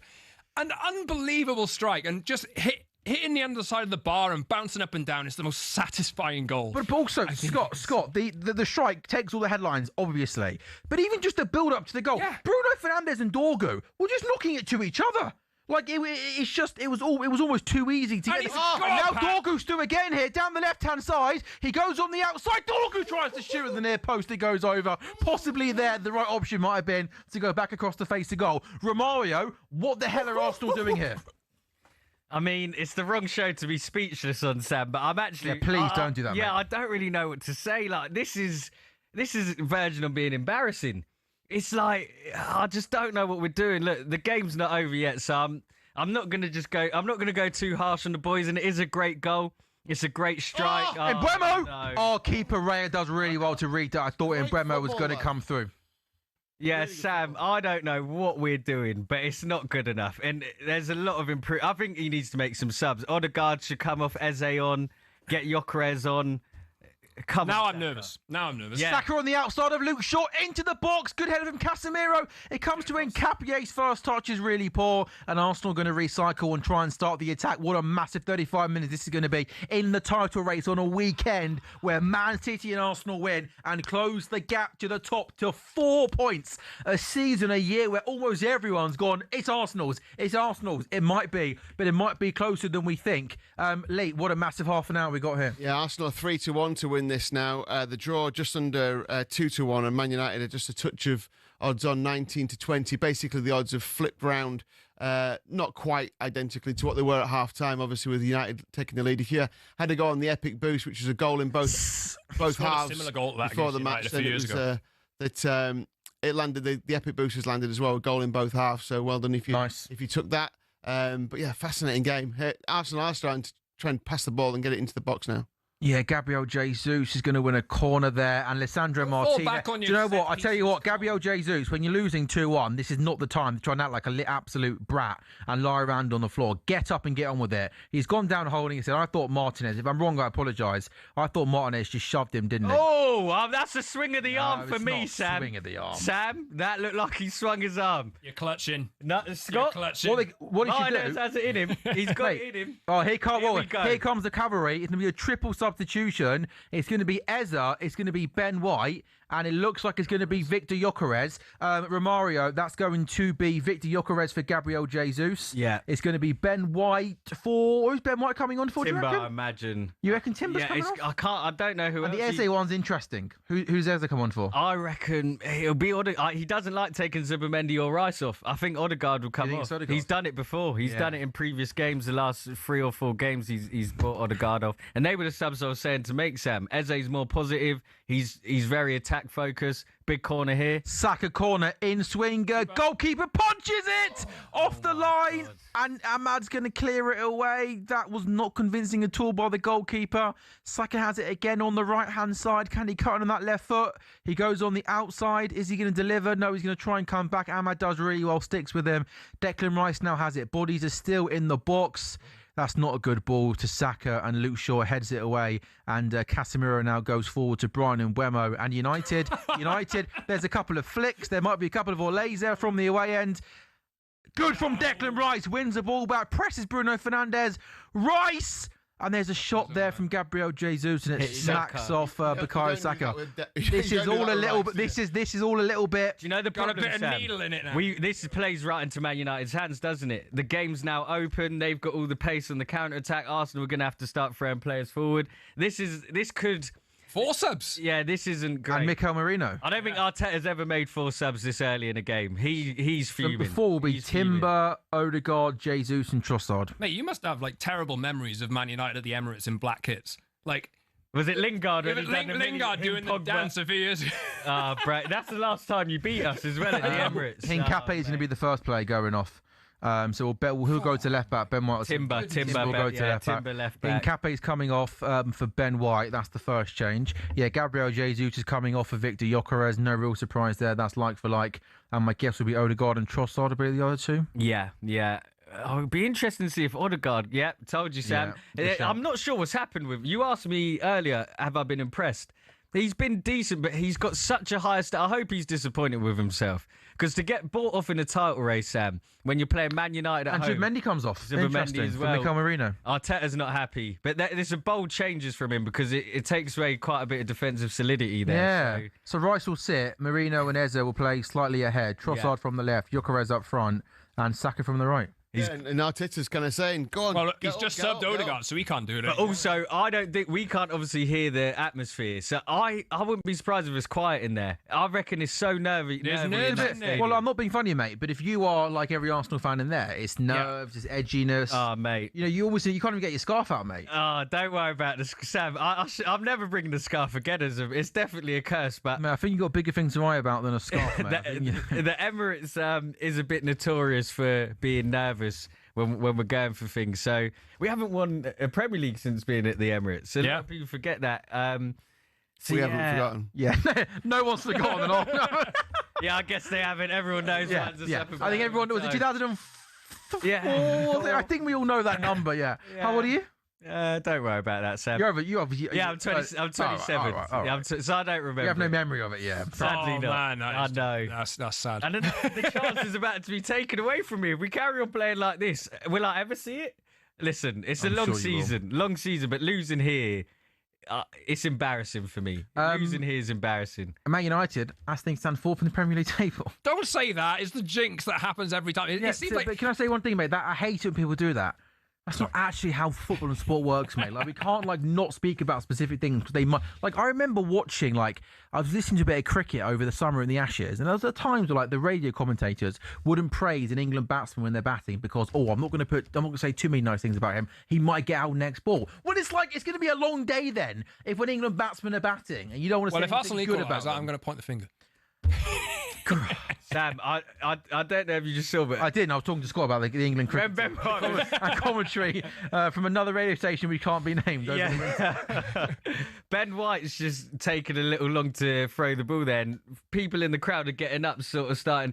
It's getting stressy in that stadium, and it's not I'm obviously sat here, but there needs to be a bit more support for the boys, I think, on the pitch. G them up a little bit, because we can still win this game. And there should be a bit more support on the studio, I think, from you. Yeah, mate, I think we can still win this game. Still half an hour to go, but You the haven't players really done anything. Well, though. that's the problem. You haven't done anything. That is the problem. Outside of was there a chance in the first half? The goal was an own goal, from a speculative cross. Yeah. And you've had maybe a chance from a set piece or whatever. But all of header only shot on target. Yeah, but all of the real attacking thrust has come from United so far. Maybe it changes here, but there's the best opportunity they've had was from the corner, wasn't it? So and that's what it's going to be. It's going to be set pieces. That's where they're going to. A couple of Eze to score or assist has been boosted to 3-1. By the way, Saka was already at 11-4. Lisandro Martinez to be shown a card, which looks pretty likely, is 11-4 as well. So there's a few decent looking price boosts on the game. You spoke about the atmosphere inside the stadium. Matt Law's there for the Telegraph. He said, really don't think the atmosphere inside the Emirates has helped Arsenal so far. It was tense and jumpy even before that Dorgu goal. Now it's bordering on angry. wow. Yeah. That's what Matt Law said. Top of the league. Yeah, no, I know. We need it. But that's the thing, I think. Corner for Arsenal. That's a this- good header from Casemiro. No, but do you know what that is, boys? It's years of frustration. That is what it is. Years of... I know, but now you've got to back the boys, mate. You No, don't want I agree. tense and angry and But stuff. one little iffy game where you got half an hour left to turn the game round. But I think, Arsenal fans know, we've had the conversation earlier, Arsenal fans know that there's more in the tank for this team. And that's probably what they're frustrated at, because I've just said that Arsenal have barely created a chance throughout this entire game. United have won the ones that have had chances. And all the banter play after an hour, I think United probably deserve to be in the lead. And that's crazy to say after the first 30 minutes. I'd love to know what Ruben Amorim's thinking sat at home watching. Yeah, crazy. He's watched United beat City. He's watching United beat Arsenal. I wonder if he's thinking, maybe I should have done that 4-3-3 formation that people talk about, which can actually end up being good and useful. 61 minutes gone, then Arsenal 1, Man United 2. Arsenal have, to be fair, since that goal, no real surprise after making forward change, showing a little bit more urgency and intensity in possession. Ezra's coming short there. He's going to be so key as to try and break down this low Man United block. It goes out now to Saliba. United have got pretty much every player either in their box or on the edge of the box, Lee. Yeah, that Keep up. good balling. That tactic they used last week of doubling up on the City players, Yeah. so they couldn't get behind. They're doing the same thing again, aren't they? Now, when they get bodies behind the ball, they're doubling up on Saka, trying to stop him getting that ball through. The difference being is that Arsenal are committing at least to getting the ball into the box, whereas City just kept coming back, didn't they? Doku just kept coming back all the time. Semenyo wasn't quite as bad. He kind of tried to move himself around the pitch to get away from the double man, but it's a tactic that worked last week with two very good wide players, and they're having to go again. Admittedly, Saka's probably better than he is not probably definitely better than either of those two players. But it's going to be interesting to see how Saka can break down those two men. People on social media, Scott, comparing Patrick Dorgu to Gareth Bale since moving to left wing. I've seen that. Hey, Gareth Bale would have been happy with that goal, wouldn't he? Like, I see the comparison, like in terms of the positions that they've played, in terms of like the attacking thrust that like Dorgu has. Like, Gareth Bale took so many people by surprise, and he's one of my favourite players of all time. Honestly, like, we're giving the Welsh link and everything, but I didn't know he had that in his locker. Unbelievable goal I've seen on talkSPORT goals, as in, like, the way it came just came from nothing. It wasn't like you were expecting it, wasn't it? It was just like ping, and like you say, off the underside of the bar. It was superb. Either that, and I didn't think it was going to go in either. I thought it wasn't. I thought it was going to come out. Yes. We'll bounce back off the. Declan Rice has been booked for a challenge on Bruno Fernandes. Oh yeah, he catches him there on the foot. I thought for a second from behind he might have caught him. That lower part of the leg. You can get everything like when Javi Simmons got sent off against Virgil van Dijk. I was worried, but yeah, he caught him on kind of the right boot. So that's going to just be a yellow card for Declan Rice. Look, this is the time Arsenal got to step up. Like they have to step up. You have to do something here. You just have to. I've been. Look, maybe they do come back into this game, but so far I think you've been really limp, and I understand. I completely understand why there's people in the stadium, 60,000 in that stadium, thinking, oh God, like we might let this slip away again, because that's all they've known Arsenal for 20 years, And again, I'm not saying they will lose the league on this day. But you're right. Do you know, he makes a good point, because I was telling you boys about some of the prices I was quoted for tickets. Arsenal fans pay Arsenal fans pay a lot of money to watch the team play, and we've had, like I said, we've not won the league there since we moved to the Emirates. It's been best part of 20 years now. So you can understand the frustration. I'm not surprised Arsenal fans are frustrated and angry, but you have to get behind them. And Scott, you make a good point. I think this is our moment to show it. We're 2-1 down. You can go and win this game. It's not over, but a lot more needs to be done. That's a free kick. These are to state the obvious. These are the big moments now in the title race where 25 minutes to go. Declan Rice has a shot from 25 yards out. It rolled out to him perfectly, but his shot with his right foot was high and wide. These are the moments now where the best teams find a way here to get themselves back in the game, to have that moment of scoring a couple of late goals, because you're still top of the league. But I read that one tweet there about the atmosphere inside, and it does feel like, speaking to Arsenal fans, that you're right, mate, because it's been such a long time since you won the league. The Arsenal fans, even when you're playing well, won't let themselves believe or dream of winning it, because you've come close the last couple of years. A result like this on a weekend where City and Villa win, you can imagine there's your next game, you go away to Leeds United. We all know all the cliches, hard and tense and good atmosphere. And people speak a lot about the mental challenge Arsenal face. I thought that come the last 6 to 8 games of the season, that you might be so far clear of City that you'd almost be allowed to make a couple of mistakes. But look, who knows? Maybe. Oh goodness me, David Ray there playing out from the back. I thought Brian Mbeumo was going to maybe come back in and win the ball back, but he wasn't. Arsenal beat the Man United press, and Arsenal come forward now. Saka's had a really quiet game. By the way, I wonder if Thomas Tuchel's watching a performance like this from Luke Shaw. I'm thinking, hang on a minute. You laugh, mate. No, but, you're right. You're right. You tell me, Scott, how good's Luke Shaw been this season for Arsenal? Really good this year. He's had a lot of stick.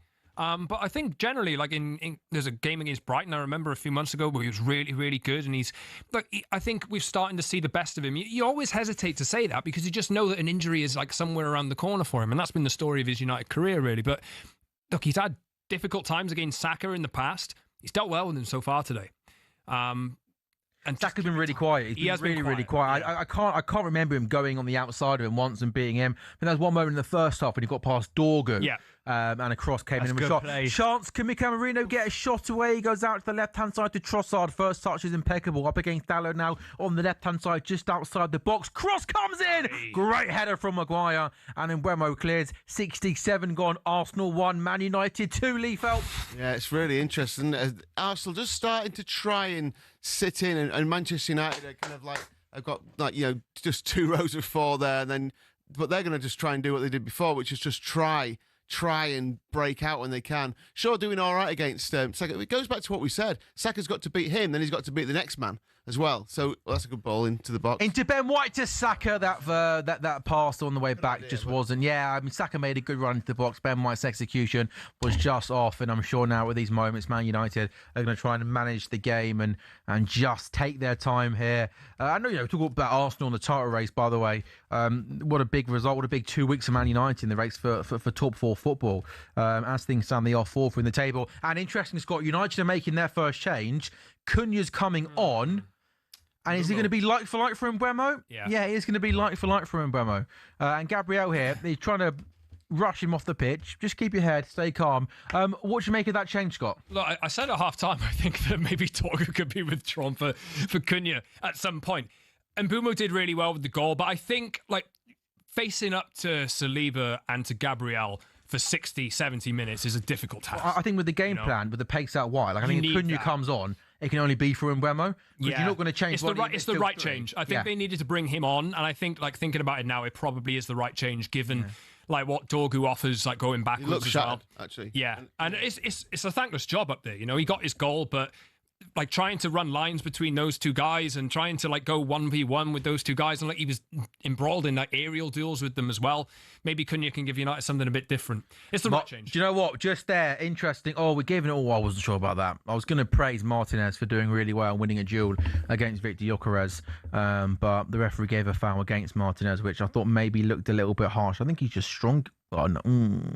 Oh no! Apologies. Hand in the face. Apologies. He does put his left arm in his face there. I missed that in real time, Rom. I couldn't see. I'm just saying he doesn't mind a little bit of dirty play. No, he's a bit of house. He is. Just over 2-1 to get a card. I can't see how he doesn't get a card in this game. Where's my Casemiro card coming? He must be on 4 warnings already. We need a goal soon. I think we need one in the next 5-10 if we're going to win. Otherwise, it's just the best you can hope for is a draw, surely. Declan Rice free kick comes in, and that come off Marino's head. He wants a corner kick. Give him a corner for that. No, he hasn't. He's given a goal kick. He wanted a corner. He's not going to get it though. We've not had 2 shots. One shot on target. Yeah. Sam, that's not on at home against Man United in a title race. I mean, I'm a bit shocked at this performance. If I was Arsenal right now, I'd just be having pot shots from outside the area, Aston Villa style. Yeah. Start getting some shots in on goal. Well, look at Dorgu's goal. Exactly that. Just get some shots in. Stop trying to walk it in and start. I mean, Rice does it all the time, doesn't he? He has shots from outside the area a lot. Start getting some shots on goal. Then at least if you get a rebound, you're going to get some joy there. But at the minute, trying to walk it in and trying to go around the outside, like City failed to do against Manchester United, it's not quite working at the minute. They will get chances. Surely Arsenal will get chances as this game, where it's only got 20 minutes now. That's poor from Martinez, wasn't it? Casemiro on the side now. Ball came into the box, but again, not clearing it, Man United here. Oh, they want a handball. Mika Marino had a shot which took a wicked deflection. Goalkeeper saves it. And a few Arsenal players appealed for a handball there, but referee waves it away. Arsenal 1, Man United 2. 17 minutes gone. Looks a bit ragged there, Man United, for one of the first times in the game. That was a handball as well. Yeah, Maguire dives to try and... Well, he's in the box as well. Do they give... No, do you notice they don't give them... They don't give them if they're going down. But again, and his right arm there is that would be natural position there, isn't it? It would be harsh. It's hard to about these handballs, isn't it, at the time, by the way? Do you not think? Goodness me. King United provide a bit of quality here. Bruno Fernandes in possession for Manchester United. I'm sure that one will circle around social media all week, though. What's that? That handball shout. Nice. I'm sure it will. What? Well, if CJ the Luguna was here, he would say there's a conspiracy. His words, not mine. He has said that before on this show, by the way. Hope CJ's good. I was actually on the phone to him before I came. Oh, were you? Yeah, you boys with him, are you? Yeah, well, we do. How do you know him? Well, I just know him from through the media, to be honest, and I've watched his channel. Big up, CJ. Oh, good ball. Dorgu's in here. He takes it down. Chance for Mainu. Oh, he should do the pass. Long ball to Dorgu. Takes it down. Tries to play it back to Mainu. I thought he was going to get a shot away, but it was just under hit, wasn't it? Who is this team I'm watching? Where have you been? Who is this? Mainu. To Cunha. Keep it. In the box. Can he get a shot away, Cunha? Back to Cunha. He still got it. Bruno, give it to Mainu. Come on, lads. They're enjoying themselves. Bruno who played that ball through? The ball through. Yeah, who played the ball, Scott? I don't actually know. I was too caught up in the moment. Dorgu couldn't quite get his feet sorted out. I think if that had been a centre forward, you might have got a shot away. But it was a great effort. United are just pinging the ball around really nicely here. Look at, I love a Harry Maguire long busting run forward. Yeah. Win a corner, H. Win a corner. He's going to win a corner. No, he's not. Ball into the ran box. out. Didn't it? You forget to try and cross it. Yeah. And this Even there, though, it's just like, where's the composure? Yeah. Arsenal just lumping but it look, forward. but United look really calm in possession. Honestly, not playing Kobe Mainoo, by the way, for like the best part of 6 months was nothing short of terrible. disgraceful. Yeah, it's terrible. Yeah. Like genuinely, Yeah. Like as a manager, to have a team who got turned over every week, and be outnumbered in midfield, and just allow this kid to sit on the bench who's clearly very good at football, like absolutely disgraceful decision.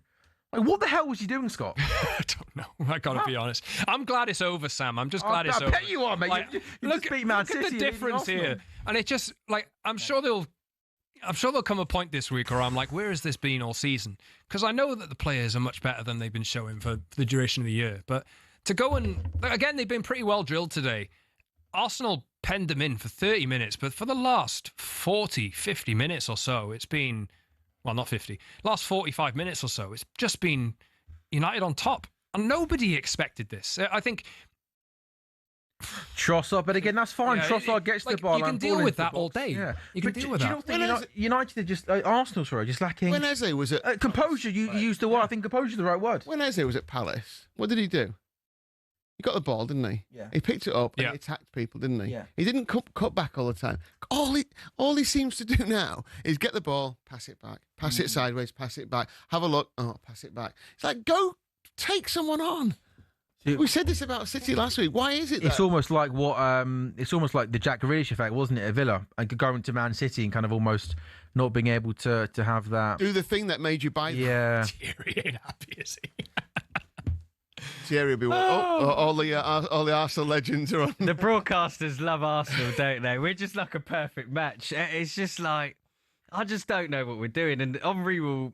It'll be interesting to see what people like Henry, Ian Wright, even talkSPORT's Martin Keown. I'm interested to see what Martin Keown says if we lose this It's game. nice ball in. Manchester United still defending really well, aren't they? They're still blocking out, and Arsenal don't really seem to have much. Again, get into a position where you can have a decent shot on goal. It's United through. Yeah, it's United. It was, yeah. Yeah, and I think the biggest worry for Arsenal, this losing Madueke, is he taking Saka off here? Why is he dragging him out by the hand? He's intense, isn't he, Mikel Arteta? Yes or no? Is Saka coming off? No, it's Trossard. Yeah, I was going to say it to be Trossard. Yeah, so Madueke on for Trossard, the last change that Arsenal have made. Would you take a draw Arsenal now? now 6-1 to win this game. Would I take a draw? It's a great question, Scott, and I'm not going to answer it just yet. Because You would. It's not really how the show works, mate, by the way. Do I have to answer? I think you should try and answer Should I the question try? if you get asked, All right. mate. I think so. No, you're right, Sam. That was rude. No, I wouldn't take a draw right now. I Mate, I would if I was you, mate. Sam, there's enough Point and time go left 5. in this game to score 2 goals. 7-1 to win the game from here. It's great draw? odds. I was going to say to you that Just United over 4-1 at half time. I was like, that's all right. United were 4-1. Were you 4-1 at half time? That's insane, isn't Yeah. it? I mean, look. Well, you say it is. Well, Arsenal could have come out and played a lot better, couldn't they? So it's easy to say it's. No, you're right. I do love Lee, by the way. No, it's easy to say that. I love Yeah, the bookie hindsight. head on there. Yeah, I love it's like, that. you know, Yeah, you're at let's- hindsight. Pipe down, boys. It was a good price. Leave us alone. leave our traders alone. They're getting stick as it is. 4-1 for correct. Saka to score or assist now, by the way. Oh, this is nice. Madueke. Harry. Oh, he's put Saka on left wing. He's got Madueke on the right, Saka on the left. But Madueke's just done what we've just been saying. A little Why bit can't being Eze- directed, and yeah, Well, 100%. No one likes that, do they? Even these long throws, Sam, we're gonna get criticised. It's like when you lose at home to United and you're getting back into the game's long throws, set pieces. It's not a good look to have to fall back on that. You feel the narratives, don't you, that we're not good in open play, which it doesn't really matter what the outside noise is as long as you win the league. But currently, losing all 3 points at home to United is catastrophic at this point. Penny for the thoughts of Pep Guardiola. He's probably sat at home on a Sunday afternoon. Maybe he's got talkSPORT goals, or maybe he's just had a roast. Maybe he's got, I don't know, maybe a cup of tea with him, a cup of coffee. He must be cheering You on. gave him a bit of stick earlier. I'm sure he's seen that. Well, I did give him a nice stick. ball. The first That was touch better there from from Eze as Timber well. was nowhere near good enough, and United managed to clear. Comes back out now to Noni Madueke. Have Arsenal got a little bit of quality in them? So many good players, but you're rightly there. It's a weird go. Madueke now comes inside. But that pass there to Ben White is nowhere near good enough. It goes out for a goal kick. 77 gone, boys. Arsenal 1, Man United 2. 7-1 Arsenal now. Interest you in? No. 7-1? Nah. I mean, look, maybe I would take a draw at this point, Scott, to be fair. I probably would take a draw now. Now, this has rattled me a bit. I'm in shock here. I can't quite believe we're losing. Look at that table, Sam. They're 12 points behind us. They were about 20 a week ago. Are United technically? Shut up. Don't you? No. Technically. No. Technically. No. I mean, technically, Wolves are still on the title race, aren't they? Like, they could, well, maybe not Wolves, but you know what I mean. No, we are not starting our Man United in the title race talk on this show. I'm going to ban that because... Give me a few weeks. 100, Tell you what, Sam. 100 to 1. There you go, Scott. Yes, mate. As soon as you're in. 150 at half. 150 now, yeah. Okay. After that loss at Bournemouth yesterday, Virgil van Dijk looked like he was having a tough night. Yeah. Are you worried about your Champions League spot? Yeah. I mean, Leacher. we've actually Go on, dropped. Sam. We're actually down to sixth, and we've been You fourth sixth? for the best part of the last couple of weeks.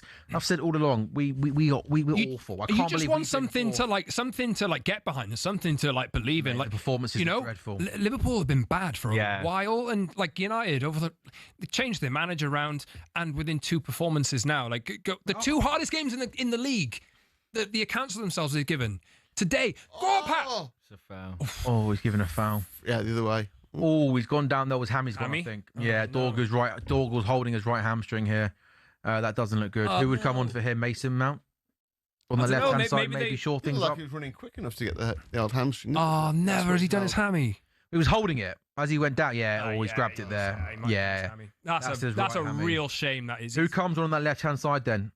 Does he? Maybe they could put Cunha out there and bring Sesko on. For I don't that know. extra. Oh, I'm not sure. But if Arsenal are going to press on, I think one of Sesko's strongest elements to his game is that ability to maybe run in behind and carry. that feels quite an attack-minded move. at It this does, time. yeah, it does. But maybe I think do it on your Malacia, work someone like that on the left-hand side to Malacia's short thing.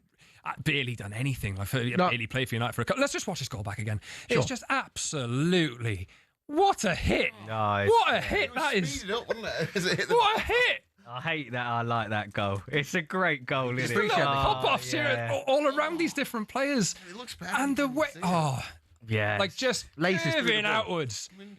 Oh, Bit of swaz on it. You know what I mean? that has potential to be one of my favourite goals of all time. That. All time. Well, you just think back of, in terms of satisfaction, I remember the goal Ronaldo scored against Arsenal at the Emirates. Oh, Jim's cold, isn't he? Blimey. You think he's so rich? You think he'd have someone that'll be I was standing just over thinking- him I didn't like want a to say heater or it, something Sam. like that? Like, one of them heated G-Laces. yeah, he looks too rich to be that cold. Yeah. Are they down to 10 at the minute? Have they brought someone on? I just No, they haven't brought somebody on. By the way, he scored a great goal, but he's out for 6 weeks there. He's walking off holding his hammy. Saka ball in, Gyökeres header. It goes over the bar for a goal kick. Don't make the same mistake we made yesterday, by the way. Take your time here on this goal kick and wait for the person. I like Mason Mount coming on the left-hand side, by the way, because he'll come in, do a job defensively, and can still have that quality in possession to make something happen, Scott. Yeah, potentially. I mean, look, Who you reckon, Šeško? maybe that was the way he would go. But in terms of the most sense for the search, it is Šeško, Sesko. It is Sesko. So maybe Cunha drops out to the left. And that's a shame about Dorgu. I've been so impressed with him over the last few weeks. Do you know what would make this worse, Sam? If it is Sesko to be the one. If Sesko scores now, after the whole summer transfer saga, Arsenal rumoured to be interested in him, we go for Gyökeres instead. If Sesko scores now, yeah, I think it's home time for me. Mate, I think you've got bigger things to worry about, mate, than things like that. You've got a title race to worry about, and in a minute, this hasn't felt like a performance, has it, Mara, of a team that are chasing a title? No, I don't really know what we're doing here. Especially after how we played against Inter, Yeah, who's that, Sesko? Bruno basically tried to play a Yeah, pass and through he's to hit- Cunha there and it hit Sesko in the face, which is he should go down really. He has got to go down. If he's been For a hit in the head face, injury. he should go down there. Yeah, you're right. It's a bit of naivety really. And the referee went and checked on him and said he was okay, but you don't want anything to come out of this. Corner kick for Arsenal. Even a corner, should have gone down. Yeah, you're right, He mate. should You have know gone what? down. We don't like to see that sort of Yeah. unless you're really hurt. But oh yeah, goodness me, he gets the ball right in the mush from Bruno. gotta go You're down. right. To manage the game, go down, and the ref will have to stop it, won't he? Because it's a head injury. And to be fair, in that situation, he did genuinely get the ball right in the face, and that looked pretty Welcome to the nasty. game, by the way. Sorry? Welcome to the Look game. how by the way. red the left side of his Yeah, face is, by I the know. way. Yeah. That was actually not Point blank range with Bruno's Yeah, pass yeah. as well. You got to think you're right. You close your eyes. Yeah. You might get I know. You need him to switch on here as well because he's one of United's tallest players, obviously probably best. Sorry, with the eyes. I'm scared of coming. I don't want your ball in the eye can cause some problems, can't it? Anyway, switch on Benjamin Sesko. You might have to deal with this corner kick. Arsenal have got a corner now. Right hand side, Bukayo Saka to whip it in. Arsenal 1, Man United 2. 83 minutes gone. Saka. Good ball. Keeper comes and punches. Should have caught it. It comes back out to Bukayo Saka now. He's got Declan Rice infield. He's got Madueke on the overlap. He comes to Saliba. Back to Saka. Whip it in. Go on the inside. He shoots! Oh, do you know what? Is that our shot on target? Yeah, that was a shot on target. He came in on his left foot, very clever, gave the goalkeeper the eyes, tried to beat him in the near post. He nearly did, but Lamans, to be fair to him, got down to his right-hand side and pushed that ball away. Really good goalkeeper. Going in as well, that. Good save. Very good save. See, Saka's got that in him, Sam. Now take that as a shot on target. Of the post, You'll give that to us, won't you, Lee? No comment. Interlopter. And not, by the way, I don't want to put the mockers on you, but I might do. But United have these corners quite well, haven't they, so far? Another Bukayo Saka in swinger. Here comes a goal. Delivery! And it goes in. That's the goal. It's gone in. It's gone in. Check it's a your goal. watch. Yeah, That's a goal. Let's go. Here we go. I told you. Yeah, the game's there to be won. Mikel Merino off the bench. You're not smiling now, are you, Scott? No, it's Hey, come on, boys. You still got to win this game, mate. Oh, do listen. I'll take a point. Not anymore. There's time. There's time here. Yeah, we can go and win this game. Come on, boys. The quality of the goal that United just scored, and they give a goal away like that, unbelievable. We're going to be the first team. Mate, they are hard to, A lot of pressure. It's another Bukayo Saka in swinging corner. All the Arsenal players made that run towards the Come goalkeeper. on. The goalkeeper comes up to try and deal with it, doesn't. There's a couple of ricochets, and I think it comes off Mikel Merino last. Scott, can the goalkeeper tries? There's so many bodies in front of him. Yeah, Set look. piece again. Set piece again. Ole, ole. That's class, Sam. You like that? Do you know what, mate? You enjoyed that What? goal. Oh, the set pieces. Look at that. I said before that corner was scored, I actually thought the goalkeeper had done well on these corners. He come out and collected a couple of them. That one, again, is right on top of the goalkeeper. In the net? Say again? Why is he stood in the net? I always wonder, he stood in the net, so by the time he kicks it, he's stood halfway inside the net. Stand on the goal line. Who's that? Who? Sesko or whoever. I'm not blaming Sesko. him particularly, Yeah. it's like because everyone just sinks back, don't they, waiting for the ball to come to him. I've said so often on this show, like these are so hard to deal with, these corners. Like I think the best way is your goalkeeper's got to be so strong. I'm not blaming him for that goal, but he tried to come through bodies. He was off the line, and then it goes in. Don't know whether he has to be stronger, but the bottom line is, Scott, they are so hard to deal with. Oh, look, when you've got that pace in the goal line, and you've got a dozen bodies there, it's Ricochet can go anywhere, can't it? Yeah, look, it's a shame, really. I think United have given a really good account of themselves, and Arsenal haven't showed, like, the shot from Saka, like, in the lead up to that goal. Was that the thing that led to the corner that they scored from? Like, that was one of their first shots on target throughout the entire game. I think that was their second shot on goal, right? Yeah, like, and look, it's not been good enough from Arsenal so far, but all you need sometimes in games like this is just a little bit of fortune to go your way, and they're right on the... Madueke now coming forward. He go, that's not good for Madueke over here, sir. To state the absolute obvious here, Mario, my goodness me, these are big 5 minutes in the title race. An Arsenal goal here, given how bad you've been, to come from 2-1 down and win 3-2, it'd be massive, wouldn't it? You know what, Sam? Now that the emotion, I've calmed down a little. You're right, okay? A draw isn't the worst. You were telling me in the break, a draw's not bad. Given how bad you played, before the game, obviously not. But I'm saying when you were 2-1 down after, like, They're all singing now, by the way. I'm sure they are. No, but you're right. Listen, considering how we've played in the context of the game, a draw's not bad. We're still 5 points clear at the minute, but we can't have another performance like this. And the game's not over. I'm not writing United off here. Look at this. Here's Cunha. He's got space. 25 yards out. Shoot. Cunha! Yes! Get in, Mateus Cunha. What a goal! What a hit. Oh, my God. Man United have scored again. Mateus Cunha has the ball about 25, 30 yards out. He carries it. It opens up for him. He had to shoot. He puts it bottom left-hand corner. What a hit, Scott. Quiet now, ain't you, mate?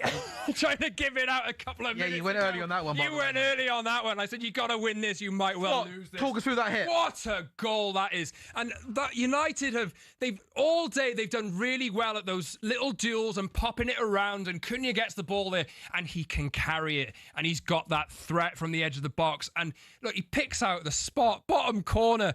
Just an unbelievable hit. And look at the Arsenal faces. I could live this moment for weeks and months to come. It's absolutely beautiful stuff. What a goal from Cunha. And talking about, like, I said a few weeks ago with Cunha, United need players like that they signed last summer to step up in big moments. Look how they popped it off there. Cunha stepped up there and he's picked his spot, bottom corner, absolutely beautiful. United today, they signed 2 players in the summer who had Premier League experience, who've shown that they can, like, carry the expectation of, like, other clubs, carry them on their back. And Mbeumo scored today, and Cunha has scored today as well at the Emirates against Arsenal. We need to. When did Arsenal last lose at home at the Emirates in the Premier League? Like, we need to find that out because it's been a while.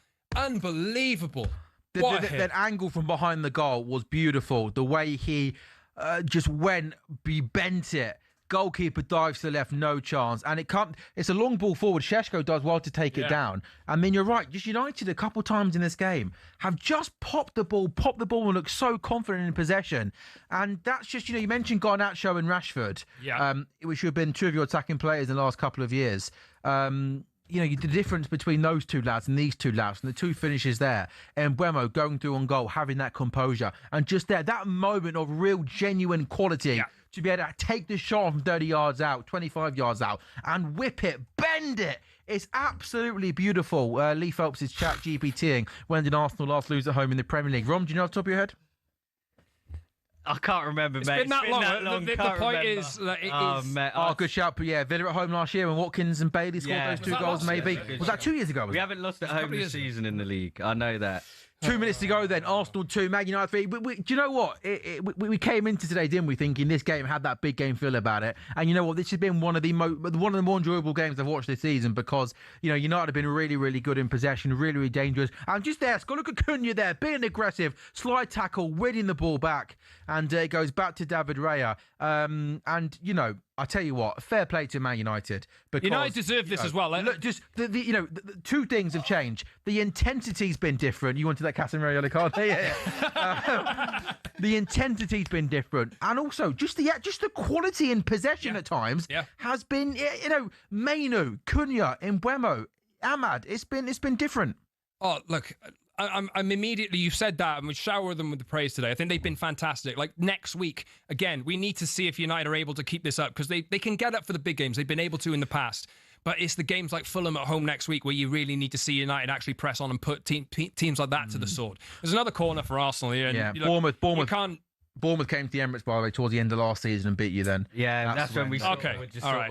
I was just under this impression that Arsenal were invincible. Yeah, so actually, mate, it's not that impressive, is it? It's actually not that impressive. That's 6 months ago. But maybe we've been talking Arsenal up a little bit too much. So if I was you, mate, I'd leave the room because Arsenal have got a corner. How much added time on, by the way? 7 minutes added on. Where has he got that? It hasn't felt like a 7 minute, has it? Sam, can I say, if we win it from here, that would just, I'm not confident we'll win it from here, but I've just got a feeling this game's not over yet.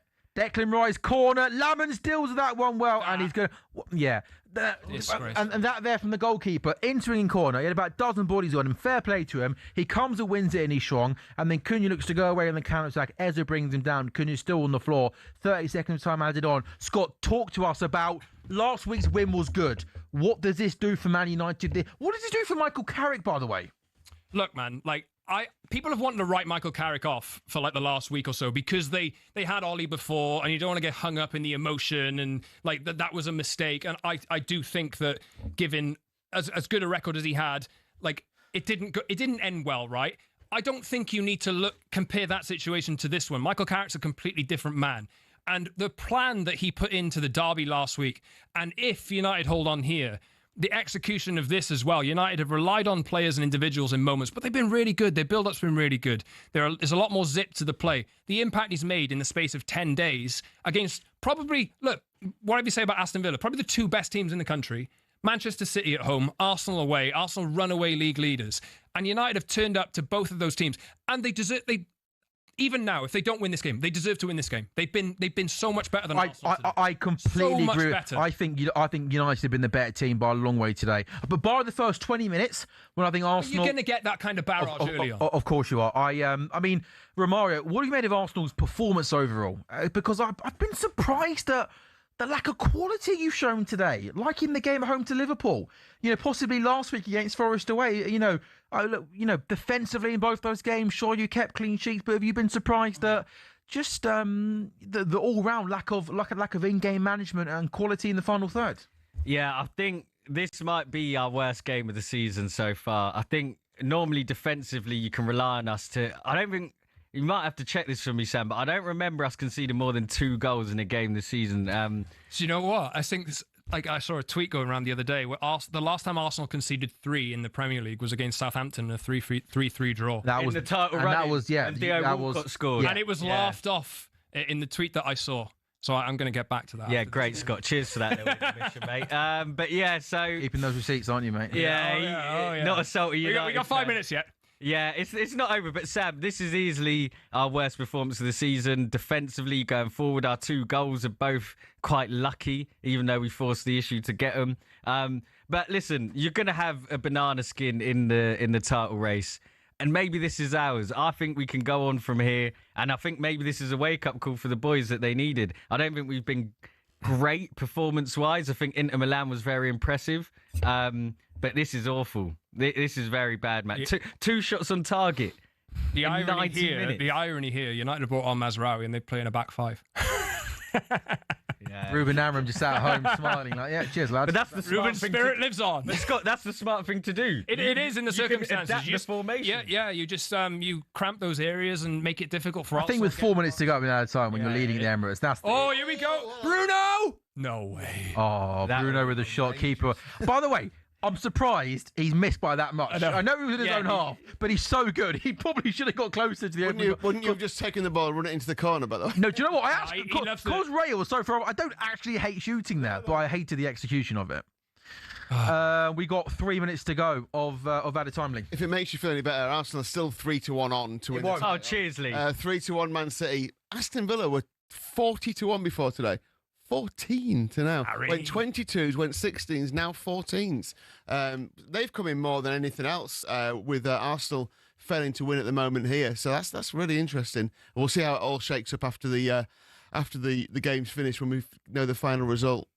Yeah, I mean, it's not the end of the world. It's not the end of the world. I think we're still 4 points clear, so we've had our lead cut quite significantly, but yeah, it's an opportunity. These are all opportunities for the boys to respond. I don't think Arsenal fans need to lose their heads. I still think we'll win the league. I'm still confident, but this has definitely put a dent in our hopes and in wrapping it up early.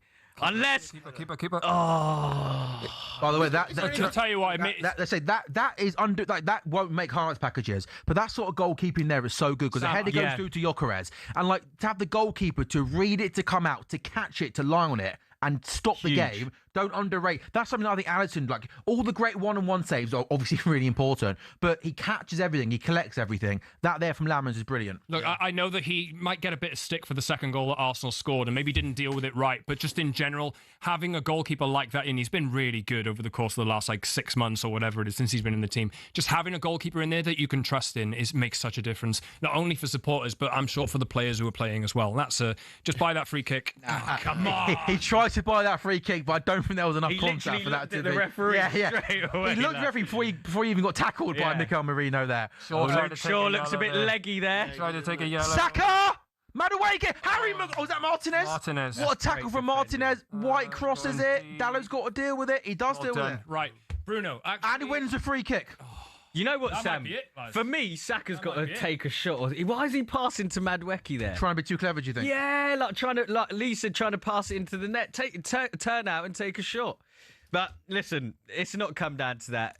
We just haven't deserved to win, Scott. I think you're right. United deserve to win this game. I think it's the worst I've seen us this season. And I expect the boys to bounce back. I'm not too worried. I don't think it can be worse than this. This was your opportunity today, though, to go and brush aside those doubts. And now, the next time Arsenal have a game like this at the Emirates, they will also have this burned in their brains. You think the crowd's been bad today in terms of actually getting behind the team? Now they've seen this happen as well. But the other thing is Manchester City, Liverpool home and away, Aston Villa once. The big teams, they're just struggling to see them off, aren't they? Chelsea. I mean, Chelsea in the cup, wasn't it? But yeah, No, you're right. No, you're right. We drew with them with 10 men. They're 10 in men. the league, yeah, Chelsea. But you should have gone and beaten Chelsea. Should have. They're 10 men. And these are your big rivals, even if they're not the best teams in the division all the time. Yeah. Villa, City are. Liverpool were at the start. But you're rightly, we beat Aston Villa 4-1, and Yeah, it's weird, isn't it? I mean, you would class Man United as a big rival. It's almost like, why are you not quite getting over the big rivals? Is that the final piece in the jigsaw to go, right, yeah, we can win this title? No! Gyökeres is through on goal! Oh! He's given the free kick. Do you know what he played on to see? He did the right thing, the referee, but Gyökeres clattered Martinez. He went through on goal, and I'm not really sure what he ended up doing. I think the referee in case like with the offsides. And then I think Gyökeres tried to play it to Saka, but Lummins came out to do well. I think that's going to be full time. Scott, talk us through these final 30 seconds then, mate. How big is this for United? I'll tell you what, the performance last week and the performance from United this week, you can say what you want about Arsenal, but the way that United have come at this game, the effort levels, the discipline, they rode their luck. They had 30 minutes, they were under the cosh, but they reacted really well to the goal. And I think United have been absolutely brilliant value for their win today. They've created better chances. That is the final whistle. I cannot express how happy I am at that. I tell you what. A massive, huge day in the Premier League title race on a weekend where City win, a weekend where Aston Villa win, a game which was bigged up. Can Arsenal keep on their momentum? Can they beat Man United? Man United back up a victory last weekend against Man City by going to Arsenal and winning. Romario, how vital, how bad could this day in the title race be for Arsenal Football Club? How are you feeling?